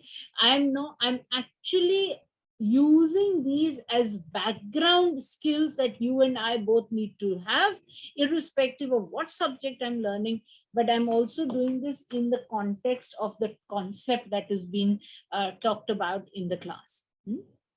Again, many times we leave our students with the belief that there is no real science in management. While that might be true, I think there are several established concepts based on research that are existent to date. This is what we believe is the issue. And if we are not able to direct people towards that, then as a faculty, I have actually not done my own work. This is an interesting one. I'm sure several of you have had this experience. You found a very useful, wonderful simulation, but for some reason you are unable to debrief it. And the simulation on its own, irrespective of how great it is, if it isn't debriefed and if it isn't dovetailed with certain concepts, the simulation just becomes a game. right? And again, many faculty will have seen this, and I have seen a number of young faculty and even sometimes older faculty who will run a beautiful simulation, but they will not debrief it well enough. And to debrief it well enough, I don't think you can always depend on a script. You have to be alive on your toes at that point of time. You have to relate it to the concepts that they have experienced, what they might have read. And you have to really in real time join the experience and the concept in a way that it's almost like you have a eureka moment. Oh, I see this. And of course, when I say as a failure, many times I have not been able to debrief it because sometimes I have not been alive to the processes that are happening while the simulation is happening. Or sometimes I may have picked the wrong simulation to actually talk about a concept that could have been taught using a different simulation. So, for example, I had this very interesting experience where I was using this simulation where you give people some 4 different Lego things, and you give people communicate. You give different people different parts of the situation. And when you use these different parts of the instruction, it is the only way a tower can be built using those Lego blocks is when people are actually able to listen to each other and act on each other's communication. So it's a great simulation for talking about the importance of communication and teamwork. And here was one time, and I've used it for that many times, but I was going to be very smart and use it in another context to talk about the whole idea of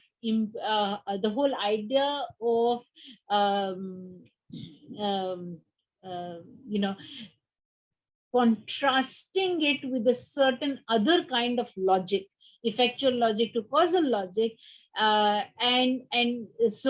in my head, it seemed like a very good fit.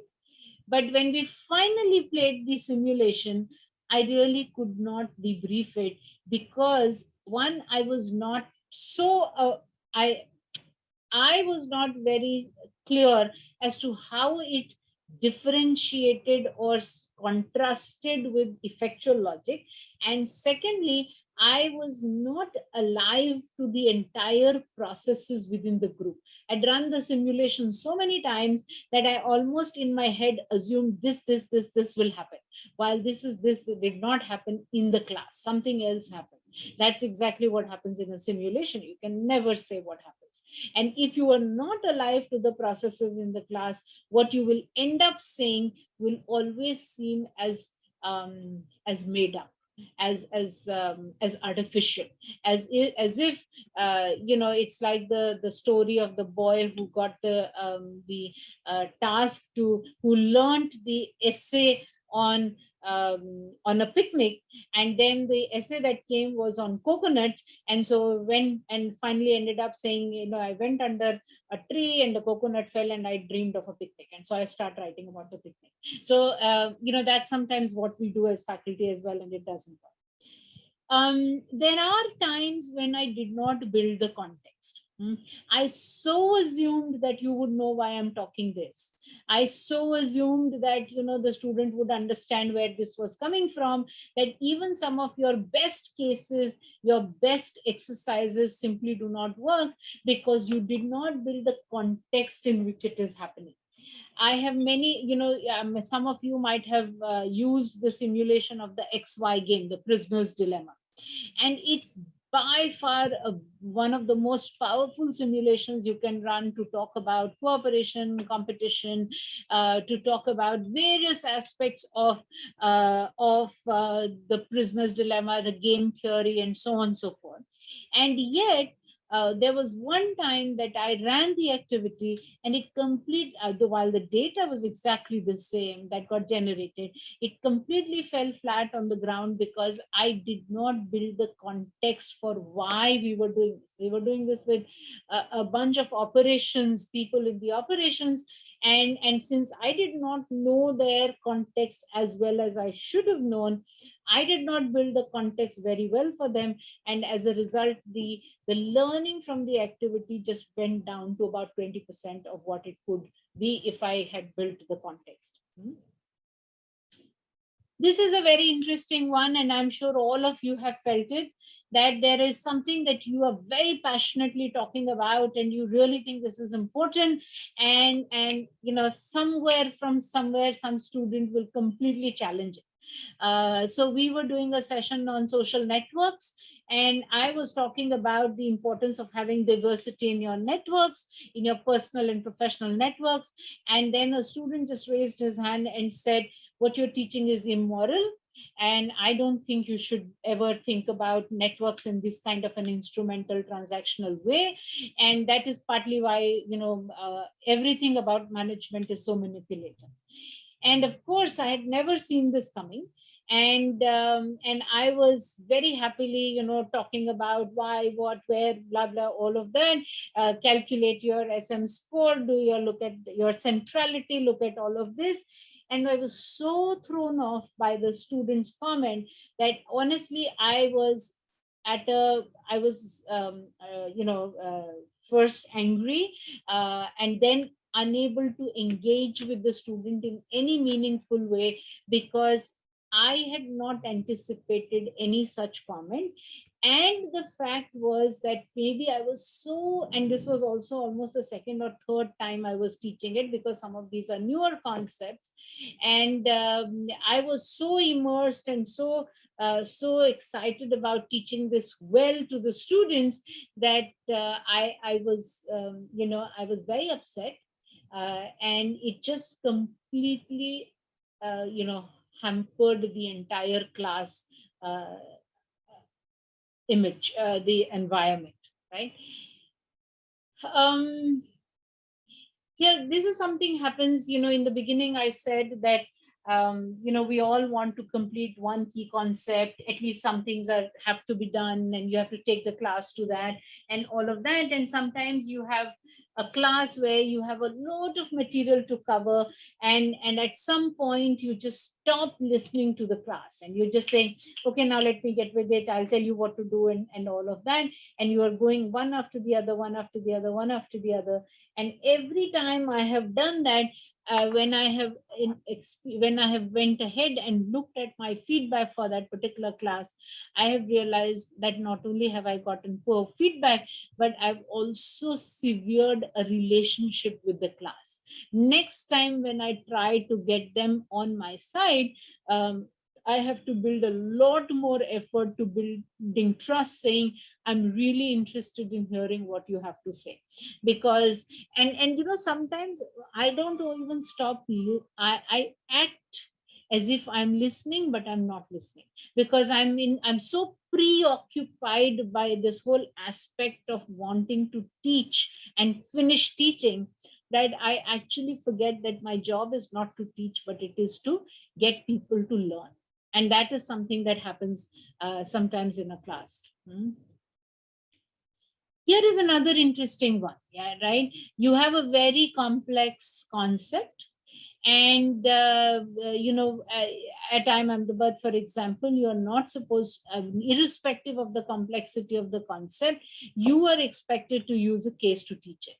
Right. While that's an expectation, it is not an order. And sometimes as a result, you believe that, look, this is so complex that I better lecture it. Yeah. And if it is complex for you, a lecture only makes it less able for the student to understand it, right? You are not putting it in the context. You are not helping the student, experience the concept. You end up making it a one-way communication. At the end of the day, many of us, irrespective of how much we say two-way communication is a great thing, we end up sometimes making the false assumption that one-way communication is both efficient and sufficient. Yeah, and in teaching, unfortunately, that's a false assumption to make. One-way communication might be efficient, but it is never sufficient, right? It can never be something that you can just get away with, because then you have covered the curriculum, but you've not uncovered the concept, right? The whole idea of covering the curriculum itself is something that we need to move away from. We need to start thinking about uncovering the concept, uncovering the material that needs to be done, because at the end of the day, if we think that the goal of learning is to relate, to communicate, rather than just to know, then it is so important that you actually think of how do you uncover rather than cover the curriculum, right? I'm sure all of you have been there, right? You're very busy, you want to get done, and you also are coming from another context, and you are already there, and suddenly you look at your class and everybody's glass-eyed. Yeah.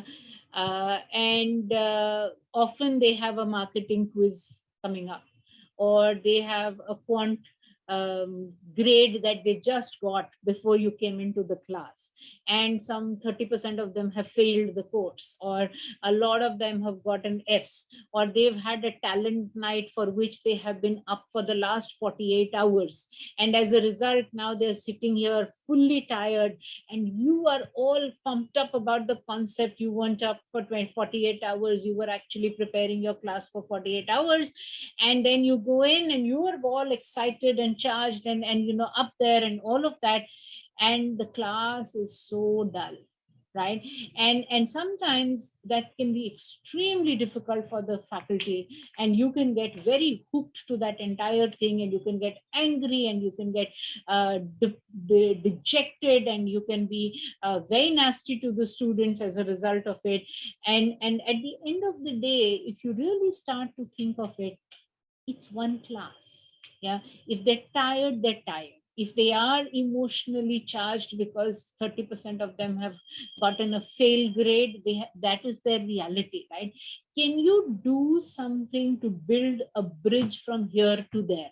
Can you be agile enough to change what you're going to do today, so that even a tired body can actually engage with what you're doing? And then if I don't, sometimes I'm so blind to the context that I don't even pay attention to it. And as a result, I might finish my 70-minute lecture, but I may not really get anywhere with that.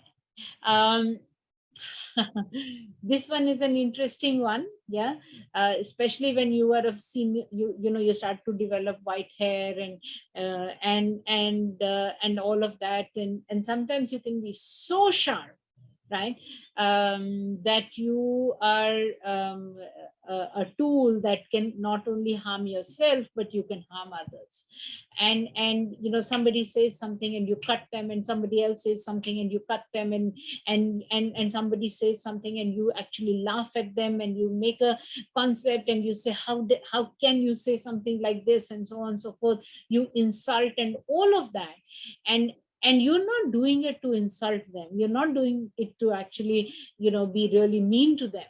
But what happens is that you don't recognize what your words, what impact your words are having on the student. And when you get there, it's so unsafe for the student that they effectively shut up, especially in a subject that they really know very little about. Right? So there are things that and the student also knows. And let's say they are, 55% of your class is engineers. You're doing a quant subject. They know 45 to 55% of your class actually knows something about that quant area. And whatever you say, when you're sharp, they can be sharp as well. But when you're doing something which is absolutely new and they're completely unfamiliar with, then at that point of time, when you start becoming too sharp and too, too smart for your own good, you end up actually making the place to be unsafe for the students, right? And I'm sure if you were all honest in your own reflections about the times when you've done it, you will not like yourself on those days. And in fact, whether you like yourself or not, the fact is that you actually lost maybe half the class or the ability for half the class to speak up because you made it unsafe for the students to actually speak up. People are not often as upset if you point out their error, right? But how you point out their error can be very, very damaging for somebody, right? And sometimes you might actually, in your sharpness, not recognize the fault lines in the class. There are several fault lines in the class. This person is often laughed at for how they articulate something or something like that. And if you end up being really sharp with somebody who's at the fault line, you actually make it very unsafe for the class to do it. If you are very sharp with somebody who's already the smartest in the class, then it has a completely different effect.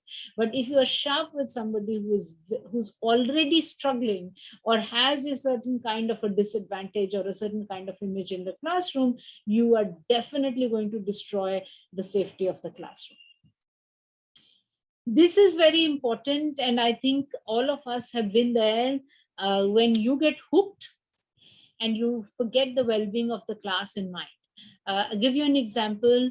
I run a simulation on negotiation, and I use the William Urey's framework of getting to yes to talk about it, so finish the simulation. Have been doing this for many years. I started my debriefing of it, and in my debriefing I started to cover some of the key concepts in negotiation. And this one student actually raised his hand and said, what you're saying is wrong. I'm a trained lawyer. I have studied in NLU, NLS or something like that, and whatever you're saying is wrong. There's nothing like this, and all of that. And of course I got hooked, right? How can you say I'm wrong? And this is the concept. And it just became a tutu meme. And it became such a bad, you, me, no, yes, that, all of that, that actually the entire class as well-being got completely compromised, right? Because they are here to learn as well, right? And they are not here to see whether you can win an argument with a student. They are not here to listen to, that you have read Harper Dreyfus' book and William Urey's book and so on and so forth, and how you can show off that I know this and that and all of that. They are here to actually understand the dynamics of negotiation or whatever that they are doing this. And when you don't recognize that hook, there is going to be a problem, and you will actually make everybody uncomfortable. I have had, and many times, there are other times when somebody, you are very charged up for your class and somebody is just falling asleep. And if you get hooked and say, how dare you sleep, and how can you do this, and how can you do this, don't you respect me, and don't you blah blah, all of that, you have forgotten that maybe they have a very different context, and maybe they're sleeping because they didn't sleep last night, maybe they're whatever it might be. And in getting hooked to their misbehavior or their whatever they have said, you've actually left the other part of the class. You are no longer free and agile, right? Because you are hooked now. And that's something that you might want to think about when you're teaching, right? This was many years ago when I was a much younger teacher. And I used to teach, this was actually in Canada. I used to teach a group of students who were all older than me, and all of them had not completed this one course that would actually make them a graduate. And most of them work for 40 hours a week. And I used to teach this course from 7 to 10 in the evening. So at 10 o'clock in the, at minus 42 degrees, sometimes I had to go home, and somebody would offer me a lift. And as you ended up having a lift, you would actually end up making friends with them, and so on and so forth.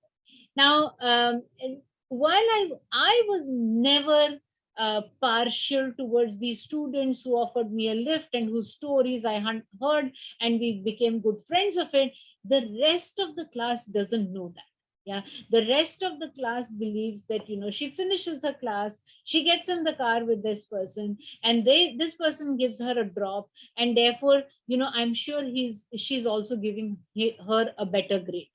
And while I may have not given a better grade, while that student may have never ever asked for a better grade or even expected one, but the perception in the class was that I was a little more friendlier to others, right? And when I started to recognize some of the ill effects of that kind of a misperception, it was a lesson for life that while you have to be friendly, right, you can't be friends with a few students, right? And you can't, everybody has to have an equal opportunity to access you, right? It doesn't matter why you are friends with somebody, it doesn't matter whether you are partial or not partial, but the fact remains that people have to see that they have equal access to you. This is sometimes obviously something that we all do. You teach what you know best, right? You end up fitting the case or the exercise to what you know best, and obviously there are two sides of this. One, sometimes it is not really the best fit, and secondly, you never challenge yourself to learn new things. Yeah, and I think a faculty who does not teach and learn new things cannot by any means tell their students to learn and try new things. So I think as I have to say what I expect the other person to do, and if I don't live and do things, then it won't happen. Happens to all of us. Sometimes you get carried away and you went on too many tangents, right? This seemed interesting, this was such a fascinating conversation, you went away, you did this, you did that, you talked about it, and at the end of the class nobody really knows what the conversation was about, right? So while we had good conversations, while we might have had some interesting tangents, but it wasted possibly the time of some of the people in the class because they had come to learn something else which was already stated in the course outline, and this is exactly what you wanted to do, and if you didn't do it, then there is a problem with that. Okay, so this is my last slide, and then I will stop and be happy to take questions. So what are some of my over the years, what have I seen as things that we can all look at? So teaching is like exercise. You need to build the muscle, right? No matter how smart a student you are, no matter how well you know your subject, teaching the subject is a different ball game altogether. And in management teaching, even more so, because you really don't, you can't just go and reproduce a textbook. You are preparing the students to learn to be better thinkers, to be better decision makers. And when I am doing that, I think it's a skill that needs to be learned, and it can only be learned through practice. It's like you can't learn to drive a car by reading a manual. You have to drive to learn to be able to drive. You have to teach to be able to teach. So there's as simple as that. It's a skill. It's something for which you build a muscle, right? The second is you have to prepare, right? You can't go into class unprepared on any count, not because you know the subject, not because you don't know the subject, not because you were too busy the last evening, not because, whatever reason, you have to prepare. No matter what you do, the time that you take of the other student of your class is a multiple of the time that you are spending in standing. If I have 90 students, and if I have wasted 1 hour of those 90 students, I've wasted 90 full hours. Secondly, I have, when I don't prepare, I don't instill confidence in my students. And when I don't instill confidence in my students, I haven't done my part of the work well. The third is that please remember, no matter what, the whole teaching exercise is about the student and not you, right? It's not about what you find interesting. It's not about what you can talk about, and it's not about how you can show up, to students, and so on and so forth. It is really about the student. Yeah. The fourth is that it is your duty to create a safe space, right? Students have to be able to ask the questions. Students have to be able to say things that may be wrong. Students have to be able to actually, look at certain aspects of the entire. I think as a faculty or a teacher, while you don't have to be emotionally attached to your students, but you have to be emotionally available to your students, right? And for all your students, not for some of them, the ones that you like very much. No matter what, I think as a faculty, you have to expand yourself. You have to expand what you have and what you can take. And that is partly why sometimes teaching is so tiring, because you get to a group of, at IIM Ahmedabad now, we do almost a class of 90 to 1 faculty. You really have to, when you go into the class, you really have to become bigger than who you are, bigger physically and bigger emotionally, right? You can't be exhausted when you get into a class, right?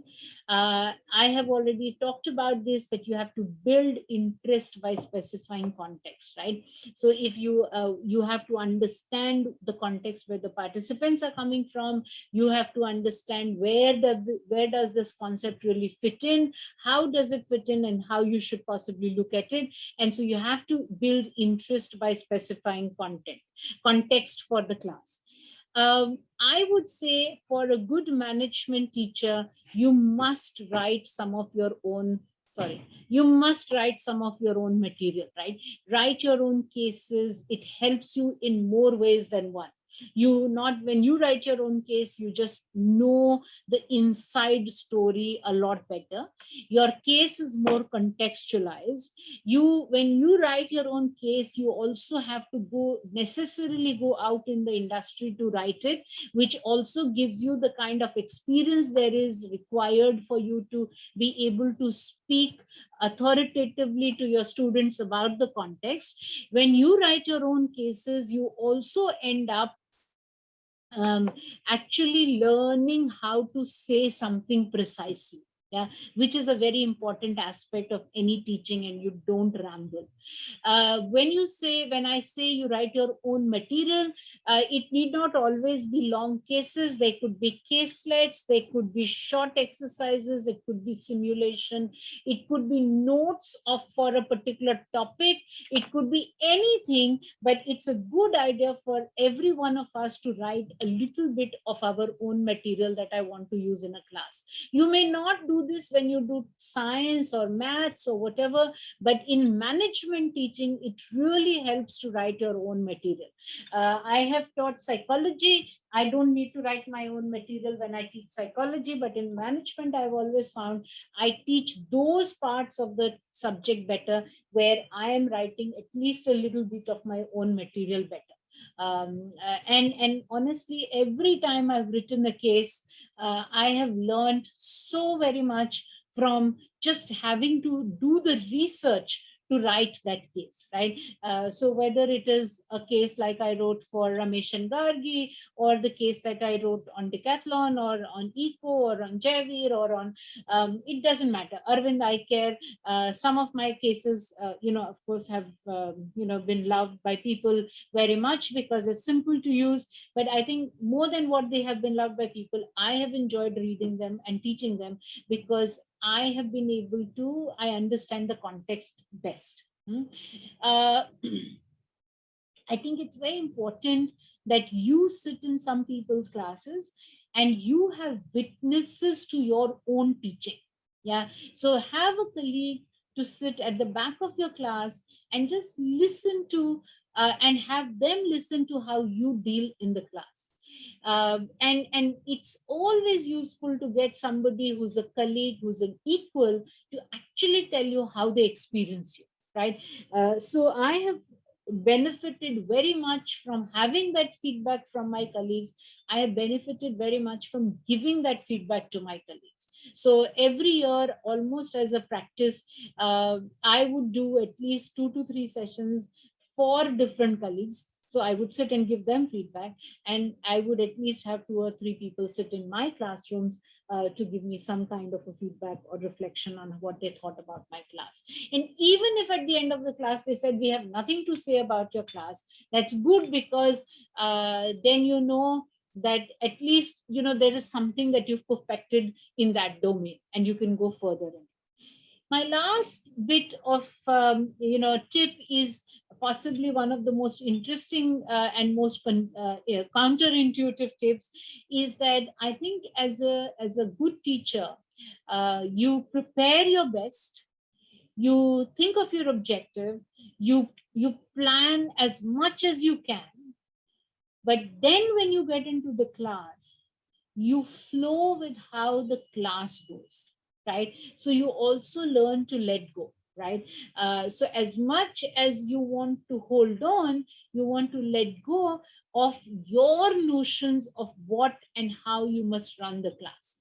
When you flow along with the class as to how the class must go, then you are also experiencing, you are in a way creating something, you're allowing something to emerge rather than giving something that is pre-packaged, right? And when you learn to let go, and when you learn to emerge, when you learn to allow emergence, you will be surprised the kind of connections you make while you are teaching in your class, and you will be surprised as to the kind of connections and examples you will be able to quote without having prepared any of them, right? If you are giving exactly the same examples class after class, I would say take a break. Yeah. If you then you are too tied to your lesson plan. At least one test that I say to all my colleagues is, younger colleagues who ask me for feedback on teaching, is that every class you should come up with a completely new example on the spot, and you should be able to make one connection that you had never thought of when you were preparing for it. So when you allow that emergence to happen, that links will get formed, right? When your neurons are firing, they will come up and create something very interesting for you to talk about. And I think that is what is really something that leads you to have a good class. So let me thank you. And I'm happy to take some questions at this point of time. Sorry, it was a 1 hour monologue. I did exactly what I said. I thought one-way communication is both efficient and sufficient at this point of time. Thank you. Yeah, so audience, any question, please go ahead. Yes, ma'am. Ma'am, this is Dr. Smita. I have a question. Like, if sometimes what happened, only one student monopolized the whole class. So what to do that time? So I think it's very important that you know that in the moment you recognize that there is one student who's monopolizing.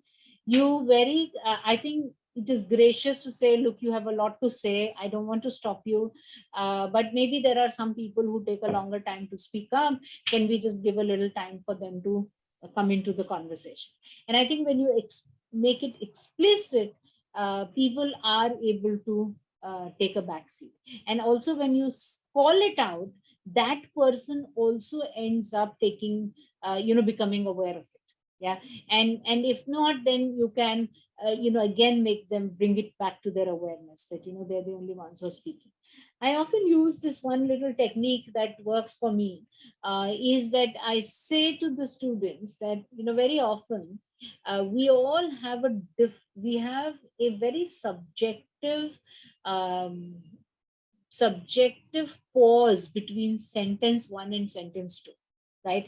And unfortunately, that pause is not universal. So you might pause for 1, 2, 3 between sentence 1 and 2. I might pause for 1, 2, 3, 1, 2, and Shamali might pause for 1, 2, 3, 4.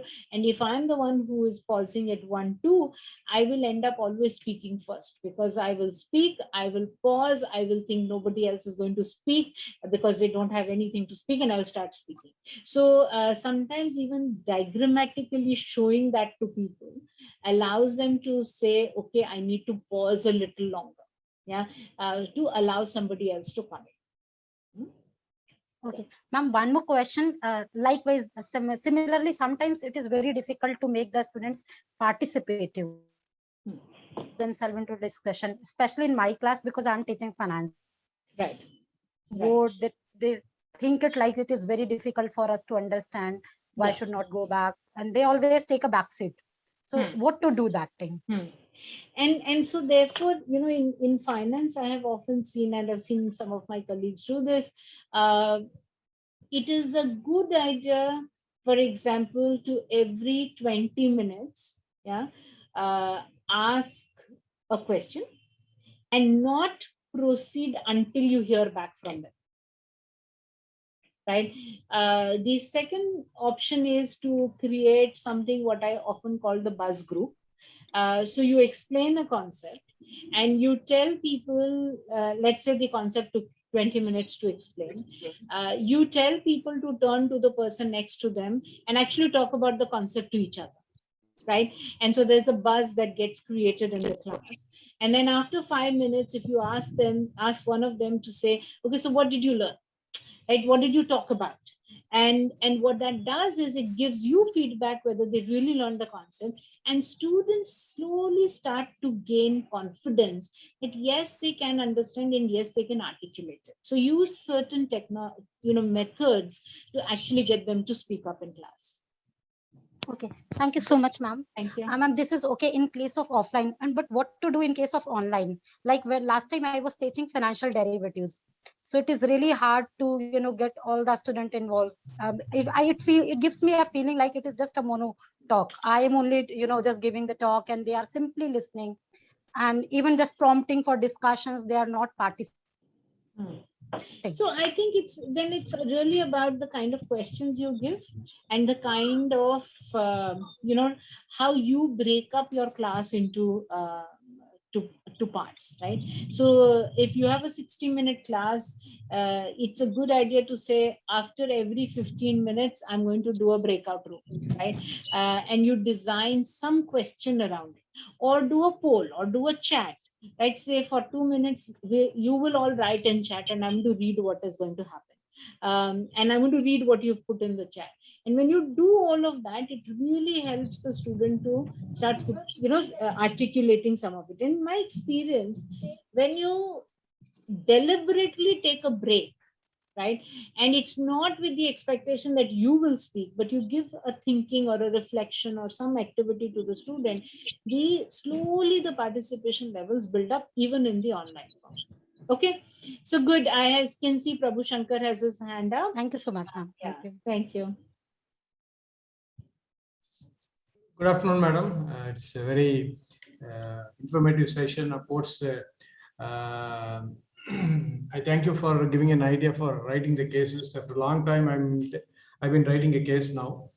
So my question is, I think whatever I'd like to ask that is asked by Dr. Smita, madam. So I just want to ask how to effectively engage students in blended learning. As you see, compared to the physical classes, right, students' participation and again, the interactive ability is not good as the virtual classes. And whatever the efforts we've been making, even quizzes, right, some games and everything we've been doing, but still, I think the students are not giving importance. Of course, they're back to the classes now. Now we've been taking physical classes. So that's what I would like to ask a question. I hope that you've given the answers for that. Then One more question is that I am working as a professor in DJ Academy for Managerial Excellence in Coimbatore, Tamil Nadu. So we are getting diverse amount of students, both urban and semi-urban and rural areas. And some of the students, basically, they would like to do MBA, but they are not good in communication and presentation skills. Of course, we've been giving some foundation courses within the time available, because our institution is not a residential one. I think are not completely residential.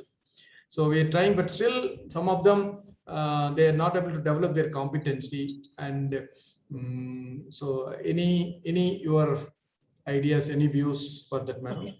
Okay. So just like teaching is a muscle, communication is also like a muscle, right? It's a matter of exercising it. It's a matter of talking, doing it. And I think a lot of times what happens is the students from different contexts, especially a little unprivileged context, underprivileged context, their problem is not that they don't know, but they are often not able to articulate and present it, right? And again, how did you and I learn to present and articulate it? We just did enough of it, right? So I think as a faculty, sometimes it is our responsibility that we actually create a lot of opportunity for students to present and communicate. Even if it means let's say I have 20 concepts to teach and I have 20 classes, I would actually say I would rather teach 15 and use 5 for communication and articulation, because then I'm saying that's as important as learning a concept. Because honestly, knowledge as a goal of education, post Google, has become a lesser important goal than the goal of communication, relating, all of that, which something that they can't do through Google, for which they need you and me for helping them. So I think it's about doing enough so that I don't feel as intimidated by it as I go along.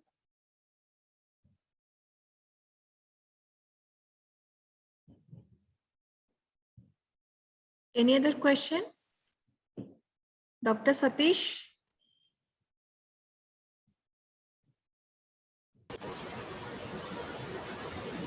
Ma'am, did you call me? Do you have any question? No. Okay. Anybody else? Ma'am, should I ask one question? Sure. Yeah, so ma'am, I'm also from OB and HR area. So last 1.5 years, we have been teaching in online mode. So it is really a challenge when we teach the paper like OB and some of the other papers like courses like negotiation, that it is very easy for us to teach in physical mode. But if we talk about the online mode of teaching, sometimes it happens that out of 60-70 students, 10 to 15 students will be there, they will be sitting with their camera and they will be responding.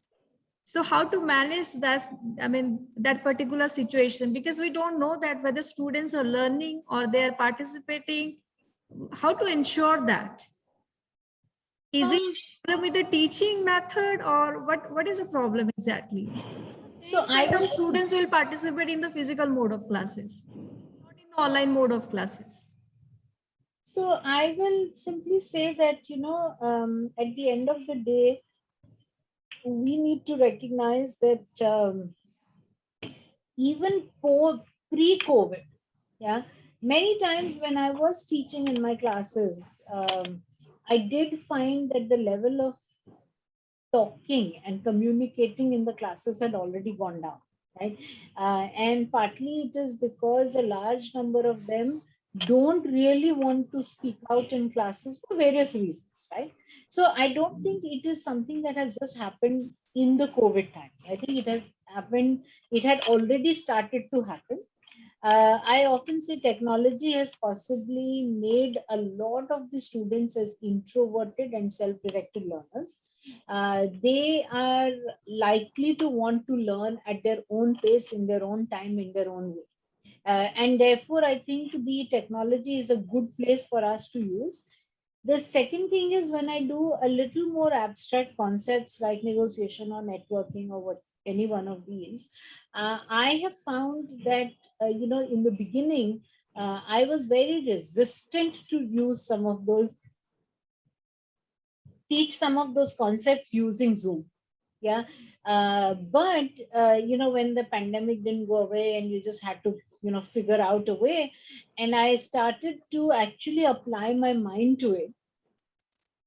With a little bit of effort, I am able to do it. Yeah. So again, I think it's a matter of, I'm able to do a very complex simulation using Zoom and breakout groups and polls and so on and so forth, Excel sheet and all of that integrated at the same time. But I think it's important that I found that doing a case on the using Zoom was less challenging than doing a simulation, doing something that was abstract. So I think we just have to reinvent ourselves. In fact, there are certain things I don't want to go back to the face-to-face classroom. I do want to continue some parts of it in the online, because I think they work better in online. Okay. Any other question from the participants? Ma'am, I do not have a question. Rather, I would like to share and submit an opinion of mine. When we are talking, I have been hearing, my fellow colleagues talking about that the students, they have stopped or they have lessened their communication in the class, which is absolutely correct. I totally agree. But what we as faculty, what challenges we are facing is, first thing is that we want to speak to them, they are not answering back. Coming to the online mode, there's a lot of attendance in the class, but less of attentiveness. And so is the case, is the vice versa case for the offline classes. There's less attendance, but good attentiveness in the class. I believe, ma'am, you would agree with me on this. I can't generalize. Yeah, true.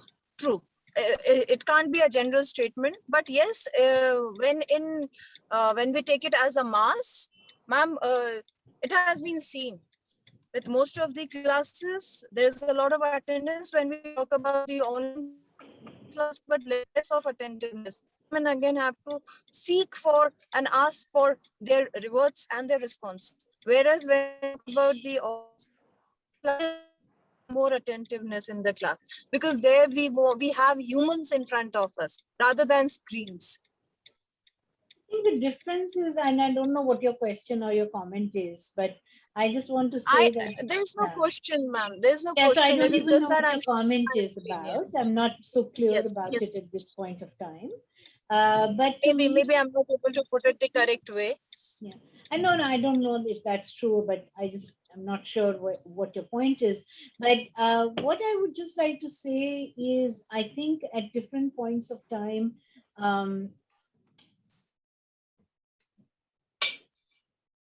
I think at some level, we have to rethink how and what the whole purpose of teaching itself is.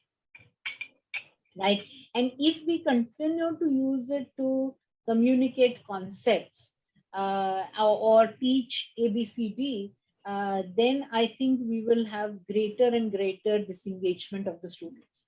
The second thing I want to say is that I think many times we also judge our student class participation depending on the energy we get from them. When I have 5 people who are in front of me, I get immediate feedback. I feel energetic.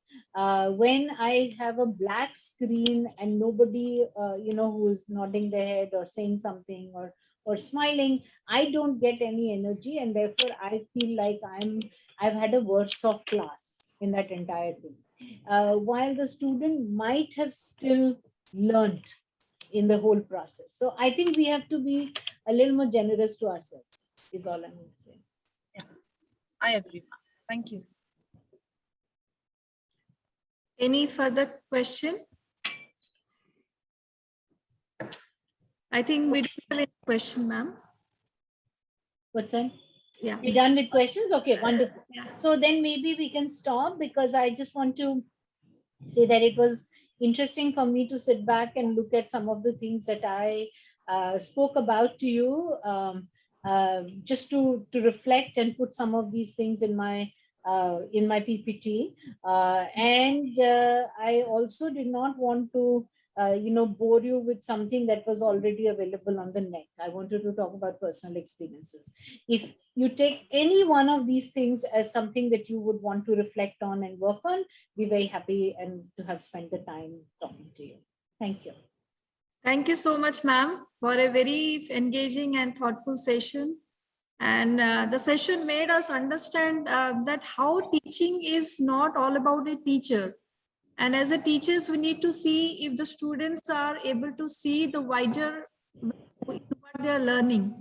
And this is this requires managing the expectation of the students by being clear and consistent, which is possible only through the effective teaching skills. Thank you so much, ma'am, for being here. Thank you.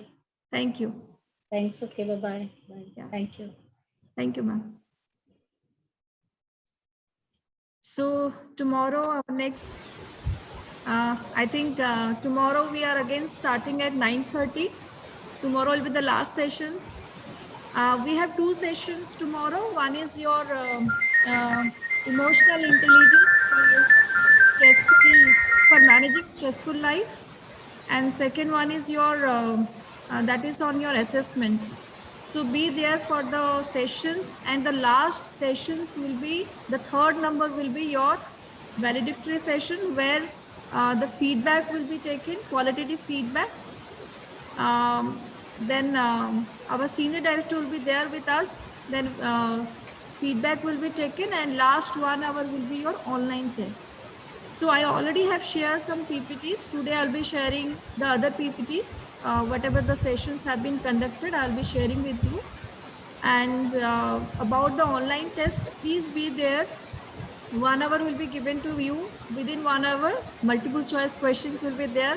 And everything, whatever we have discussed in the class, that is your questions. I mean, 3-4 options will be there, and you have to just answer, click on the right answer.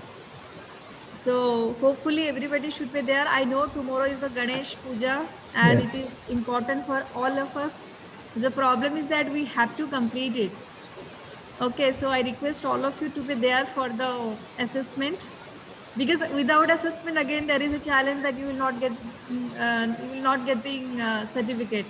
You are not getting the certificate. So that is important. Well, afternoon session is not a problem. Morning session only the biggest problem. Is it that? Yeah, because morning is your session is there, and puja has to be finished by 12 o'clock. Because the right time to get it puja is by before 7:30 to 9 or 9:30 to 12:30. So that's a challenging thing tomorrow. I hope, but only for 1 year, sir, you can manage that, because you know Lord Ganesha know that we are in the process of learning. So this is the biggest puja, I guess. Yeah, that is the problem. Learning is the biggest puja. So that's why I request all of you to be there for tomorrow's classes. Don't miss this. Again, there will be attendance issue. If anything is happening, I can't help you regarding that, because I am going through the guidelines of Atal. Okay, sometimes students come to us, ma'am, attendance kam hai badha do aap. That in this case, I can't do that. I have to share the evidences. That's the reason technically 4 days we have attended, so that at least morning session I must skip it. So please be there for tomorrow's session. Students also does. So if we say 100, 70% has to be maintained out of 100, they'll calculate. So 70% ho gaya. So last 5 sessions, it's my choice. Something like. Yeah. So 70, you must be knowing that 80% attendance, 80% is required, and for test 60% should be there, your score. Otherwise, how many questions will be there? 50 to 60. 1 hour. Yes. Multiple choice questions, sir. Okay. And then also it took time to read the question. So 1 hour is sufficient, ma'am, Dr. Tripathi. 1 hour is sufficient, and we are giving very easy questions. That's right, because it's a mix of young people and people who crossed 40, 50s. Everybody's there, right? So, ma'am, so nice of you Yes, if you are because giving such easy the questions will cover all the sessions. It is not about only one session. So we are covering all the sessions. That's why. Even is that the conditional one? Is it 60 minutes is conditional from the attempt or your choice? 60 minutes is my choice. You want more time? Yes, No, the only thing is that because yes, people will be there. My experience and whatever as per your norms, you can go for that. The first FDP I attended, there were 70 questions, right? Jain FDP, Yes. and given 24 hours. And second one from RB College, the second AICT FDP, there were around 20 questions. They given 1.5 hours. Okay. How many hours? 1.5. Okay. Right. Third one is from the college, I mean, the university, I forgotten. They gave about, they also, I think, 1.5 hours for 30 questions. Acha. Just a suggestion, it will be, if you give 2 hours, and I hope that some of them may be in traveling or maybe. Yeah, only, yes, sir was saying when even a student comes to us, they will ask, sir, what is the pattern, what is the kind of a question paper? So we say only one thing, it is A4 size and 12 times New Roman. So it's agreed. But the thing is that only tomorrow is a festive and I would have never asked also. The same thing I would have been putting up to, adding up to sir, Prabhu Shankar sir. So maybe we may not be having sufficient time because of engaging tomorrow here and there. So it would have been ample time has been given. It will be good enough for us because at home we have to do, in apartment we have again puja. There are a lot of things. Some what you can call ceremony will be there. Bringing it to her, bringing him. So it all takes some time. We need to participate and at least we need to manage this. If it would have been, if it is under your norms, please give some ample time. That is the only thing. Okay, So that we don't need to rush about it. That's the only thing. So don't worry for that. We will manage that. That is not an issue. You know, in fact, I wanted to put 90 minutes. Then I thought Ganesh Puja is there, so participants, I mean, they may not like it. Oh my God! It doesn't mean that you should give it in 30 minutes. 60 minutes, 30 minutes. That would have been a very big thing, very big challenge. Ma'am, in that case, you can reduce the question numbers also. Sorry, can you please come again? Ma'am, if you're making it 1 hour, then you can reduce the number of questions also. Because ma'am, actually in the previous articles also I have attended, for 20 questions they are giving 1 hour. Last one. Is it? Yeah. Yes, ma'am. Yes, ma'am. From the Atal ma'am. Yeah, ma'am. Yeah, Smita madam also conducted one FDP. I have attended in that. Okay. When they have given 20 or 25 questions. They Yes, have given on the enough day time, itself, ma'am. it was long back. Yeah, Smita ma'am. Okay. Yeah, it gets For signed that, and the time durations will be more. That is not an issue. I will see if I can reduce some questions. That is not an issue. Pavitra or someone, then. But only request is that. Prabhu Shankar sir, mute. You are unmute. Signed it and written. One request, the day itself. maybe what may be the convenient timings, ma'am? Test Yeah, time. please go ahead, ma'am. Test time. No, they collected back. They signed it. They gave the original. Timing. Timing. See, your second half copy. session, it will start at Normally, when 2:30. the appointment was given. 2:30. So your senior director will be there for 2, 3, 5 minutes maximum. Then we can start with the whatever we have covered as of now. That briefing will be there for 5. Okay, I think you have your own copies there, right? Then your feedback session will be there. Qualitative feedback will be taken for each session. Please mute yourself. Ma'am is telling something. Prabhu Shankar sir, please sir, mute yourself. Sir is not listening. He has taken out his headphone. That's the problem. Host can do it. I'm doing that. Yeah. I think the host can do that. So 2:30 we are joining. Then 2:30 your briefing of all the sessions will be done, including your senior director's message.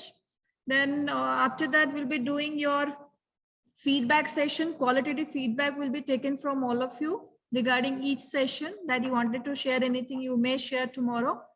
And after that we will immediately start the your quiz.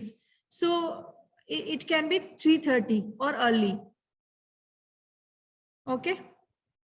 If possible, it is not early, madam. 3:30. After 3:30, it may be convenient. Okay, we'll start at 3:30. One more thing I wanted to tell you after these sessions, even though I am writing in the group, I just want to remind you after all the sessions, you have to give feedback. There will be one, if you see the Atal portal, you have to give the feedback of this FDP. Yeah, ma'am. Then only we'll get the certificate. And Yeah, that resource link persons. yeah, that will be for a few hours, 24 hours or 48 hours, I don't know. Please ensure that you are giving the feedback. Yeah, mostly it's 24 hours actually. Mostly. Yes. After that, the link will be closed. Yes. One more thing, I'm sharing all the PPTs in the WhatsApp group. I'm not mailing it to you. The reason being is that some of the participants have left. So we cannot send each and everything to everybody. And the second thing is that when I'm sending mail, then I think most of the people, they are not getting the mails. So it is better to share in the WhatsApp group. I think it's fine to everyone. Yeah, absolutely. Yes, Regarding attendance, regarding attendance, as of now, I'm sharing the Zoom downloaded attendance. Some of the participants have given their concern that during the duration and some other things, before submission, I will make make it again with the Excel sheet that I have downloaded from the Atal portal, and before submission, I will show it to you. So, I think that is fine with you. Ma'am, can I work? Ma'am, yes. Ma'am, how much time if somebody is present that in Zoom portal, you were showing in minutes actually, ma'am. So how much time it is there, then that will be taken as present actually? So that it is clearly mentioned that whatever the duration of the FDP is at, your 80% attendance is mandatory. So you accordingly think about that. But ma'am, actually the time you have given that recess time also it is being included because first day attendance it is. So don't worry that we will take care of that. But we are keeping a track of everything, who is going, who is coming. So you don't worry for that. I'm a very strict teacher. Okay, ma'am. That's a nice thing. I'm smiling, but I'm keeping the records of each and everything. Who is coming, who is joining, who is participating. Yes, ma'am, that's a nice thing. Actually, thing is that time actually everybody is giving the point is that time is not showing properly because somebody is putting into the with different devices also. That is also an issue. Today also I got disconnected because it was raining heavily at Kolkata. I understand, ma'am. I understand your point. So you don't worry for the Ma'am, attendance. same with me, it happened. Same with me, it happened because it is You heavily don't raining. think about the the timing and all these things. I can understand that. Don't worry for that. Madam is a good teacher, understand that. Thank you so much, ma'am, for understanding. Thank you so much. Yes, ma'am. Meet tomorrow. That. Sorry? Ma'am, everybody's issue is that one regarding the attendance actually. But I mean, people who are giving honest answer that I can keep a track of that also.